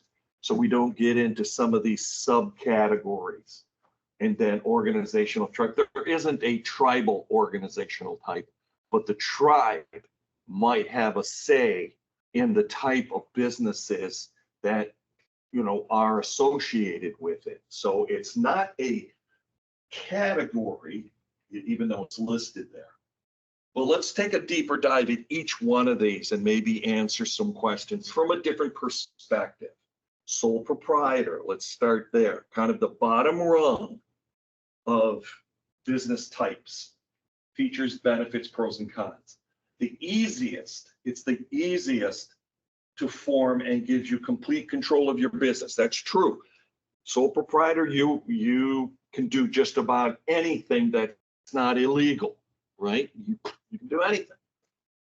Automatically considered a sole proprietor even if you don't register with the state or the tribe. In particular with the state, you do not necessarily have to register your name. You do not have to submit articles of incorporation. You can just operate and they'll treat you as a sole proprietor where they have to.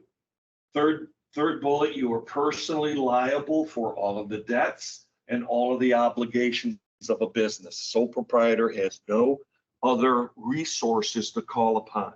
They are personally responsible for the good work that they do and the income that they bring in, which is a wonderful thing, but they're also responsible 100% for any fees or worse, legal costs, accounting costs, legal costs, costs of doing business. They absorb all of that. Sole proprietors are not considered a separate business entity and do not need to incorporate. That only is required if you're going to be an LLC. A process, you know about that. Okay. So that's a little bit on sole proprietor. Partnership, next step up. You got a limited partnership and a general partnership. So explain the difference between the two. Is that big? It's not a big deal difference. Limited partnership means there's at least one individual that invest their money in the business, but they do not make decisions, kind of like a invisible investor. You know, they're a partner in name only. They might put money towards the business, but they really don't have a say in the operation. That's a limited partnership. General partnership is owned. This is traditionally where we go. A general partnership is owned by 2 or more individuals with the same level of control and the same level of risk. They both have like a 50-50 or 33 and a third, 33 and a third, 33 and a third, or 25, 25, 25, 25, whatever it is, how many partners you have, it's all equal.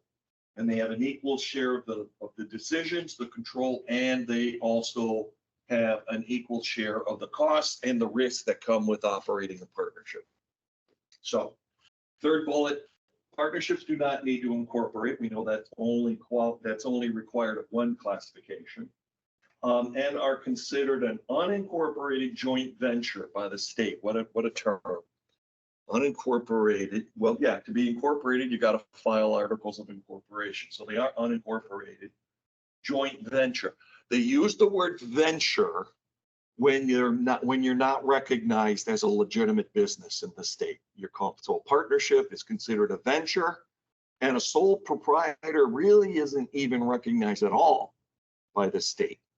So that leaves you with one option: to be recognized by the state and get all the benefits from it. And that's this here, what we've been talking about, the limited liability company. LLC lets you take advantage of the benefits of both an incorporation and partnership. What they mean by that is you can have more than one person, like I do, like Laura does, more than one person. It doesn't have to be a sole one person. It could be more. So it's kind of, it's flexible in that incorporation. LLC means you could have more than one person. LLCs are not legally required to file articles, but highly recommended. Yes, it is highly recommended. Profits and losses can be passed through to your personal income if you want to, without incurring corporate taxes. Now that is significant.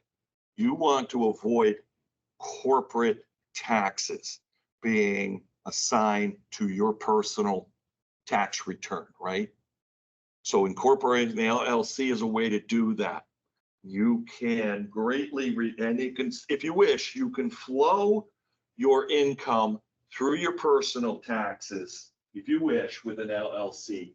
This would be a conversation you'd have with your accountant to help, especially with the losses that you might incur with an LLC, to help reduce your tax burden, if that makes sense. So if you're thinking about an LLC, and this is, you're an individual like myself, like my wife, it's kind of a family run business, you might take advantage of that, have a conversation with your CPA to see if running that through your personal taxes would be a benefit to you. Otherwise, keep them separate. If it's people, if you're just doing this with people that are not family, so to speak, work colleagues, then you probably don't want to run it through your personal taxes, right? You want to keep it separate. LLCs give you flexibility to do that. That's the third bullet. Most importantly, down there in the bottom, LLCs protect you and others from personal liability related to your vehicles, home, savings, investments, and other personal assets. It separates your personal house, home, investments, assets that you own personally from the business. Huge advantage. Sole proprietors, partnership, general partnerships don't offer that protection. So you've got some tax benefits and you've got some legal benefits protecting you in your pursuit of starting your business, but using the LLC as your business model. Hope that makes sense. Okay. Not going to get into subcategories of LLCs, but there are, just so you know, we've got C corporations, S corporations. S corporations cannot have more than 100 shareholders. I doubt you're going to have shareholders, right? You're not issuing stock. You don't have shareholders. And you'd have to have you don't have that. So we're not going to get into these crazy subdivisions. And we talked about tribes a lot. Vendor in particular. Okay. Formation, logistics, and costs. Things to consider when evaluating the which way you want to go. Sole proprietor, partnership, LLC. Operational requirements. One thing, we know with a sole proprietor, you're basically doing everything. Level of decision making. Sole proprietor, you make all the decisions. Partnership, you're going to have to share those decisions with partners. And hopefully you're all on the same page. LLC, you've got, as part of your incorporation, you define. If you remember looking back at Laura's business plan and her articles of incorporation, she lists herself as the primary decision maker, as the primary contact for her LLC. I'm listed, but in a minor role. So basically, even though there's two people there, her and I, it's really 99% Laura, her decision. So level of decision making can be defined very clearly with an LLC. Liability issues, we talked about that in the protections that come with it. Tax considerations. As a sole proprietor party, you're totally responsible for any taxes. You carry the whole burden of your business on your shoulders. When you're sole proprietor or partnership, where under an LLC, it's a lot more user-friendly and things can be separated easily with a quick conversation with your accountant to separate how you're going to family-run LLCs usually run profits and losses through their personal income taxes, hoping that the losses and the costs that they incur from operating the business will help reduce their tax burden. But if you're an LLC with non-family members, you probably don't want to do that. Record keeping and reporting requirements remain, they're all the same. Whatever kind of business you have, you're going to have record keeping, and you're going to have to keep your records for a certain period of time, right? So record keeping, relationship with tribal government, that's the vendor that we were talking about earlier, the vendor relationship. Things to consider and evaluate more: requirement from business partners, requirements of lenders, the bank, what requirements do they have, especially if you want to open up that business account, or SBA, if you want loans. Marketability of products or services, how well is the drop ships? We were having this conversation during the break, the whole drop ship scenario. Marketability of your products through that scenario or other. Competition, who are you competing against? Cost of operation, anticipated profitability.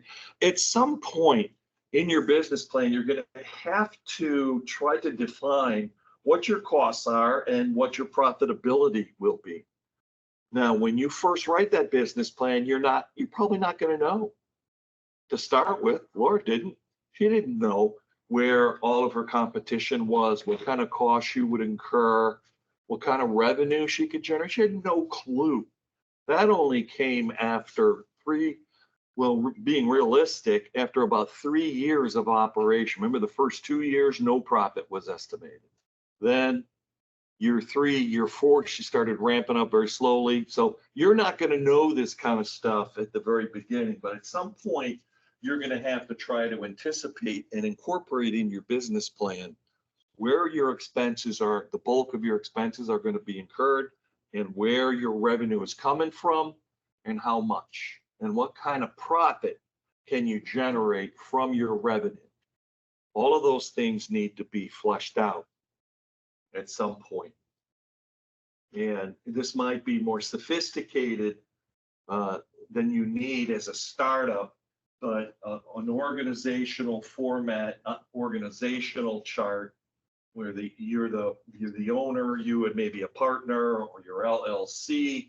Then underneath, you've got all of these options. Now, you might not have staff, but you do have to market in some way your whatever product or service you're going to provide. Hopefully you'll generate some kind of sales.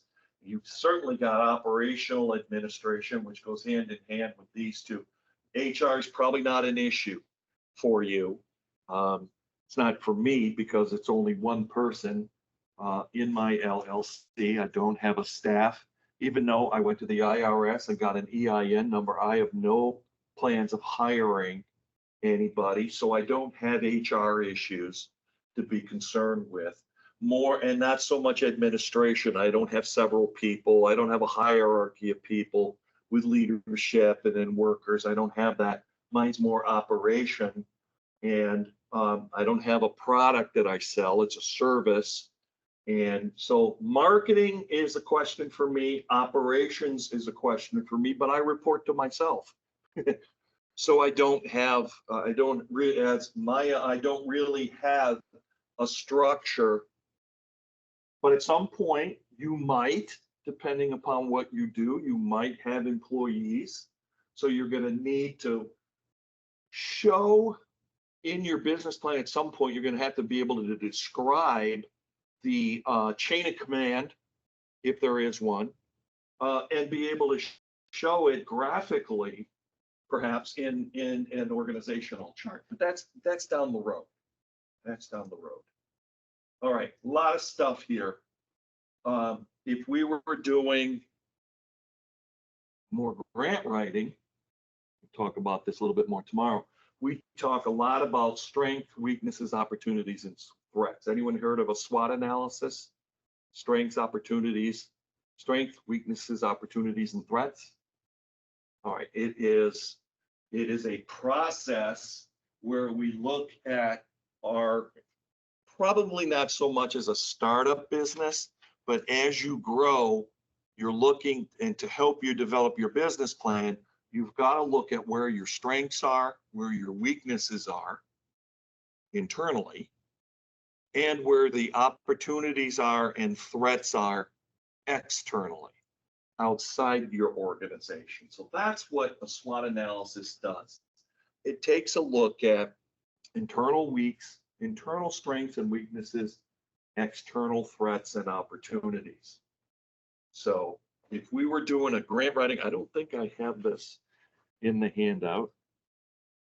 I don't think I do.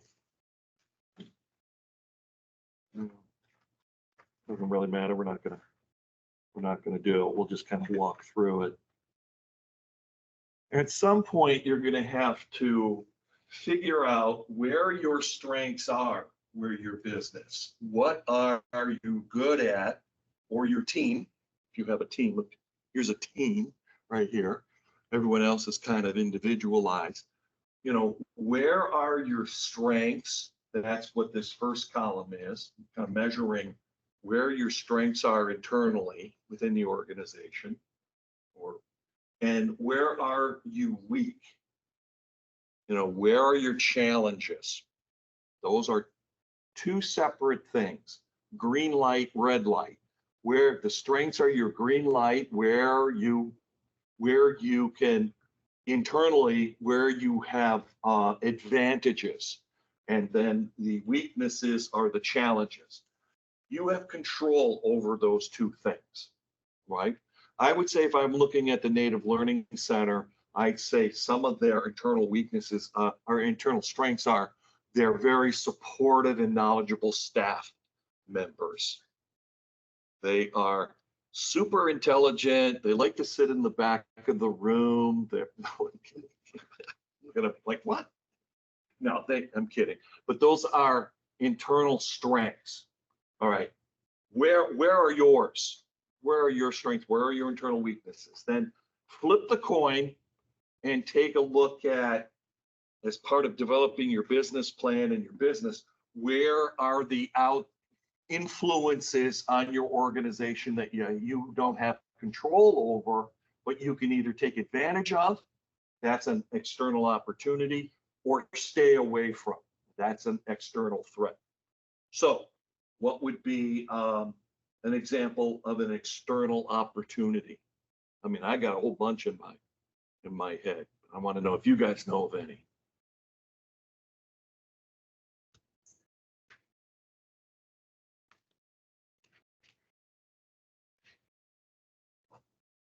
Could one do like tax rate or something? Bingo. Yeah, good example. You have no control over that, right? But regionally, state, federal comes in with a reduction of a tax rate for startup businesses. Good example. So that would be something you have no control over, but you're certainly going to take advantage of it. Or on the flip side, the state comes through with a new grant program for startup businesses. Do you know, not so much from a business standpoint, but from a personal standpoint, state of Florida, sorry, Alaska guys, you have your own set of wonderful things but in Florida, they came out for homeowners, they came out what was called the Florida Safe Home Grant Program. You apply for it, and if you're chosen in the state of Florida, you get up to $10,000 reimbursement for putting a new roof. Here we have hurricane, so a hurricane resistant roof on your home. Now, if you've ever looked at roof replacement, at least around here, you're talking about $30,000 to put a new hurricane resistant roof on your home. But the benefits of doing that are significant. They can lower your homeowner's insurance significantly in doing it. So the state came out with this grant program, Florida Florida Safe Home Initiative, where you can apply for a grant, receive it, and then be reimbursed $1 for every $2 you spend. So if you spend 20, the state will give you 10. And for a $30,000 roof repair, you've got it. So that's one thing, take advantage of that. And your example and that example, those are opportunities of external things that you have no control over, but you're going to take advantage of them. All right, external threats, weak economy, inflation, perception versus reality. You know, every tribe has a casino, that perception, and all the tribes roll in money because every single one of them has a casino making gazillions of dollars per year. Not true, but that's the perception, right? Okay, one of those things. That is a threat. That's an external threat that we have to deal with. And there's others out there more than just the political economy. There's things happening across the world that have influence in what we do. We also have politicians that are crazy, you know, threatening to do things that will have an effect on all of us and businesses. Even in the state of Florida, we have a business-friendly state with a governor who's not business friendly. He's not, he's not. It's just the way it is. So, but right now we are in a business friendly state and we're taking advantage of it. I have no control over it, but I'm taking advantage of it. Okay. Things to consider, human resource. Yes, if you get to that point where you're going to have employees, you're going to have to think about some of these things, and it might help you form your company too. Are you going to, at some point, have employees in your organization? And if you are, then you need to set yourself up for that. You've got the EIN number, so you've got that taken care of with the IRS. But now we need to drill down deeper. If you're going to go with employees, and you've got a whole nother package of concerns to deal with. How many, will the employees, or are we talking contractors like myself who come in and you issue 1099s to them, contract employees, depending upon your structure? Can you outline staffing requirements, how much you're going to pay? If you're going to have employees, you got to think through all these things, and it's got to be incorporated into your business plan. So you need to think about what your business is, what it's going to offer, where it's going to go, what the target market is. Do I need employees to make that work? How is that going to fit into the big scheme? And so on. Incentive plans and all kinds of packages for, gets complicated when we add in employees, but rightfully so. Also, legal considerations. We talked a little about some of these things. Now, in Florida, we don't need to concern ourselves too much with business licenses. I don't know how it is in Alaska. You might have to have some kind of a business license to do. And in Wisconsin, where I just came from doing a training, I know they do. They have requirements for different business licenses that have to be secured, pay the fee before you go on to do anything with the state. So that might be an issue. I'm going to knock that laptop off. Okay. Trademark and copyright. I know Laura can't do it with her LLC because you can't, as I mentioned before, you can't copyright or trademark recipes. So that is out of her realm. I guess I could do it with some of the curriculum I do. I mean, I could take it to that level, but keep in mind, if you have a product or service you want to copyright, there's going to be a cost. It's a significant cost to trademark or to copyright, so much the trademark. There are some significant costs. You probably need an attorney to guide you through that process. So there's a cost there too. So trademarking and copywriting gets a little bit not sketchy, but it's more complicated when you get into that. Now it's doable, but it's complicated. Zoning laws, yeah, depending upon what you're doing and where you're at. OSHA and safety and health laws, HIPAA on the health side, OSHA. on the construction side, if you're doing construction, you're gonna have staff, you've got OSHA to deal with, but it doesn't sound like anyone here is gonna be building bricks and mortar, building roads or highways. Perhaps in landscaping though, if you're gonna have staff working landscaping, you might get into some safety, PPE, personal protective type things. You're gonna have to probably think about that. We talked about insurance. I don't know where confidentiality would fit in, unless you're creating something unique. What's the word, phrase I'm looking for? When you create something that's unique to the industry, like bakers don't want to share their bread making recipe with you because it's special recipe that grandma created 80 years ago. And what do they call that? I'm trying to think of the phrase. Proprietary information. Okay, I don't have proprietary information. Laura doesn't have proprietary information. If you were creating some kind of, I can't imagine what it would be. Maybe in the health area, if you're creating some kind of medicine, you're working with Pfizer in creating a substitute for COVID vaccination. And you've got funding from Bill and Melinda Gates, and you've got a lab, in California where you're creating, some kind of special medicine. Maybe then you have proprietary information, but normally we don't have that kind, so we don't have to worry about it. Or non-disclosure. Non-disclosure means what you're doing is so private, so confidential that you're having your employees sign off saying that they're not going to talk about it. We can't talk about that product because we have an NDA. We cannot talk about this product. That's crazy. We're not going there. Oh, hey, got another question. What are the common organizational types for a profit type entity? Sole proprietor, 501c3 charitable nonprofit, limited liability company, C Corp, S Corp, partnership, 506, or G, the bottom one there, A, C, D, and E. Everyone said that, didn't they? I heard everyone say it. Okay. I got a couple here. Might as well. Well, I got four. Got four lucky. I'm just going to give them all out.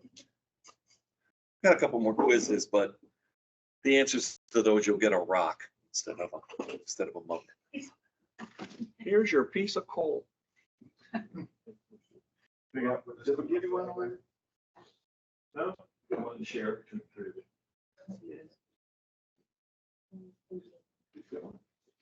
Who did you?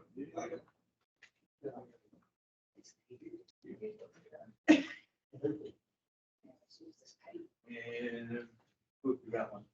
Who get one? Done yet? I got the last one for you. Not last, but not least. I don't have another. I don't even have one for myself.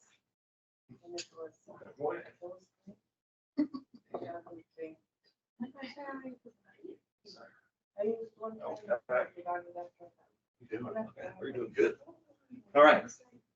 That was good. Now we're out of those little things, so we're gonna have to tough it out from this point. Okay. Now, let's go into the business plan. We talked about the executive summary. We talked about the description of the business. Now we're getting into your business plan, the components, C and D here, organizational and management, being able to describe your organization and management, who's in control of your organization, and operation. How are you going to go about, basically, how are you going to go about your day-to-day activities? What is your business? What is a description of your business? The sole proprietor, simple, we talked about that. Non-complex, you probably don't even need a business plan if you're a sole proprietor. Owned and operated by a single individual as opposed to a partnership.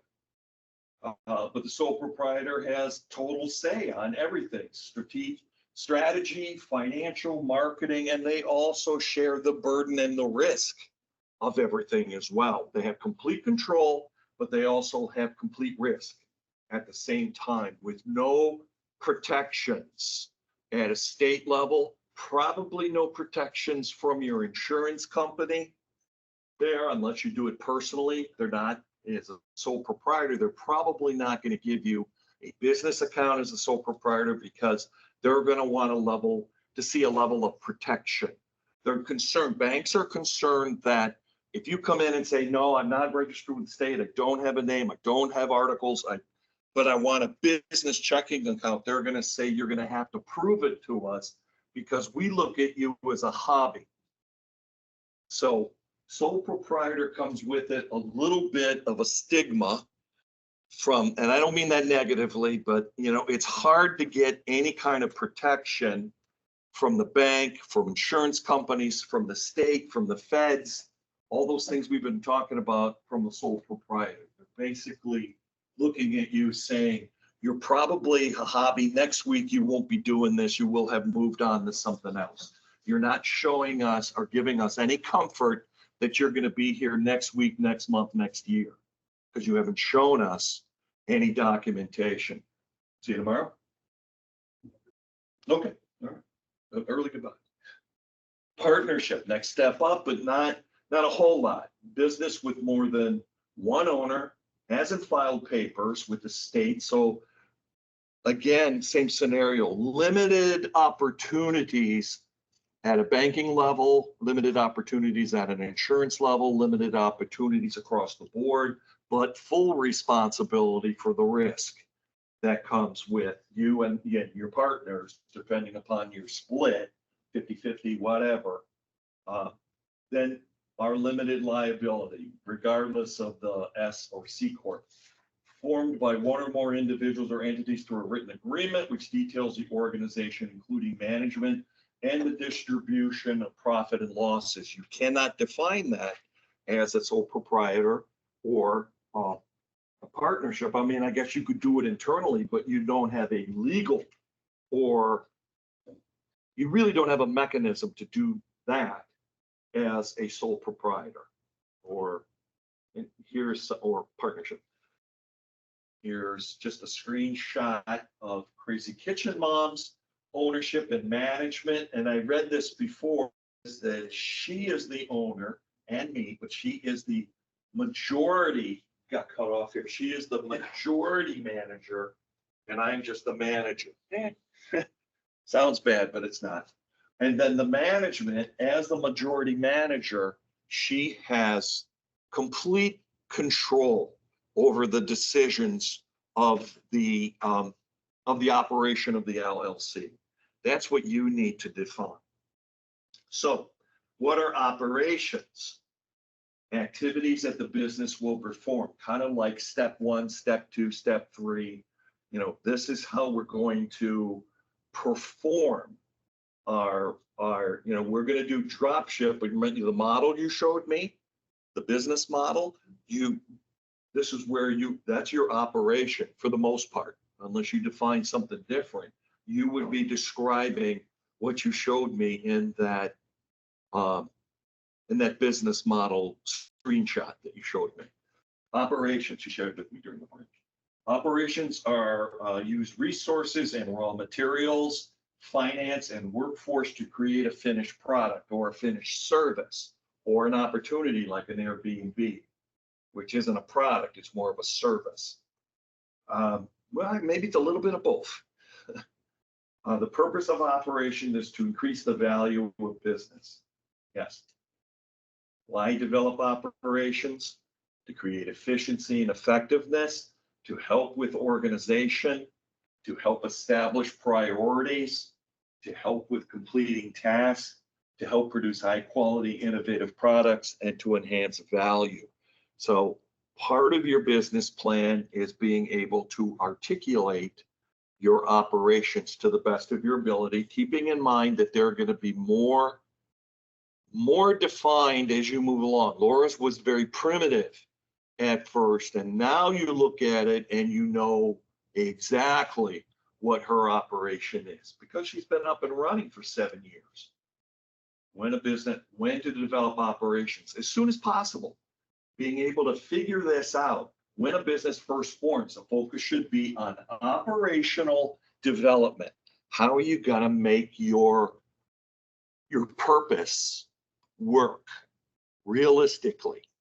You know, to make it, turning it from a dream into a reality with steps in between. You need a logical path or be able to articulate how you're going to move from A to B.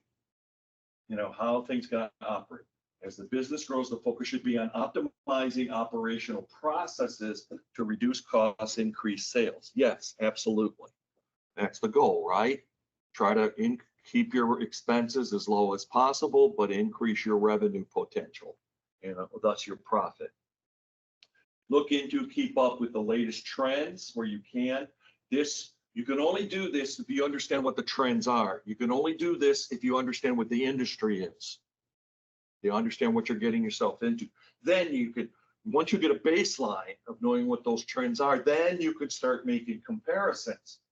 So you need to start with that big picture. What's happening in my industry globally? What's happening in North America? What's happening in Florida or Alaska? What's happening in Broward County? So you can understand what your industry is doing.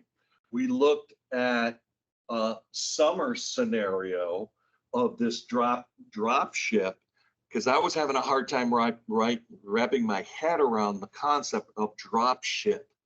I didn't know what it meant. So she showed me her an example of a business model. Now I have an idea, at least I know in theory how it works, but there's a lot of moving parts to it.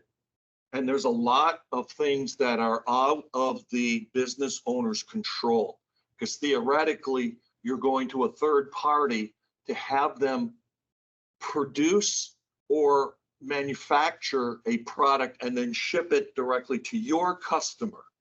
So if there's a problem, the customer is going to probably come back to you and complain. And the problem's going to come back to you, and then you're going to have to go to your your provider, your drop shipper. And so that's an interesting scenario of how that works. And I'm very interested to know how that's working globally, and how it's working here, regionally. Where are the success stories and where are the horror stories? Where are the failures with this system? Right now, as I'm looking at it, it seems challenging to me. It looks highly optimistic and awesome, but at the same time, I'm like, whoa, you lose a little bit of control when you turn your request from a customer that you've nurtured to bring into your program. They want something and you're like, hold on a minute, I got to go to a third party to get it. They'll ship it to you.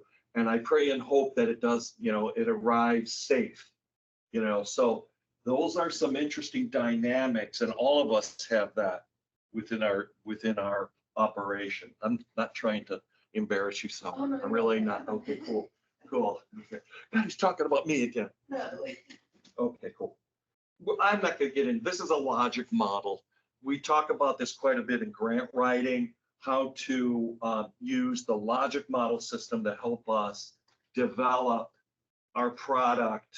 We always want to have a product or a service provided and have goals associated with our business and product that are SMART. SMART being an acronym for specific, measurable, attainable, realistic, and tangible. So this is a logic model. If you want to get more into this and helping you develop a product and to, make sure that your product has realistic expectations, let me know. We'll take a deeper dive with this, but we simply don't have a whole afternoon to dedicate to logic model. As I said, we talk about this a lot in grant writing because they need to be able to take a nebulous idea like the tribe wants to have a multi-purpose facility where elders and veterans and youth can come in and do all kinds of social and athletic activities. And we need funding for it. And the grant writer has the assignment to try to break that huge nebulous goal down into smaller pieces. This is where this process is where they would go to try to break it down. Okay. So that's session 2. How we doing for time? Okay, got a little bit more. All right. When should a new business develop its internal operational structure? A, at its first year anniversary. B, when the SBA announces it's the Wisconsin Annual Small Business Day or the Florida Small Business Day. C, when the business first forms. A and B, or none of the above. What are your thoughts?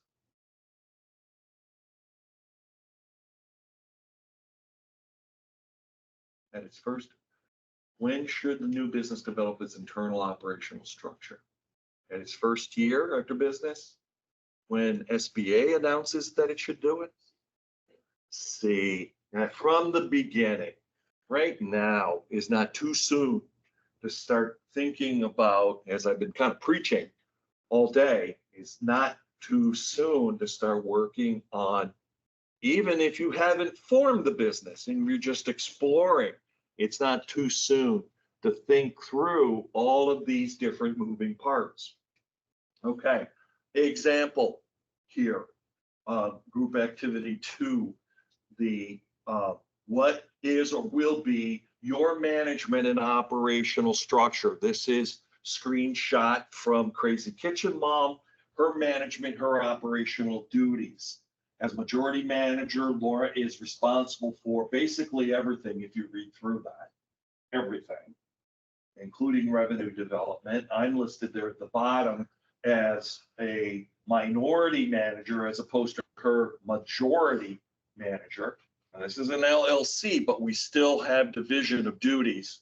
She basically does everything and I do whatever she wants me to do, which is always a good relationship thing anyway.